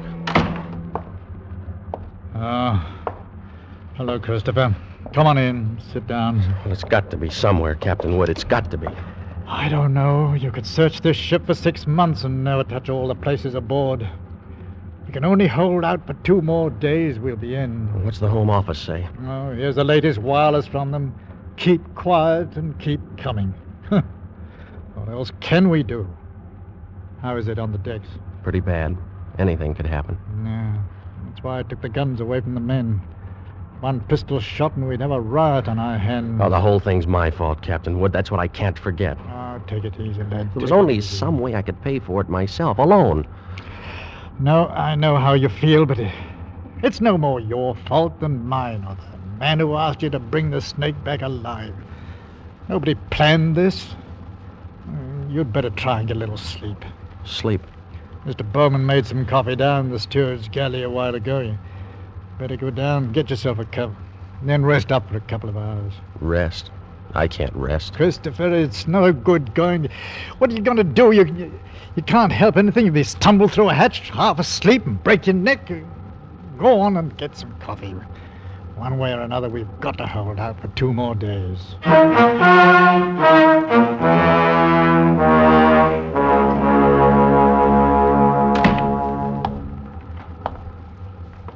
The light was on in the steward's galley, and the coffee pot was standing on the stove.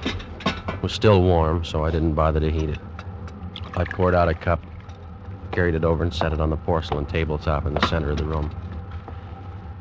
I started to light a cigarette. The door of the pan cupboard beneath the sink was standing slightly ajar, and I happened to glance down toward it. Out from the dark interior of the cupboard shone 2 glittering points of light 2 inches apart. I dropped the cigarette and moved slowly backward. I'd found the Bushmaster.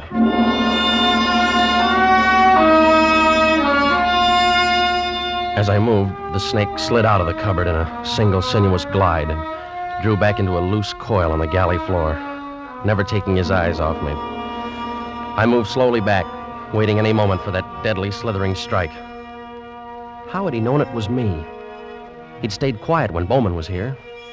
How did he know to pick the first time in 3 days when I didn't have a gun? Well, my hands touched the wall behind me and I stopped. Only then I realized in terror what I'd done. The call button and the door were on the far side of the room. I'd backed into a dead end. I stared at the snake in fascination, expecting any moment the ripping slash of those poison fangs. The horrid coils tightened a little, and then were still again. 10 million years of evolution to produce this moment. Homo sapiens versus Lachesis muta. Man against mute fate, and all the odds were on fate. I knew then that I was going to die. I could feel the sweat run down between the painted wall and the palms of my hands pressed against it. My skin crawled and twitched, and the pit of my stomach was as cold as ice. There was no sound but the rush of blood in my ears. The snake shifted again, drawing into a tighter coil, always tighter. Why the devil didn't he get it over with? And then, for just an instant, his head veered away. Something moved over by the stove. I didn't dare turn to look at it. Slowly, it moved out into my line of vision. There was a cat. That scrawny cat Clara that Mother Willis had sneaked aboard in La Guaira.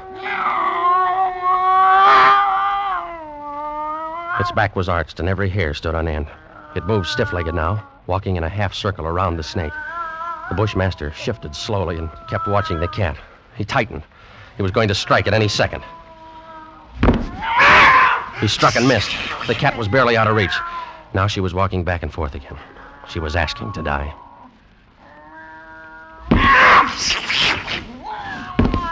Missed again, by a fraction of an inch. He was striking now without even going to a full coil. Missed, again and again, always missing by the barest margin.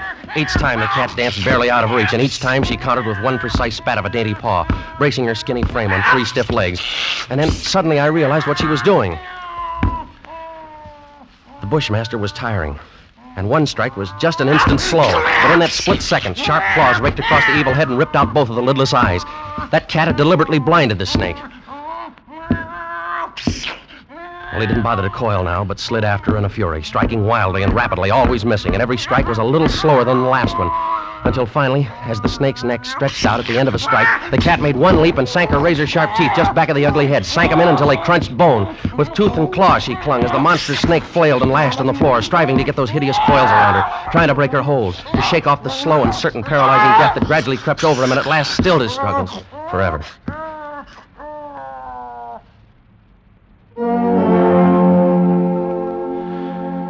I took a deep breath, the first in minutes. The cat lay on her side on the floor, panting, resting from the fight just over. And she had a right to rest. That mangy, brave, beautiful alley cat had just saved my life. And maybe others as well. But as I turned toward the stove, I suddenly became very humble. And I knew all at once what a small thing a human being really is. I and others aboard were still alive only by the merest accident. There were 3 reasons why that cat had fought and killed the world's deadliest snake. And those 3 reasons came tottering out from under the stove on shaky little legs. 3 kittens, with their eyes bright with wonder and their tails stiff as pokers. Up on the decks, hundreds of passengers were waiting for the news that the days and nights of terror were ended. Well, I could wait a little longer. I pulled open the doors of the cabinet, found a can of milk, and then I dropped down on my knees on the floor of the galley.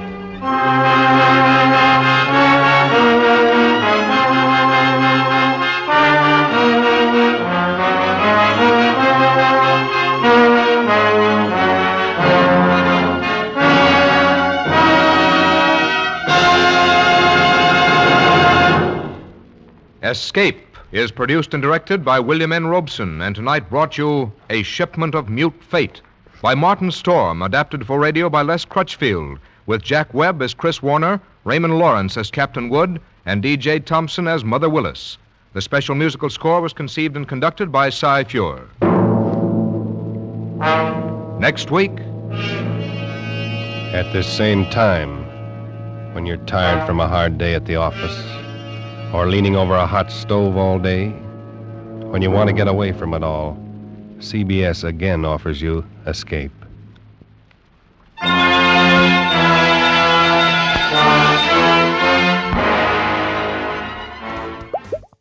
Darling deviants, is your skin looking more mummified than memorizing? Try Mira's Midnight Moisturizer, the only beauty balm brewed into a cauldron and sealed with a hex, infused with grave moss, batwing essence, and a touch of ghostly glow. It's perfect for preserving your eternal beauty or fooling mortals at brunch. Because why rot quietly when you can glow dramatically? Available now on our cryptid sites. Side effects may include unprovoked mirror giggling, sudden moonlit transformations, and being mistaken for an ageless Victorian widow, not approved by any living regulatory agency.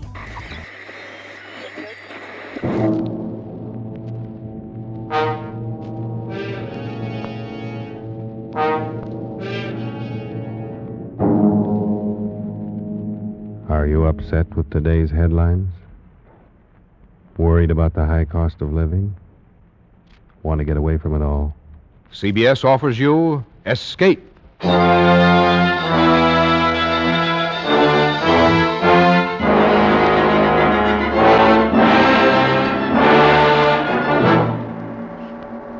You are the friend of a man living in death, confidant of a ghoul, witness to a nameless terror.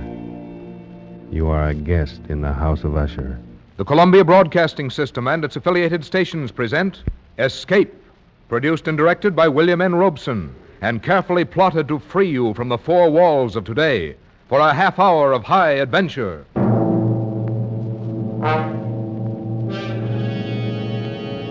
Tonight, we escape to a gloom-shrouded moor and a house where dread holds sway, as Edgar Allan Poe recounts it in his famous story, The Fall of the House of Usher.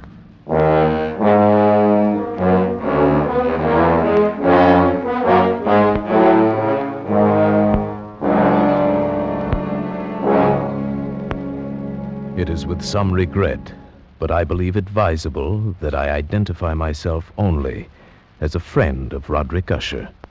Certainly the last and perhaps the only friend of that unhappy man.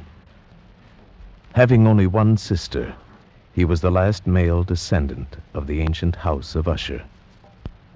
Roderick had been one of my boon companions in boyhood, but many years had elapsed now since our last meeting.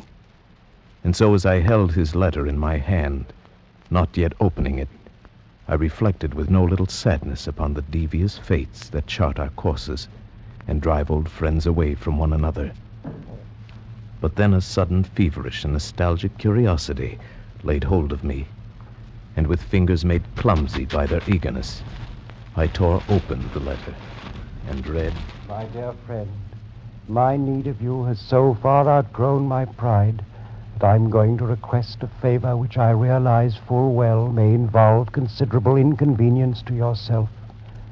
For some time past, I have been suffering from an acute bodily illness intensified by serious mental oppression, if I may so call it. A horror which looms over me, a horror grown so great I dare no longer face it alone. And so, in all humility, and for the sake of years gone by, I beseech you to come to me at once, here to the family estate in the north. Should events conspire to prevent your coming, then only God may know the consequences. Your friend in desperation, Roderick Usher.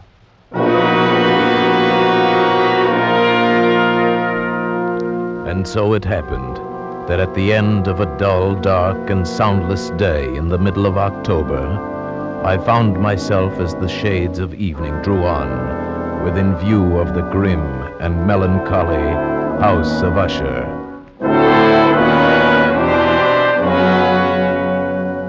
I confess that the first sight of the house, the fungus-covered walls of stone thrusting their crumbling ramparts against the darkening sky, rising out of the sullen, sluggish waters of the black tarn at their base, the bleak and vacant windows staring blindly, the bone-white trunks of decaying trees, these things filled me with a nameless and desolate terror, so that I reined in my horse and sat trembling, half fearing to cross the wooden bridge that led over the waters of the moat and up to the entrance of the House of Usher. Then impatiently I shook off this strange feeling of dread, and was an instant later clattering over the wooden bridge and onto the courtyard. I dismounted quickly, tossed my reins to the silent lackey who approached, strode across the gravel and up to the massive wooden portal, the door of the House of Usher.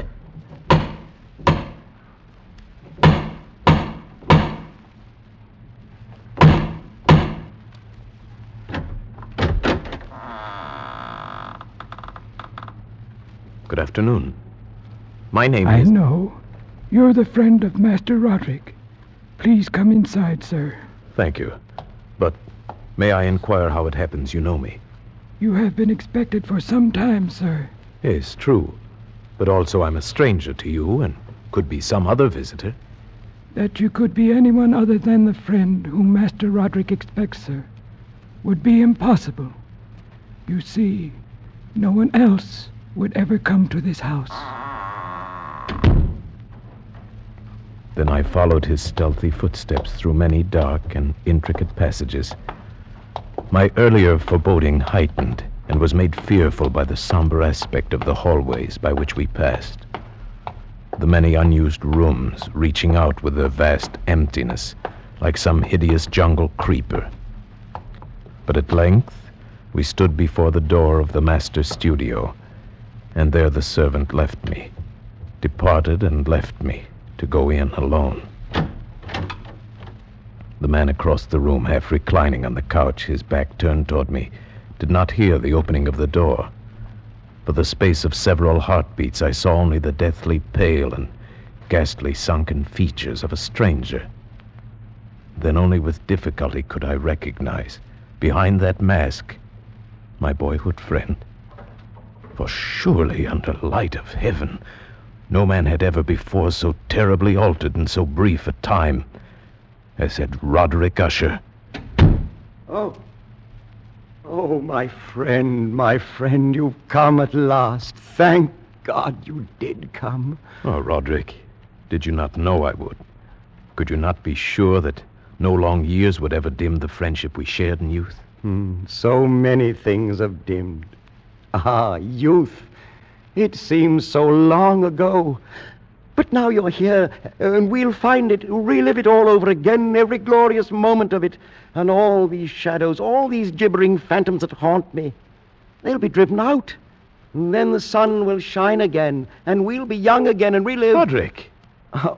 Oh, but forgive me, my friend. My excessive joy at the sight of you after so many years drives me into a frenzy of talk. How many years has it? Oh, no matter. It is enough that you are here, and brought with you all the lost, all the happy days of my boyhood. But I'd expected from your letter to find you in serious straits indeed. Instead, you seem in the best of spirits. You have the right to know. But in all frankness, here in your presence, I find it difficult to credit importance to those things which only yesterday filled me with terror. True, I've been ill. A nervous affliction, something in the nature of a family weakness, probably. It has affected me with a morbid acuteness of the senses, such that quite often the least sounds and odors and colors become irritating beyond endurance. Then I've eaten but little, as you can see. But surely you've retained the services of a physician. A physician? Oh, yes, of course. He calls almost daily, though it is more often Madeline that he attends. You remember my twin sister, Madeline? For her I fear more greatly than for myself. Even today she's taken to her bed, and I have no doubt will never rise from it again. Oh, a tragedy. The sympathies of my heart go out to you. Oh, but leave it for the present. Leave it to dream of all those happy days we left so far behind. Everything will be different now that you're here. Do you remember when we were 12? But the happy forgetfulness which Roderick found in my coming was short-lived, and in a few days he had sunk into a morose torpor, from which only occasionally with frantic difficulty could he reach the joy of our first few hours of meeting. More often his mental apathy was broken by bursts of vicious temper and violent ill humor. Fits I could only excuse on the basis of his illness. And that illness began in my mind to assume a most mysterious character. Being unable to divine its true nature from Roderick's hesitant offerings, I took the liberty of questioning the physician a few days later when I chanced to encounter him in a hallway. Yes, she's resting as well as might be expected. But she continues to decline. Is that not correct, Doctor? That would seem to be the case. And the malady, the illness which has stricken her, is it the same as that which affects her brother Roderick? I may venture that it is. Might I inquire the nature of this illness? As to that, I am unable to say. You imply, then, that I have no right to the information? Not at all. I am confessing to you quite simply, sir. I do not know what afflicts Madeline and Roderick Usher.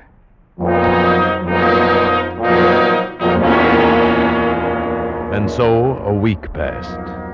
A week in which the sullen, leaden skies darkened into deeper oppressiveness, in which Roderick's deathly pallor and creeping mental dissolution grew more apparent. A week in which the monstrous atmosphere of this ancient mausoleum began to crawl insidiously within my own consciousness, stirring into life a formless, unknown dread. Then one evening, we were sitting in the vaulted studio, while the first shadows of night began to flow together into pools of darkness. Roderick had been unusually troubled during the day, and had been trying to find some solace by playing on the violin. Of a sudden, there came a knock upon the door. Stop it! Stop that infernal pounding, do you hear? Do you wish to drive me completely mad? Open the door and come in, come in! It's the doctor. Well, what is it? What do you want? Master Usher, I regret that I must say this, but it is my sad duty to inform you that your sister Madeline is no longer living. Madeline, my sister. Then she's dead? She breathes no more. Dead? And perhaps, my dear doctor, you can tell me what caused her death. Unfortunately, I can only take refuge in the term heart failure. Heart failure? Yes, of course. Very well, Doctor. If you'll be kind enough to wait, I'll come down directly and discuss the arrangement. At your service. I bid you good afternoon, gentlemen. Roderick, I assure you of my deepest sympathy. You do. Your deepest sympathy. The doctor regrets his sad duty. Are you fools, both of you fools? I don't understand. Haven't you seen it yet? Can you not feel it about you? The horrid, monstrous, brooding spirit of this accursed house. Can't you hear its evil laughter as it lurks in the hallways and grows fat upon the soul? My dead sister. Roderick. Can't you see that it matters nothing to me that she's dead? That I myself walk but a few steps behind her into the same shadows of hell? Can't you sense those hideous tentacles even now reaching out for me? For me, who now the last living, if it be living, the last living descendant of the accursed house of Usher.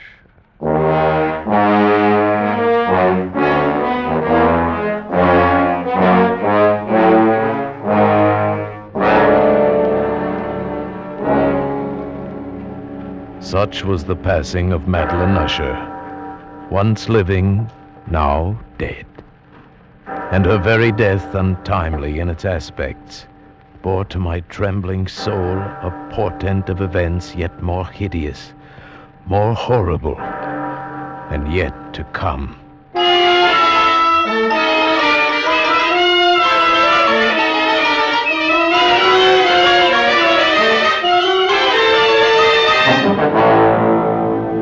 At a later hour of that same sad night, Roderick came into my chamber to voice an intention so morbidly unnatural that for the moment I could only feel that his tottering reason had at last failed him entirely. Then you refuse?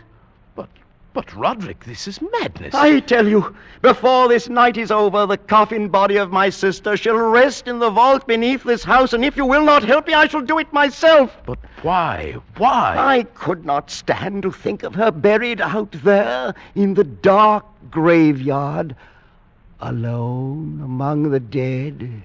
Roderick, she too is dead. It's fantastic how little we know of death or of life. The doctor says she no longer breathes. She is dead. She was so lovely, was my sister. Roderick. I must keep Madeline near me. Nothing but evil would come of such an act. I can trust no one but you. Not even the physician himself. He hates us because he can't discover what it is that kills us. Even he might steal the body of my beloved sister, that he might learn our secret. You understand, don't you, my friend? Yes, Roderick. Yes, I understand.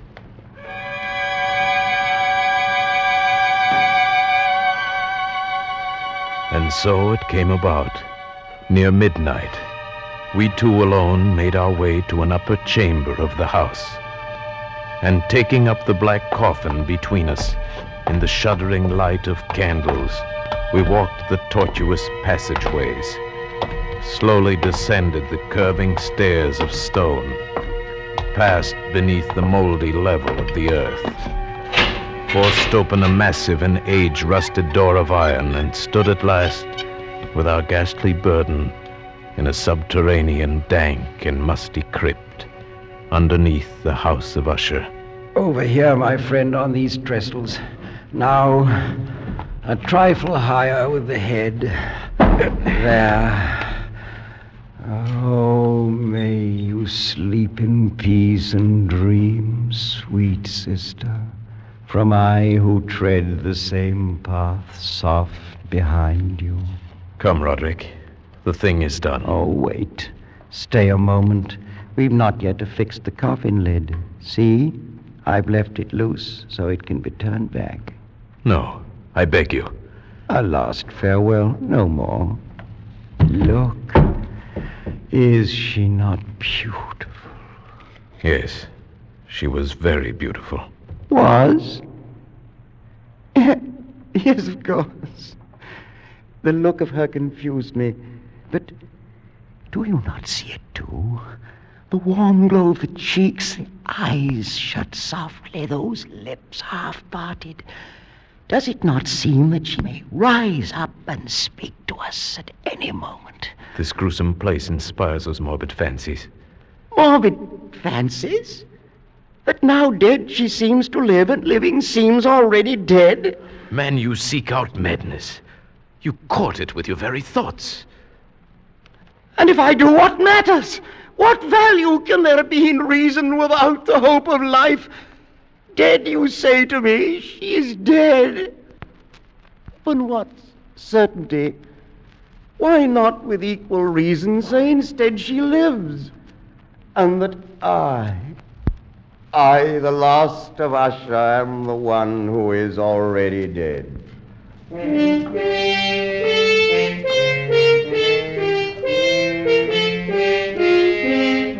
I prevailed upon my friend at last to leave that mournful place.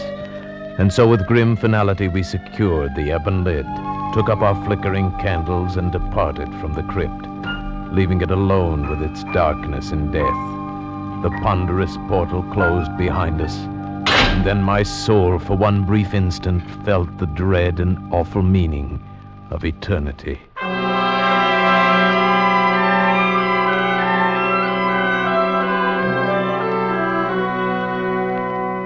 There followed then a week of such dreary gloom and melancholy that my own spirit quavered at the menace of the nameless thing enshadowed in that house. By perceptible degrees, the living soul of Roderick Usher flickered lower. More ghastly grew his pallor, more tremulous the extremity of his terror.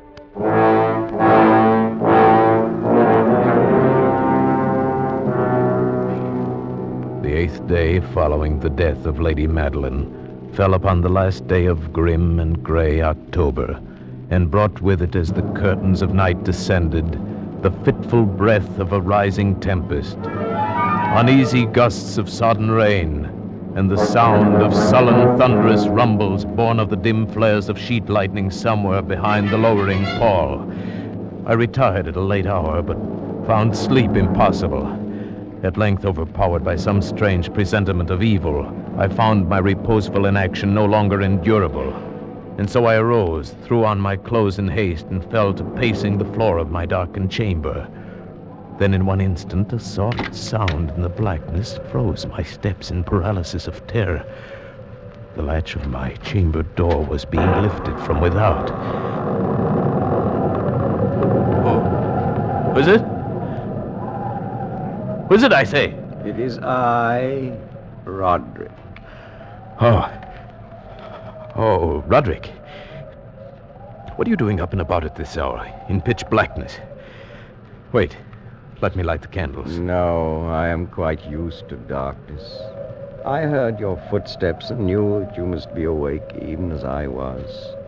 But can it be that you've not seen it? I don't understand you. I've seen nothing. Then stay. You shall see it, even as I've seen it for these past 2 hours. Wait. I'll throw open the casement window. There. Look!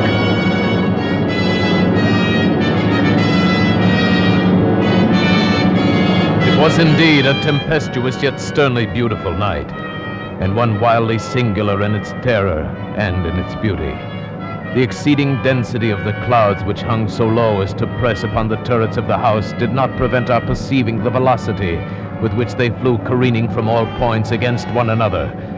We had no glimpse of the moon or stars, but terrible to behold, the undersurfaces of the huge cloud masses, as well as all terrestrial objects immediately around us, were glowing in the unnatural light of a faintly luminous and clearly visible phosphorescence, which hung like a shroud about the mansion itself.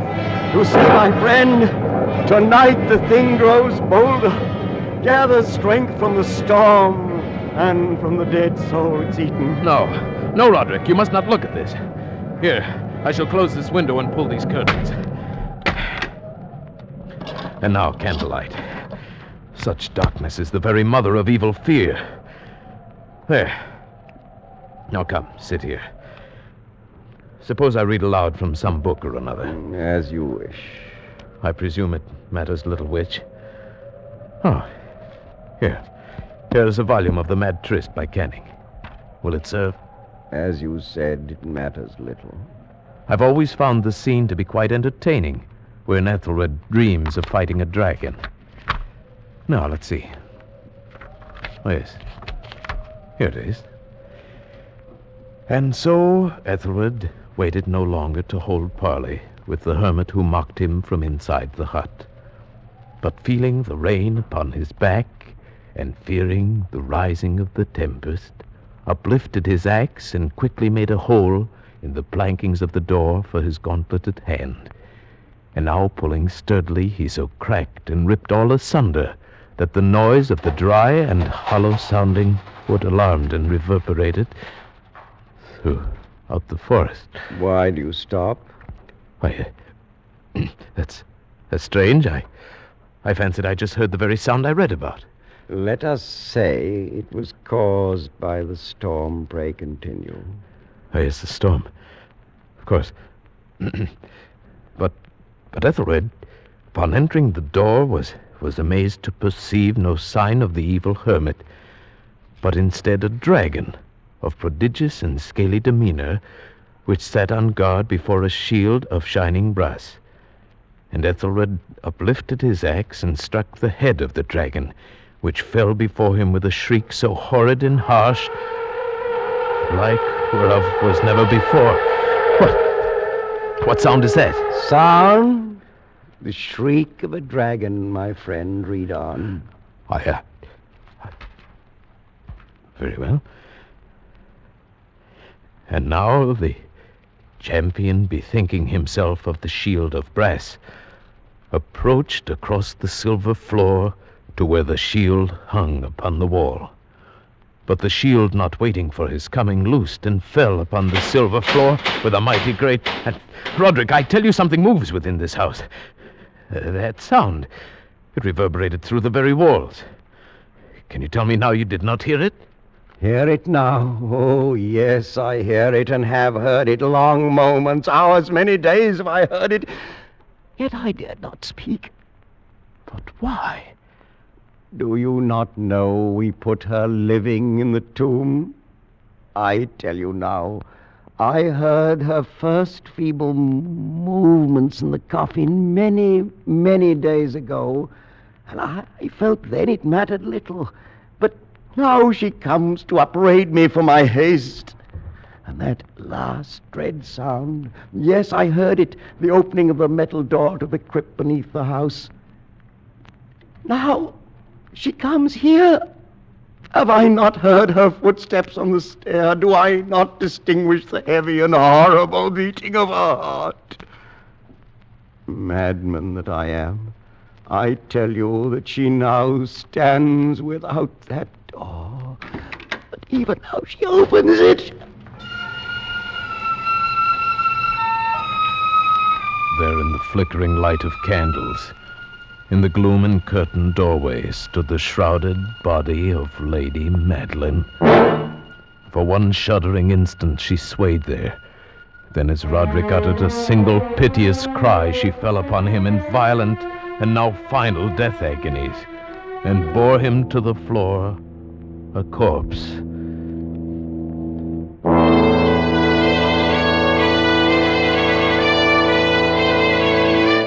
From that chamber and from that mansion, I fled aghast out the massive portal over the causeway into the night. Suddenly there shot along the path a wild light, and I looked back in heightened terror, for the vast house and its shadows were alone behind me. The baleful gleam came from the setting full and blood-red moon, which now shone vividly through a widening crack in the walls of the house itself, and even as I gazed, its vision opened rapidly. There came a fierce breath of the tempest. The entire lunar orb burst at once upon my sight. My brain reeled as I saw the mighty walls rushing asunder. There came a long, tumultuous, shouting sound like the voice of 1,000 waters.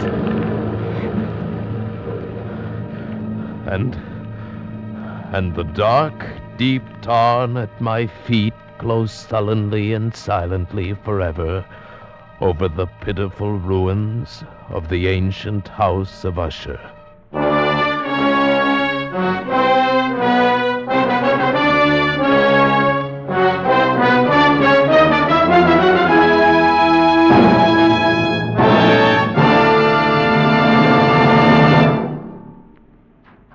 Escape is produced and directed by William N. Robeson, and tonight brought you The Fall of the House of Usher by Edgar Allan Poe. Adapted for radio by Les Crutchfield, with Paul Frees as the narrator, Ramsey Hill as Roderick Usher, and Sheridan Hall as the physician. The special musical score was conceived and conducted by Cy Fuhrer. Next week...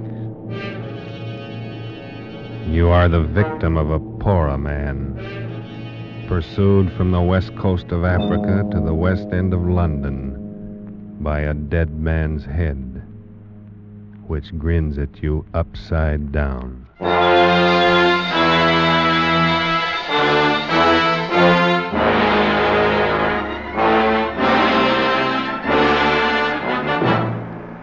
Next week, Escape, with H.G. Wells' gripping story, Pollock and the Poorer Man. Good night, then, until this same time next week, when CBS again offers you Escape.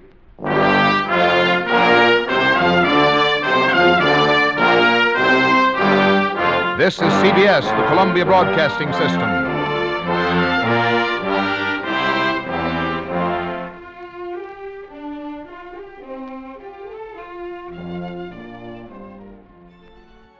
From cursed cargo ships to blizzards of betrayal, from psychological spirals to blood-soaked adventures, these 10 episodes are vintage terror at its finest. Episode 11 drops us into a frantic escape from a war-torn island where survival depends on trusting the wrong man. Episode 12, a psychological cat and mouse game where one wrong word could be your last, set against the backdrop of a crumbling colonial outpost. Each episode twists the knife a little deeper. There's one that will leave you chucking under your bed for days, and another that makes you wonder if your best friend might just be a fugitive in disguise. There's something uniquely terrifying about these old recordings, isn't there? The way the sound design slinks into your subconscious, the pacing, deliberate and sinister. And those voices so calm, even when describing the most horrid fates. And did I mention the jungle drums? Because there will be jungle drums. Whether you're trapped in a snowbound cabin or your own haunted conscience, Escaped has one promise, my darlings. Escape, carefully planned to free you from the four walls of today. Free you for a half hour of high adventure. Keep your ears open, darling deviants. The darkness deepens from here.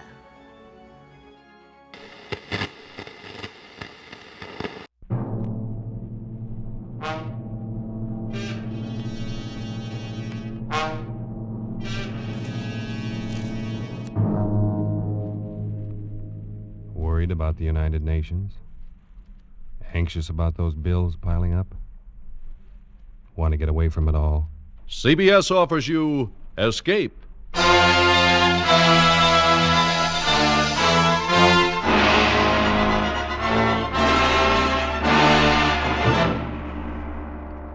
You are the victim of a native witch doctor, pursued from the west coast of Africa to the west end of London by the grinning face of a dead man. You are under the curse of a Pora man. The Columbia Broadcasting System and its affiliated stations present Escape, produced and directed by William N. Robeson and carefully plotted to free you from the four walls of today for a half hour of high adventure. Tonight, we escape to the dark lowlands of West Africa and the mind of a man who scoffed at native magic, as H.G. Wells paints it in his gripping story, Pollock and the Pora Man.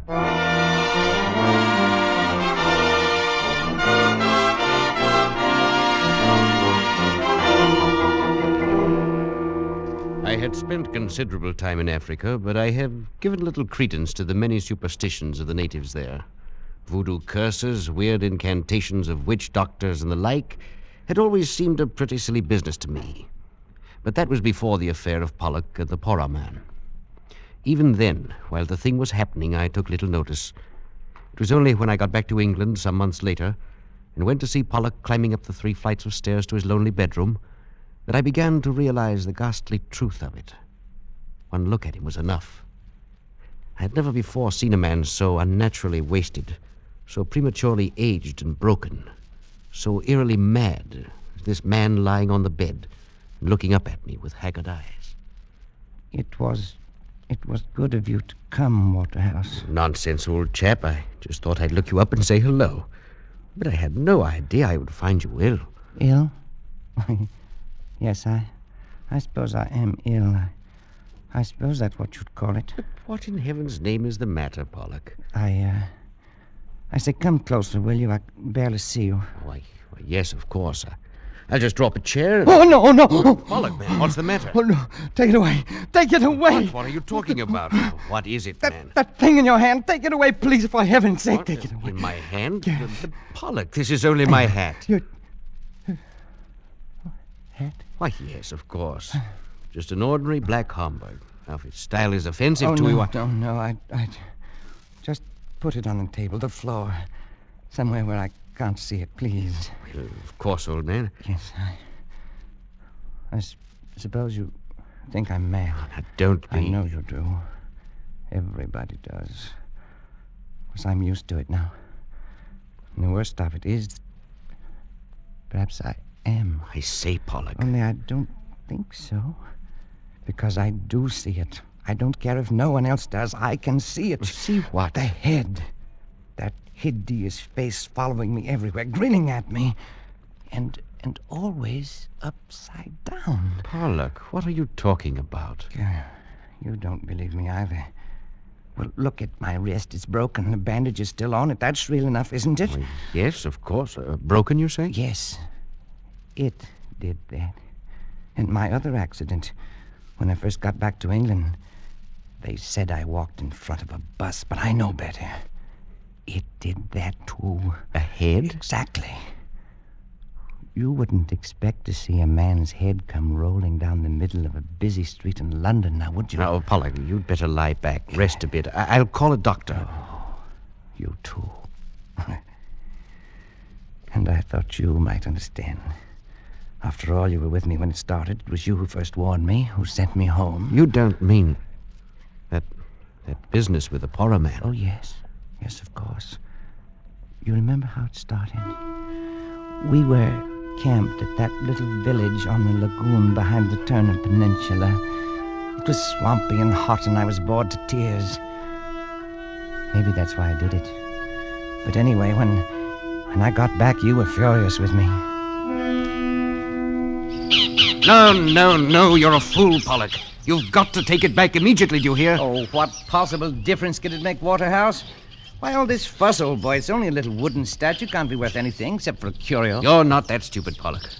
You know very well this is a Porra idol. You must have stolen it from the hut of a witch doctor. Well, and what of it? Don't you see? To them, this is sacred. As sacred as an altar cross to a Christian. You've not only committed a crime in their eyes, but a terrible sacrilege as well. Oh, don't tell me they're going to sick their painted gods on me. Oh, I should be frightened to death. Before they can do anything, you're going to take this back where you found it and apologize to the Porra man. Apologize to an illiterate black witch man? Are you crazy? Pollock, I've had about as much of you as I can stand. You're one of those infernal fools who think a black man isn't a human being. I can't turn my back, but you're running crossways to them, getting into some scrape or other. The 3rd time this month, and this time it's serious. Are you telling me you're going to send me home? I honestly think it would be best. Well, as a matter of fact, I'm all for it. I'd be very happy to get out of this sticky, dirty, godforsaken place. Very well. But before you go, Pollock, for the good of the expedition, you've got to take that thing back and apologize. Oh, I don't think I'd better. Why not? Well, tell the truth, I don't think they'd give me a chance to apologize. All right. Tell me, what happened? Oh, nothing very much, except... well, as I was carrying the thing away, one of those chaps popped up and saw it. Started yelling, trying to take it from me. Yes, go on. Well, we had a bit of a tussle. I got away. Go on, Pollock. We were on the bank of the river, and I toppled him over, that's all. He fell into the river? Yes, I think he may have hit the rocks first. Was he badly hurt? I don't know. I didn't stop to find out. He was dead, wasn't he? I really don't know. Oh, you fool. Oh, it was an accident. I had no An intention. accident, a lot they care. It was bad enough with the idol, but you've probably killed a man. We're in for it now. Well, there's nothing to be frightened about. Nothing. In the first place, I should think even your conscience would suffer a little. The second, you don't seem to understand about this Porra business. It rules the country. It's the law, religion, medicine, everything. And these Porra are the most vindictive men on earth. The one whose idol you stole and whose follower you killed will be duty-bound to do something about it. And there's no telling what he will do. Oh, come now. You don't believe in these voodoo curses and things? Of course not. I'm thinking of something much more real than that. I mean, he might try something rough. I can only advise you to lie low until we can get you out of here in the morning. I'll take you as far as Sulima and see you safe aboard a steamer. You needn't. I can go alone from here. Not far. You still don't understand this business. You wouldn't get a quarter of a mile from this camp alone.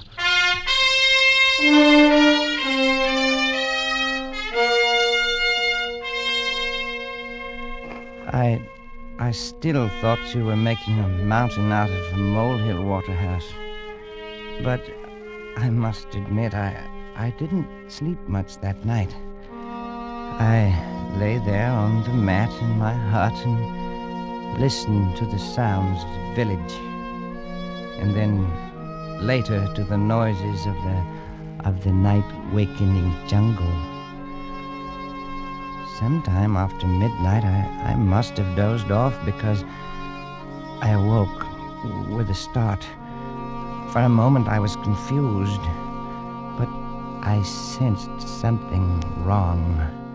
And then, framed against the moonlight square of the door, I saw a hand upraised, and in it, a knife. Stop it! Stop or I'll shoot! Stop, you devil, you! Pollock, what is it? What happened? I missed the beggar, Waterhouse. I missed him. Who missed who? What happened? The Porra man. Waterhouse, he was in my hut. He had a knife. He tried to kill me. Now, wait a minute. Wait till I find a light. There. Are you all right, man? Oh, I'm all right. I just saw it in time. I rode aside and... Look. Eh? In my bed. The knife. Oh, that was a narrow one. Well, perhaps now you understand the seriousness of this. Waterhouse, I saw his face. He stopped just at the door for a second. He was crouched down and he looked back at me from under his arm. His face was etched clearly in the moonlight. It was upside down. I'll never forget it. I'll get you a drink. Listen, Waterhouse, listen. He glared back at me with his painted face upside down and streaked with those hideous scars they cut in their cheeks. See that in my dreams. Now, steady on, old man. Now, here you are. Drink this. Well, Waterhouse. The idol's gone. I've just noticed the idol's gone. He took it. It's gone. Yes. Well, then it's all over. He got what he wants. He won't bother me again, will he? I'm afraid there's more to it than that. But he's got the blasted idol back, and he won't try it again. Oh, will he? I've just noticed something too, Pollock. There's something here on the floor. One of your shots clipped off the tip of his little finger. It's too bad you aren't a better shot. Why? Why'd you say that? Because I'm afraid we haven't seen the last of this business yet.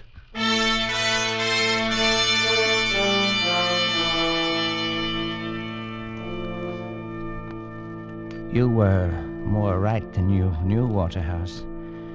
The next morning was only the beginning. We were standing by the river and supervising packing. I'm glad we're getting out of here. There's something brewing, or things wouldn't be so quiet. Oh, what would be brewing? A stink in a copper pot, probably. Dancing in a circle of skulls, putting curses on you. Oh, that. What can he do? How the devil should I know? They're versatile people. They know a lot of rum dodges. The best thing to do... Look out! Oh, man, that was close. What was it? One of their beastly poisoned arrows in the tree behind you. Missed your head by inches. No. Came from over there in the bush. Well, let's do something. Let's chase him something. No use now. Never find him in there. Best thing for us to do is to get out of here quick.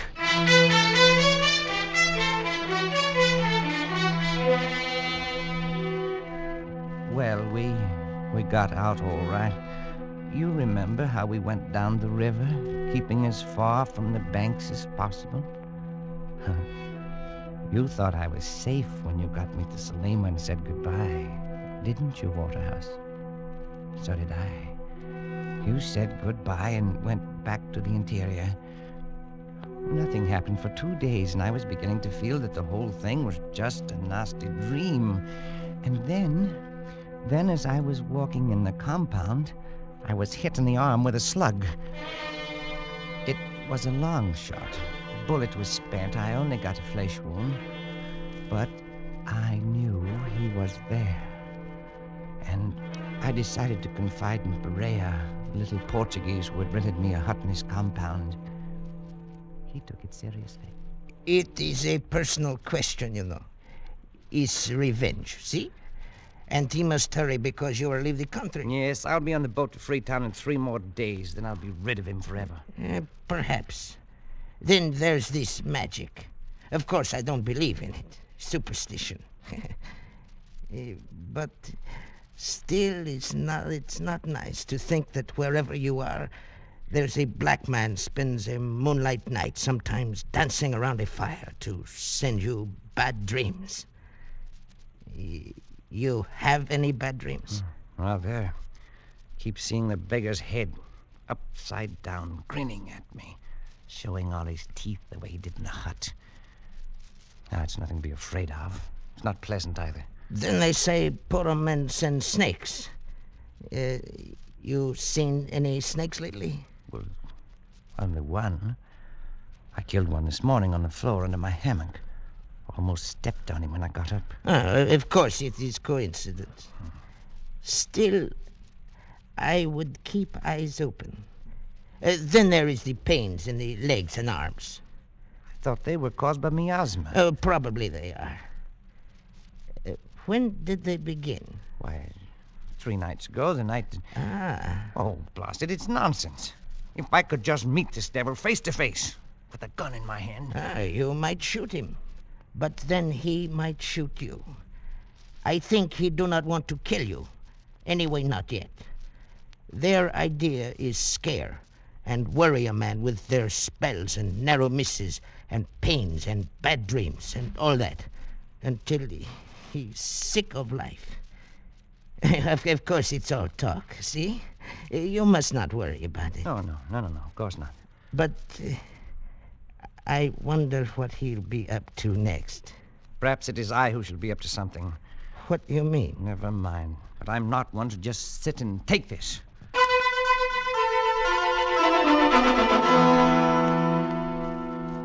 That very afternoon, I had a conversation with a roughneck Mendai tribesman I found there in Salima. He showed me a little iron dagger and demonstrated how one struck at the back of the neck. He agreed to do the job for the price of a double-barreled gun with an ornamental lock. I went back to Pereira's, feeling better than I had in days. That night, the Portuguese and I were sitting in his living room playing cards, when suddenly the Mendai rough strode in without so much as a knock. Who is it?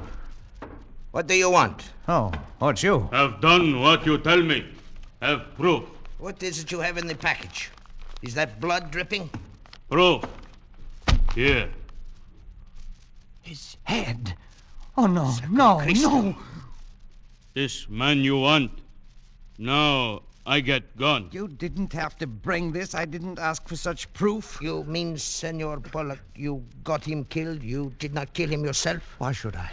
But he will not be able to take it off now. What do you mean, take it off? Look at the cards. They are all spoiled with this blood. What do you mean, take what off? You must send me a new pack from Freetown. You can buy them there. Take what off? It is only a superstition, I forgot. The natives say if the witch... he was a witch. But it is all rubbish. Go on.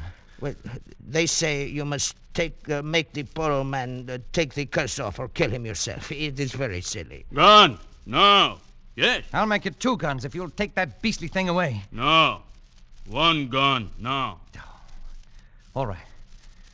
Freya, that gun you have for sale, give it to him. I have the money right here. There, sir. Over here.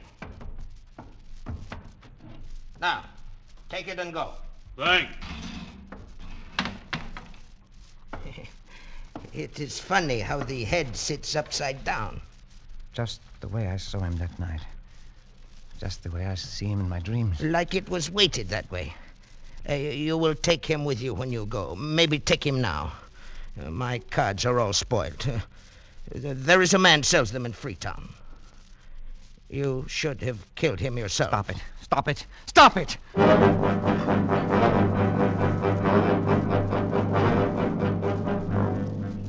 I took the thing to my hut, and no matter what I did, it always came to rest upside down and glaring at me.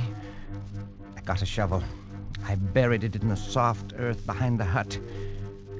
But in the middle of the night, I was awakened by some sound in my room. Oh, what is it? Who's there? Speak up or I'll shoot. Oh, a dog. Only a dog.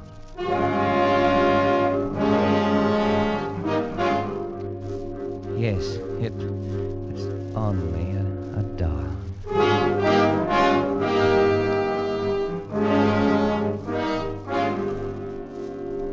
But in the morning, when I awoke and started to get out of bed, there it was, in the center of the floor, glaring at me upside down. It was uncanny until I remembered the dog. I found his paw prints in the dug-up earth outside, and I knew how it got there.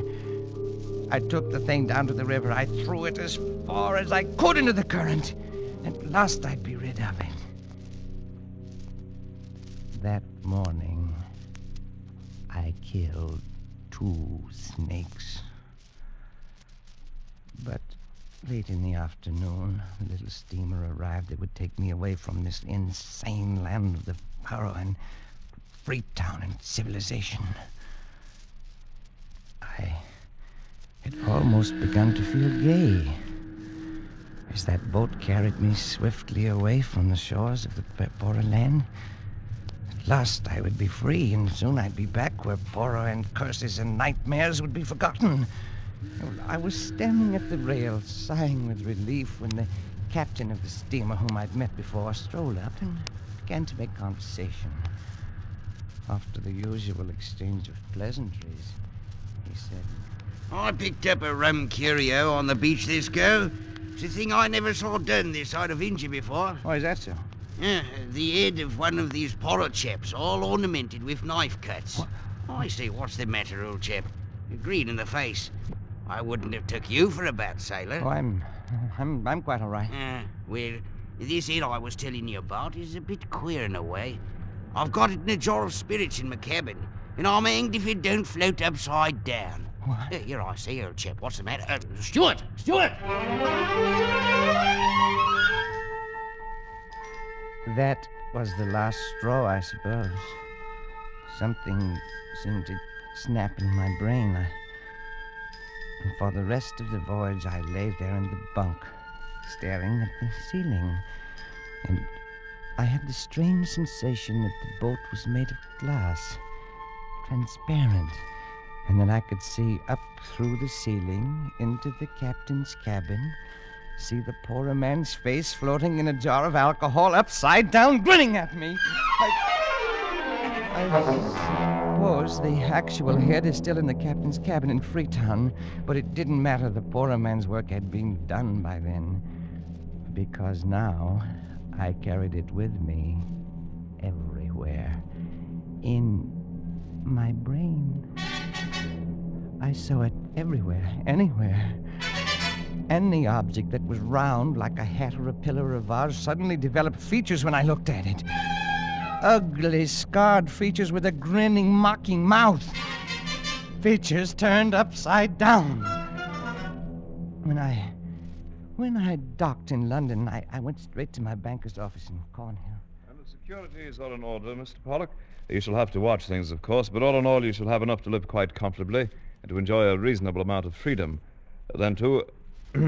I say, Pollock, what are you staring at so fixedly? That thing. Hanging from your mantelpiece. Oh, yes, I see. The potted fern. Rather pretty one, isn't it? Oh, yes. Yes, very pretty. I must do something about it, though. It's always dripping water down on the fender of the fireplace. Makes it rusty. I was wondering about that. It looks red, almost like blood. Rust, you know. Yes. Oh, by the way, that reminds me. Can you recommend a physician for mental troubles? I've got a little, what do you call it? Hallucination.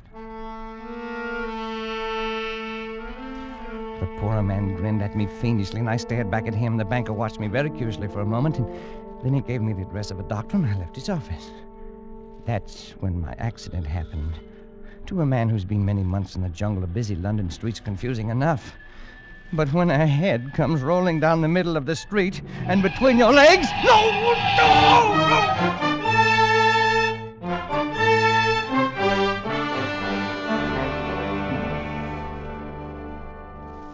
I was in the hospital for weeks. The only permanent injury, however, was the loss of the tip of my little finger. By strange coincidence, the same fingertip of the left hand that I'd shot off the poorer man that first night. Well, even in the hospital, the poorer man was with me all the time, everywhere. The doctors couldn't help me. My friends couldn't either. So I tried cycling in the country. But that thing kept rolling along beside me and getting tangled up in the wheels and spilling me. That's how I got the broken wrist. Well, the worst came only last week. I'd just come back from a long walk, hoping to be tired enough to go to sleep. And as usual, that bronze vase was over there in front of the big French window. And it... well, perhaps the poor man enjoys the view of the street 3 floors below.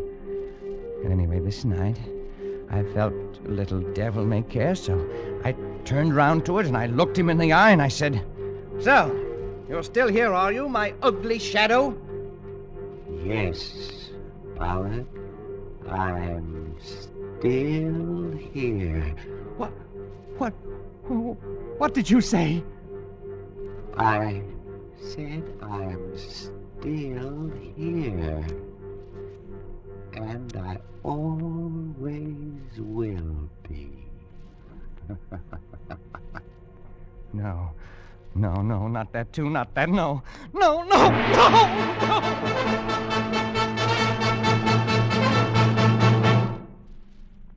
So, now you understand, Waterhouse? I not only see the poorer man, I hear him, too.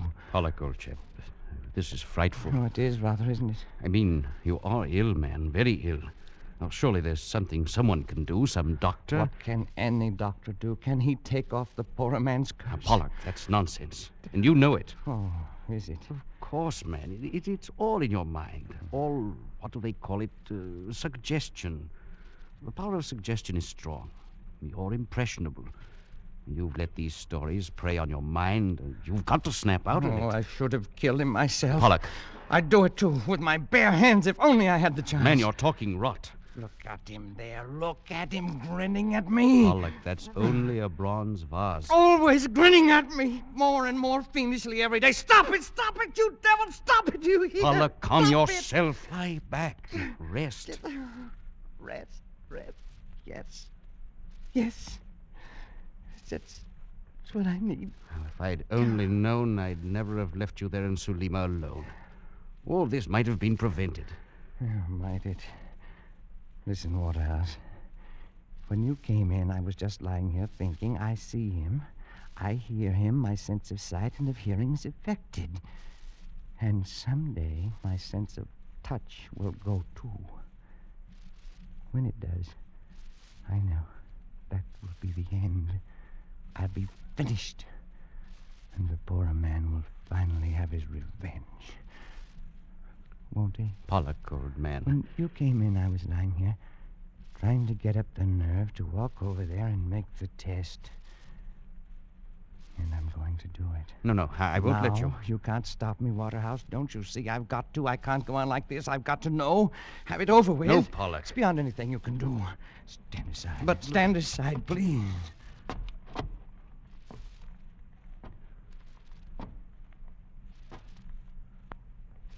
Now. Come back to bed, Pollock. That window is open. If you have a... Never mind. This is just an ordinary bronze vase. Isn't it, Waterhouse? Pollock, don't do it. I know it's only a bronze vase. I know that when I will feel only cold metal when I reach out and touch it. I know. Like this. Oh, no! Pollock, look out! That window! You're backing into that window! Pollock!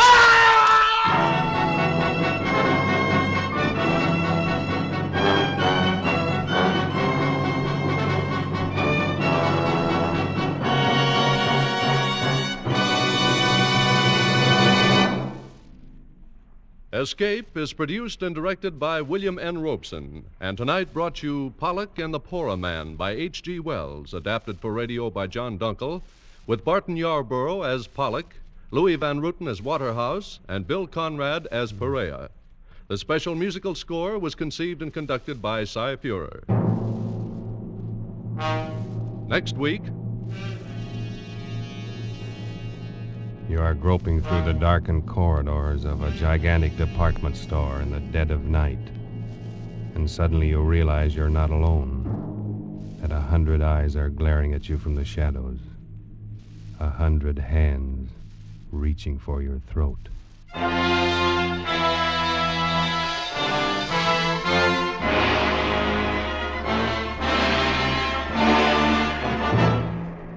Next week, Escape with John Collier's eerie story, Evening Primrose. Good night, then, until this same time next week when CBS again offers you Escape.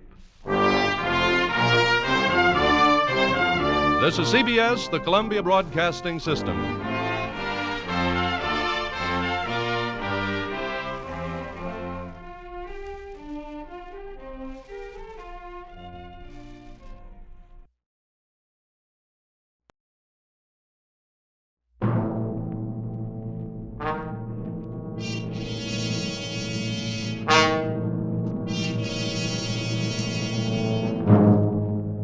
Did you lose an election bet yesterday?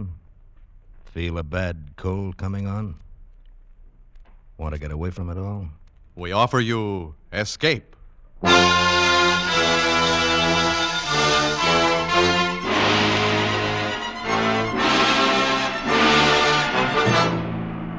You were groping in the midnight dimness of a gigantic department store, and suddenly you realize that you're not alone.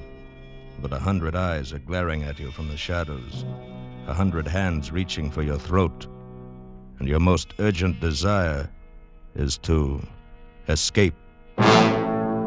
Escape, produced and directed by William N. Robeson, and carefully plotted to free you from the four walls of today for a half hour of high adventure.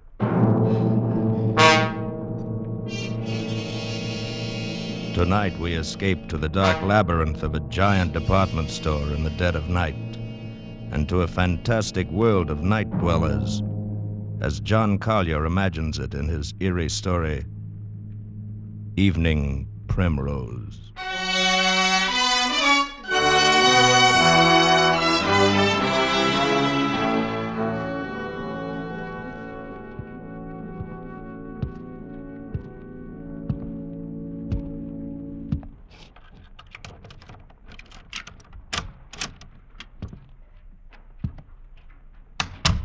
Sadie? Sadie, hey, what's the matter? It's me. Oh, Sam, you nearly scared me to death. What do you mean coming in so quiet? Hey, I didn't mean to scare you. I thought you'd be asleep. I didn't want to wake you. Oh, Sam, I'm glad you're home. Hey, what's the matter? Oh, it's terrible. You gotta do something, Sam. What's terrible? It's this. Just look at this. What's terrible about that? Looks like an ordinary pad of paper to me. That's just it. That's just what I thought. But it's got writing in it. It's awful. Oh, wait a minute. Maybe you better tell me what this is all about. Well, today I went shopping down at Bracey's department store. Yeah? I needed some writing paper, so I picked this up. It was on top of the pile, and bought it and brought it home. But tonight, when I opened it, I found it's got writing in it. Well, that's nothing so terrible. Just take it back tomorrow and make him give you a new one. Oh, no, you don't understand. It's what's written in it that's so terrible. What do you mean, what's written in it? Here, you gotta read it. Oh, Sadie. No, right now. Read it. Look, Sadie, I'm tired. I've been bowling all Please, evening. Sam, please. Just read it. All right, for Pete's sake. October 13. Today I made my decision. I decided to say goodbye to the world, to get out, leave, break away. And I have done it. Oh, Sadie, there's a lot of... Go on, read. And now I am free. Really free. Yes, I am free at last. The world is an intolerable place for a poet. I was broke, starving, at my wits' end. And then I had a brilliant idea. I would escape to a place where I had no need to earn a living, where I could write to my heart's content in peace and security. Where is this place? Right under your nose. So close you'd never think of it. I am now living in Bracey's department store. I have everything within arm's reach that anyone would need or desire. And it's all free. Absolutely free. I arrived this afternoon. I'd spent 3 days looking over all of the department stores in town. I decided on Bracey's because of the completeness of their food department. Therefore, this afternoon, I entered the store and went immediately to the 4th floor, to the rug department, and hid myself in this dusty, out-of-the-way corner behind a pile of carpets. Once I'm settled, I'll furnish it with the best of modern pieces from the furniture department. It's small, but I'll be cozy enough. And safe. After the store closed, I made my first venture out. I tiptoed as far as the stationery counter and got this paper, the writer's primary need. Now, after making my initial entry, I'll go out and get food, wine, the pillows for my bed, perhaps a fancy dressing gown. This is perfect. I'll be able to write here. Dawn, October 14th. I'm almost too unnerved to write this. The whole thing is unbelievable. After the store was dark and completely quiet, I crept out and started for the food department. One's footsteps echo hollowly in an empty department store at night, and I found myself gliding along the floor on tiptoe, moving as silently as possible. But the sound of footsteps persisted. Suddenly I realized they were not my own. The night watchman. I was in the Salon Moderne. Quickly I seized a mink coat from a hanger, draped it about my shoulders, and stood stock still.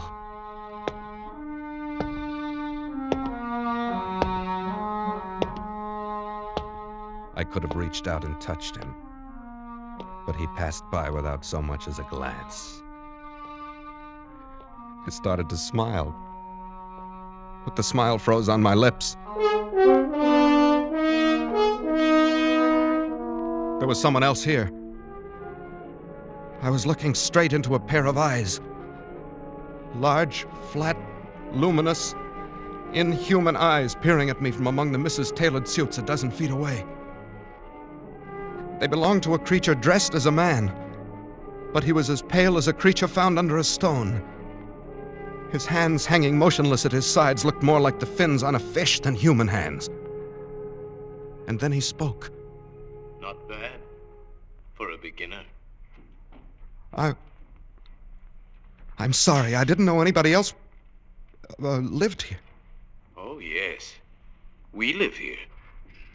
It's delightful. We? Yes, all of us. Don't you see? Look around you. I looked around. I saw nothing. I looked again. I saw an old man come clambering out from behind a clock. There were 3 elderly ingenues, incredibly emaciated, pale as lace, almost transparent, simpering before the perfume counter. A chintzy lady swam out from the curtains and drapes. They came swarming thick around me, pale, thin, wispy, moving silently, fluttering like gauze in the wind, whispering. How raw he looks. Who is he? As coarse as the sun. What is he doing here? A detective. Send for the dark men. Yes, send for the dark men. The dark men. They were pressing around me, clawing, holding me, their pale faces contorted with venomous, inhuman hatred. I was paralyzed. All I could do was repeat over and over again, I'm not a detective, I'm not a detective, I'm not! A burglar, then. A burglar? Tie him up. Hold him, carry him to the place. Send for the dark men. Stop. Let him speak. I'm not a detective. Or a burglar. I'm a poet. Then what are you doing here? I've renounced the world. I came here to live where I could be alone. Away from the world. Why, then, he's come over to us. He's just like us. He's come over to us, a poet. He must meet Mrs. Vanderpant. Yes, Mrs. Vanderpant. She's coming now. I followed their eyes toward the balcony. There, coming down the wall like an ancient spider, clambered an old lady.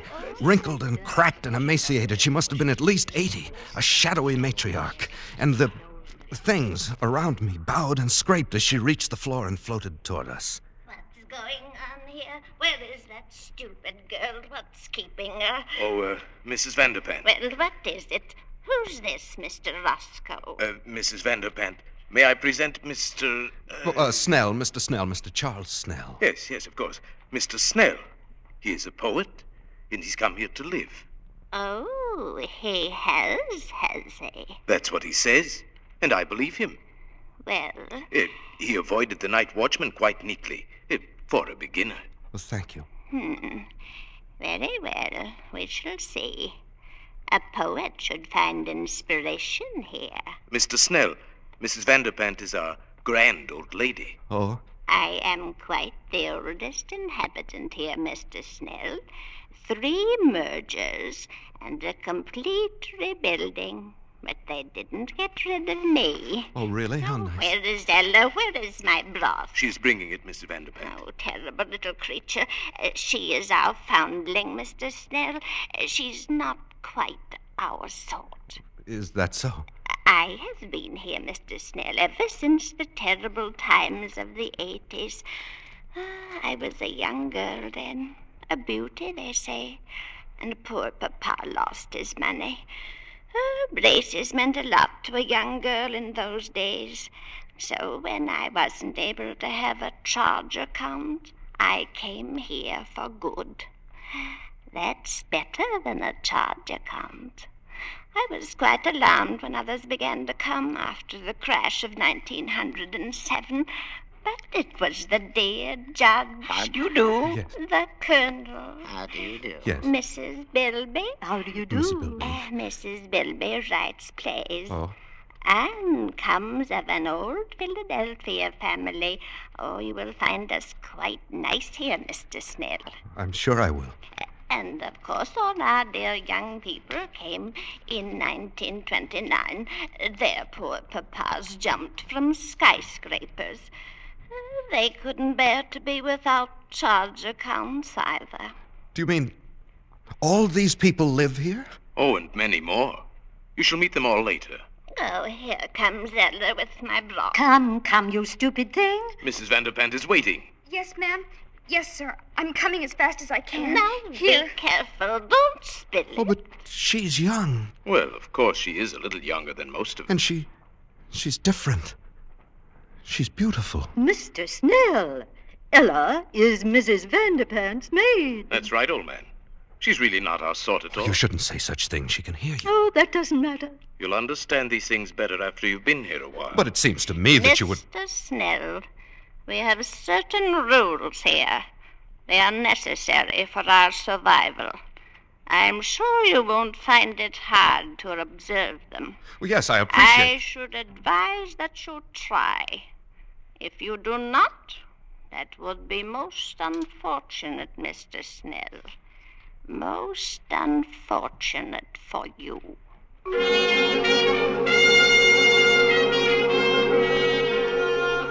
October 15th. You can imagine my feelings last night. My first thought was to escape as quickly as possible. In fact, I planned to wait till morning when the store opened, then quit my hiding place, mingle with the crowds, and leave Bracey's forever. But just at dawn, Mr. Roscoe brought me a cup of coffee, which must have been drugged, for I fell asleep.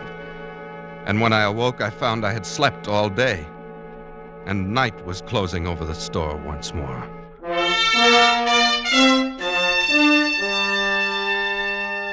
Later, I've spent my second night here. I saw Ella again. Ella, the pearl of this remote, fantastic cave.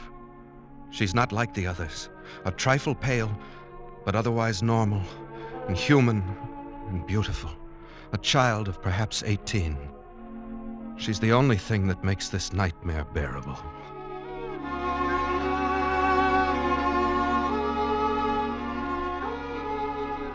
October 20th. Escape seems almost impossible. There's a very effective burglar alarm system and the doors are all carefully guarded. But that's nothing compared to the Dark Men. Who are the Dark Men? I don't know. But they threaten any transgressor with these Dark Men. I shall try to discover who they are. At least I am sure I'm watched, though they've begun to trust me now. Speaking to the night watchman would be suicide. Even if he believed my fantastic story or didn't shoot me as a burglar, I'm convinced that neither Ella nor I could get out of here alive. She and the night watchman are the only real people here. And how the others hate the night watchman. Odious, vulgar creature. He reeks of the coarse sun. Oh, come now, Mrs. Bilby. He's really a personable young man. Very young for a night watchman. Mr. Snell, sometimes I wonder about your taste. You mustn't stay so much to yourself, Mr. Snell. You must become better acquainted with our ways. Yes, old man. You must come to the play tonight. We're going to be entertained with one of Mrs. Bilby's tragic comedies. Love in Shadowland. I'm sure you'll enjoy it. I'm sure I will. It's really a festive occasion, you know. Wanamaker's is coming over. Wanamaker's? Yes. The entire colony over at Wanamaker's is coming here en masse to attend the play. You mean there are people living in other stores? Oh, dear, yes. Didn't you know? Of course, the best people live in Bracey's and Wanamaker's. Oh, come now, Mrs. Bilby. There's some very nice people at Alton's. I beg your pardon, Mrs. Bilby. Oh, hello, Ella. Good evening, Mr. Snell. Mrs. Bilby. Well, what is it? Please, ma'am, I'd so love to see your play tonight. May I have your permission? Certainly not. You know better than that, you stupid creature. You know where you belong. In the basement with the garbage cans. But Mrs. Bilby Hush, couldn't... Mr. Snell. Ella, you're becoming entirely too forward of late.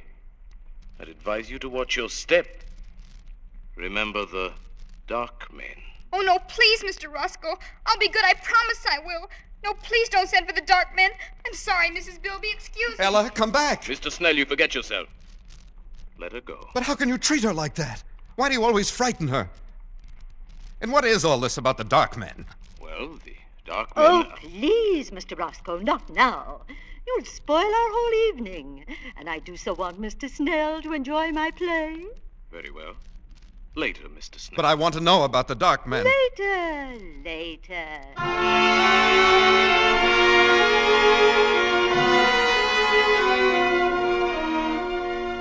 October 21st. At last I found an opportunity to speak to Ella alone. I hadn't dared to speak to her before. Here one has a sense always of pale eyes secretly watching.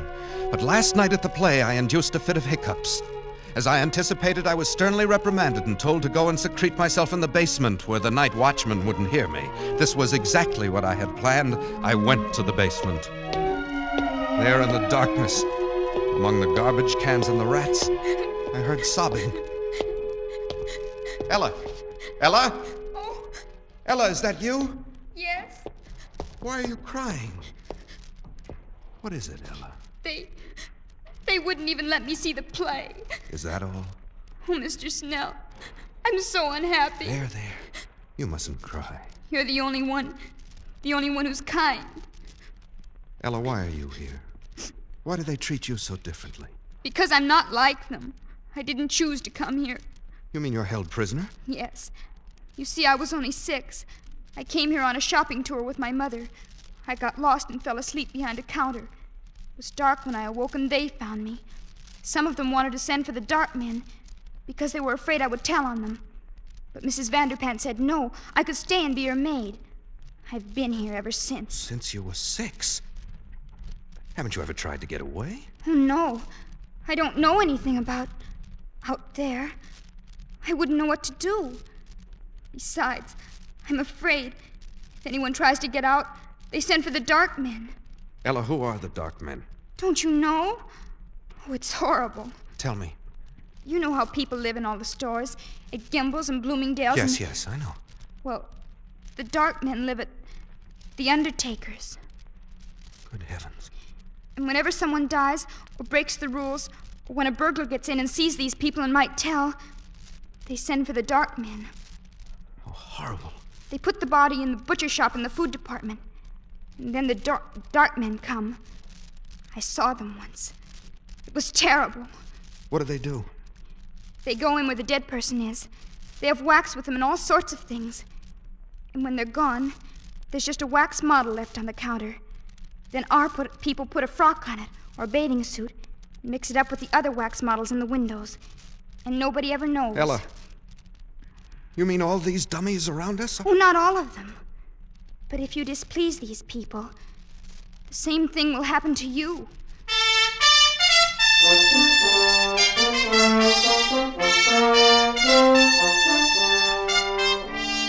October 30th. I haven't kept up my journal. Writing has been out of the question. Once more, I'm frozen with terror. But not for myself now. For Ella. They hate her. Any time they might turn against her and send for the dark men. My mind is filled with her. I dream of her every day. I'd live to see her at night. We've managed it several times. They trust me now and let me roam about without interference. Finally, tonight, I met her again and said it. Ella, I love you. Oh, Charles. I love you, Ella. Let's get married. Or whatever they do here. Then we can live together in my home in the carpet department. They wouldn't dare hurt you then. Oh, Charles, Don't look so dismayed. If you like, we'll go away from here. Maybe we can get transferred to Bergdorf Goodman's, overlooking Central Park. Don't, Charles, don't. You mustn't. But I love you. Ella, you're not in love with someone else. Yes, Charles, I am. But who? I thought you hated them all. It must be Roscoe. He's the only one that's young enough. Oh, no, Charles, not Roscoe. Especially not him. I do hate them all. They make me shudder. Well, who is it then? It's him. Who? The night watchman. No, impossible. I love him. He smells of the sun. Ella. Oh, it was wonderful the way it happened. Don't tell on me, Charles, or they'll punish me. Oh, no. I was careless, and there he was, coming around the corner in the ladies' lingerie department. I was caught. There were only some wax models in their underthings. There was nothing else to do. I slipped off my dress and stood still. Oh, I see. He stopped and looked at me. And Charles, he spoke to me.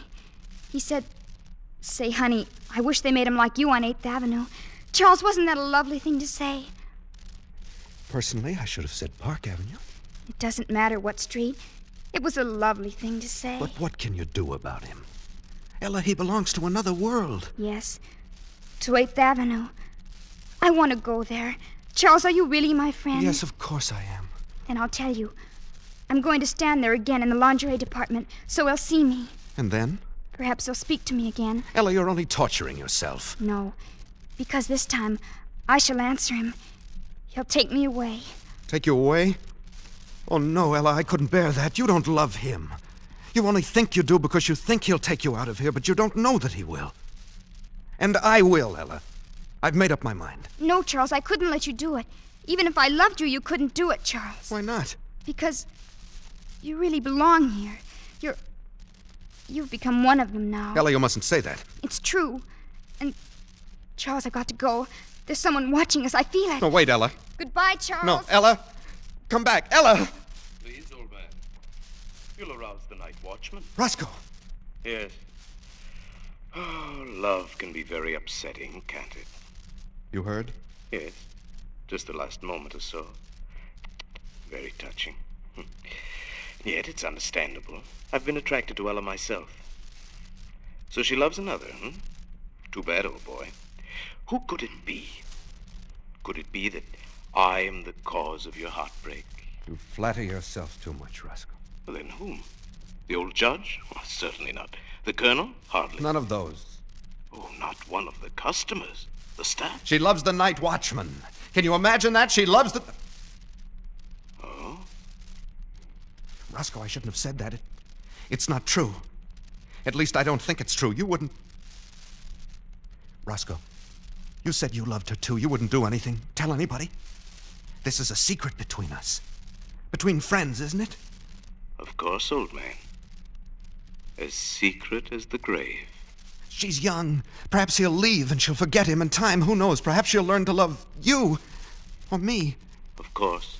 In time. And we'll figure a way to keep her safe here. Absolutely safe.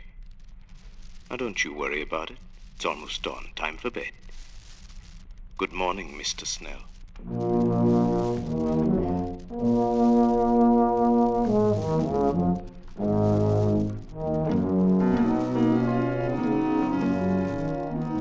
Early evening, November 4th. I was a fool. I should have known he couldn't be trusted. He must have gone straight to Mrs. Vanderpant because this evening the atmosphere has changed. People flicker to and fro, smiling nervously, horribly with a sort of frightened, sadistic exultation. An informal dance in the record department has been called off. I can't find Ella. I'm going out again now to look for her. Roscoe, what have you done with her? Shh. Quiet, old boy. The night watchman. I don't care. What have you done? Whatever I did was for your own good as well as for the good of us all. Wait a minute. What is that? What are those people carrying? That's Ella. She's tied up. They're carrying... Ella! Ella! Stop it, Charles. Stop it. Oh, let me go. Oh, Let me stop, go. Charles. Stop it. You'll arouse the night watchman. No, they're taking her into the butcher shop. Roscoe. Yes. Those are the dark men. Good Lord.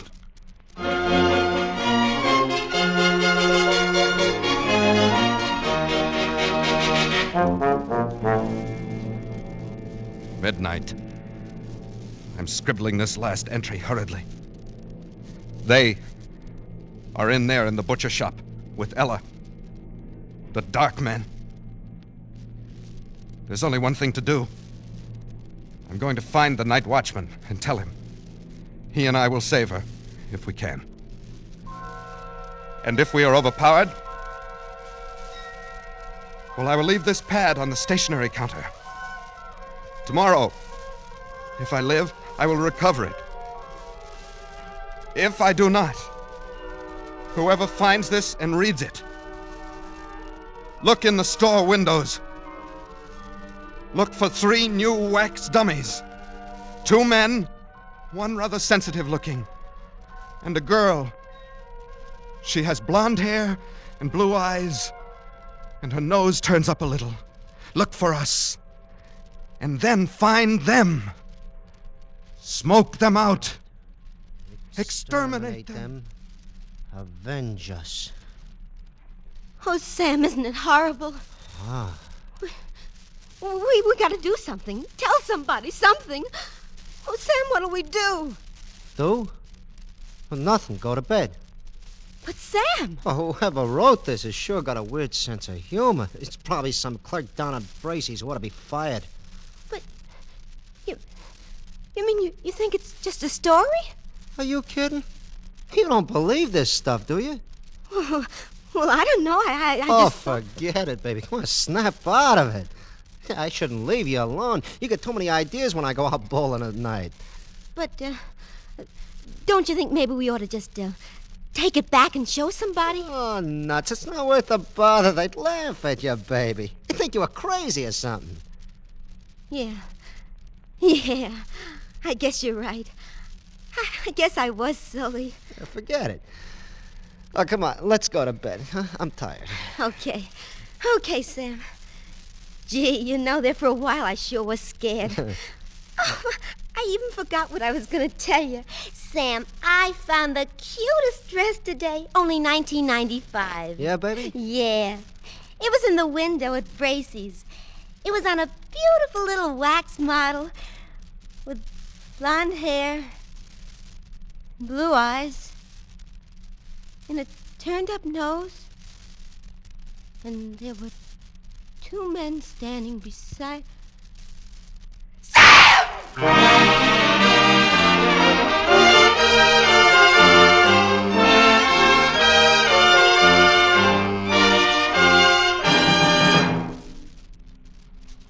Escape is produced and directed by William N. Robeson, and tonight brought you Evening Primrose by John Collier, adapted for radio by John Dunkel, with Elliot Lewis as Charles Snell, Paul Frees as Roscoe, and Pat Lowry as Ella. The special musical score was conceived and conducted by Cy Pure. Next week,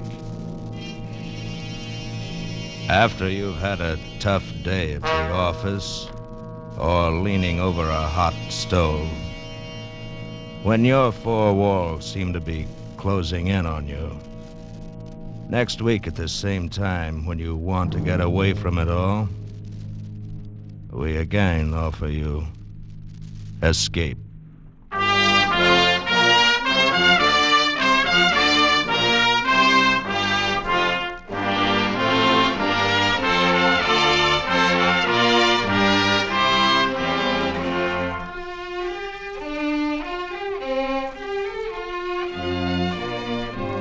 This is CBS, the Columbia Broadcasting System.